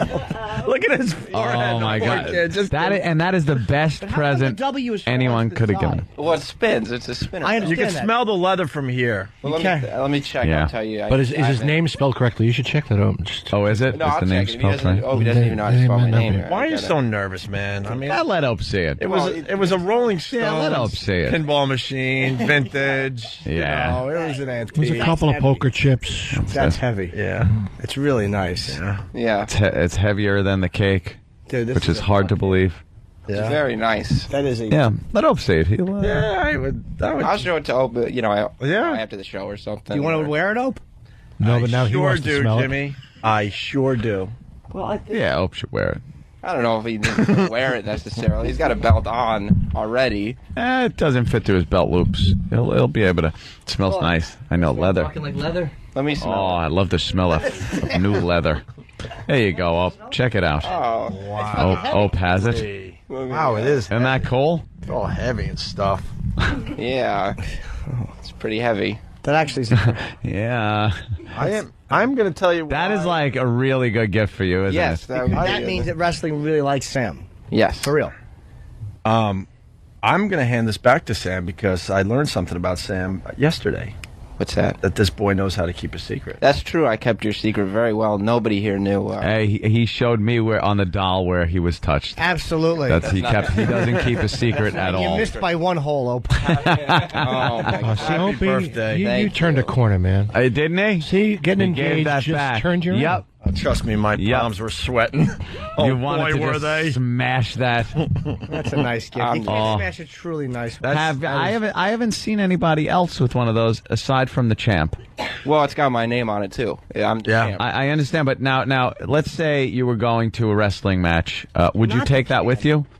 Well, yeah. I mean, it says I'm the champ. It's got my name on it. So you'd take that and sit in your seat, and everybody would go, "Wow, why is the champ sitting here, and why is he so skinny?" It says WWE champ, and then it says Sam Roberts. What are you going to do with that? I know it's a cool gift, but really? Probably walk around my house with it on. Naked? Probably not naked. Like with some clothes on. That pocket weighs more than the belt. It would just... And little tighty whities? No. Make believe they're your wrestling shorts? I'll be fully dressed, I think. Oh, okay. Will you wear a WWE shirt and everything? I'll wear the WWE shirt they sent me after I ate the steak that was fed to me. Yeah. You eat shitty things and you get good gifts. Yeah. See what happens? All right. Well, let's go home. Friendships with people in the WWE. You're not the champ, Sam. It says right there. You're not Sam. the champ, Sam. There's my name right there. Jimmy's got to hurt him. No. I just don't want him to get hurt. Oh, like him thinking he's the champ, and then he'll run into the ring. Sam is very easily influenced, and he might walk down the street thinking he's the champ, and then a fist that is darker than his will crash into his nose bridge, and he'll wake up champless with no belt. No belt. There'll be two shattered jewels in his teeth, like ring marks. They'll identify the assailant because his ring mark will be in fucking Sam's nose bridge, and they'll read it backwards. I don't want to see you get ripped off. Well, maybe when I walk around, I'll leave it in the case. Yeah, like Hidden. the people think it's a giant watch. Giant watch, gold and jewels. All right. Nice gift. I say we gave him one fuck of a show today. Yeah. What about line of the day? Oh, well. You the only reason you brought that up is because we do the same thing. You think you have line of the day. No, I don't. I'm trying to think. I said nothing funny today. But you had a lot of Shit, good ones. no one goofed on Iraq, so it's not a shoe-in. If you make a joke about Iraq, Yeah, it's a shoe-in. it's a shoe-in. But look at that. Doesn't even fit. It covers up his entire front. Look how big that... You know what that looks like on a wrestler? It looks like you can actually picture it of the belt on a wrestler. That is so giant on you. This is what it looks like on the champ. It does, huh? Wow. On the champ's arm. Sam, Yeah? you're not a champ. I'll leave him alone. I beg to differ. You look like a cigar. He does. Holy shit, that's it. There's You your look like a cigar. And there was your first runner-up line of the day. Here's another runner-up line of the day. Pavarotti. Yes. Now he's Pavarotti. Yes.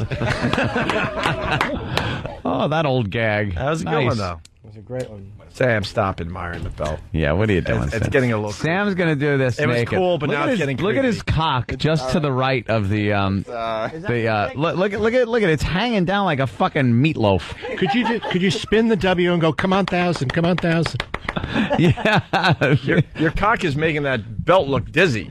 Yeah, like the belt pushed your cock down. What are you packing, Sam? Are you like a 7.5 man? I don't know. Don't lie. I don't know. No, I'm sure it's at least 9-10 pounds.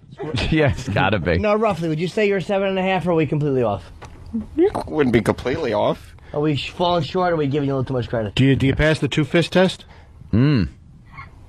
Sure. I'm heavy with my belt. This is what I'm thinking about right now. Sam's got 6. Don't make I us like call the your fact that mommy. We think he has a We giant think cock. well, you can see it. It's right there. Yeah. It's just to the right. It's leaning right just below to the the right. belt that see is Sam's squishing his cock? inside. Wait, Sam, It's do right this. there. Yeah. Sam, do this. Put your legs together and thrust your hips out and put your arms over like. See, there it is. Jimmy, go over there and point out his cock for everybody. Point out his cock. Go smell the belt now, Jimmy. Yeah, give it a I good don't even know if sniff. that's his dick or that's his jeans. It's probably Yeah. jeans. I don't know. Could be a nut. Here's another For all I runner-up know. line of the day. When you're making that, do you think it's going to be good? Like, do you? I didn't know it was going to be this color. Oh my God! Oh my God! How many parents have said that one? They see their daughter's son.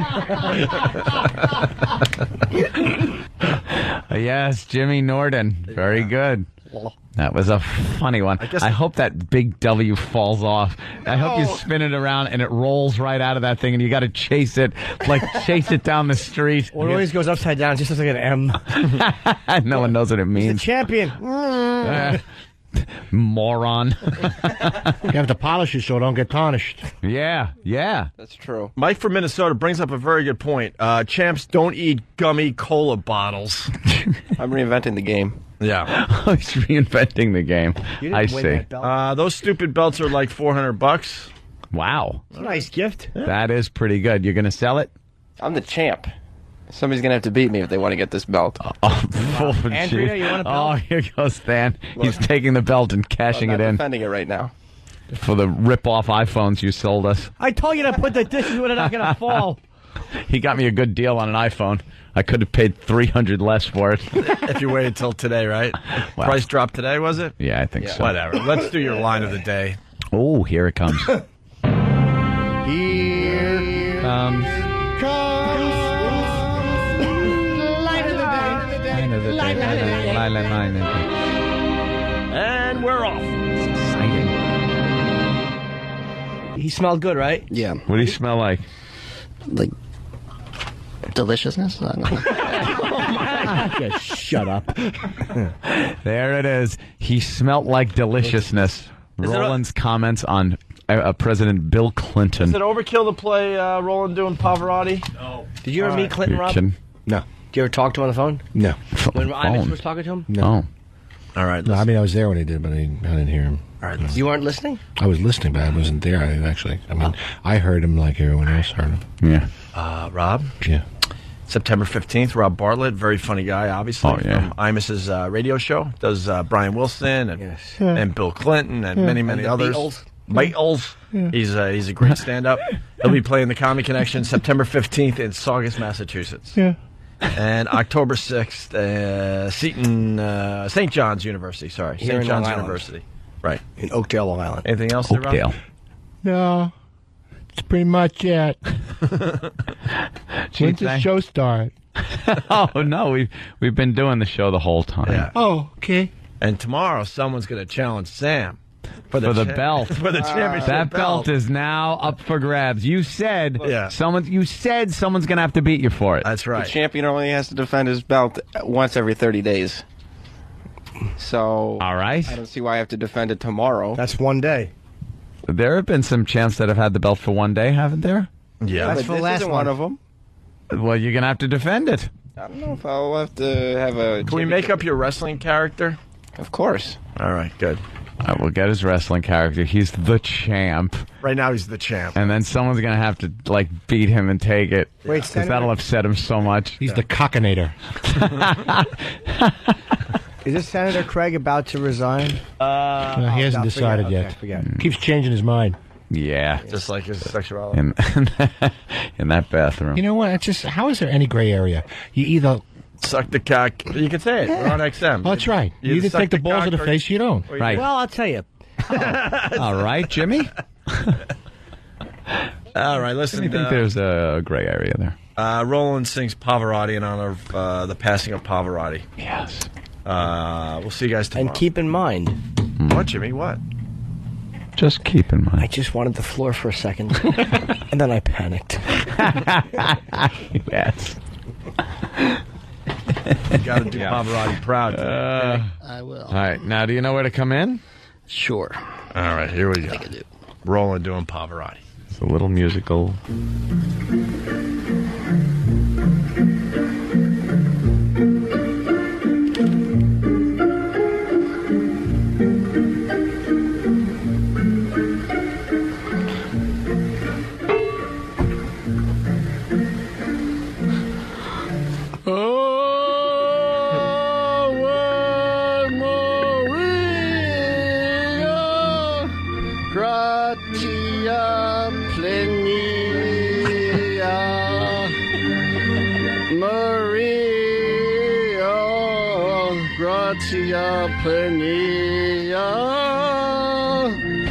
Maria gratia pania ave Dominus Dominus tecum benita in mobasia et tu benedicia et tu fractus ventris to Jesus, Ave Maria, yeah, Ave Maria, Mater de ora por nobis Petrubius, ora por nobis, ora pro nobis Petrubius, Ave Maria, nunc et in hor mortuis, et in hora mortis nostra, et in hora mortrust, et in hora mortras notoris, Ave Maria.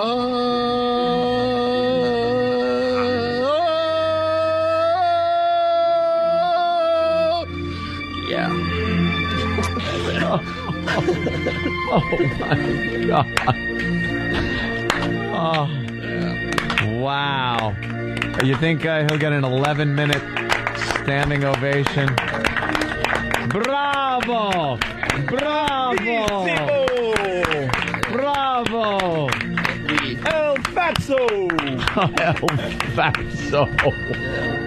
These guys, they can do whatever they want to do. This is why people are tuning in to hear Opie and Anthony. And this is where things get goddamn ridiculous. I need to be a shock jock. Always up to no good. I laughed so hard I had to buckle myself out of my couch. It's the Opie and Anthony Show. And this is like the #1 show in the world.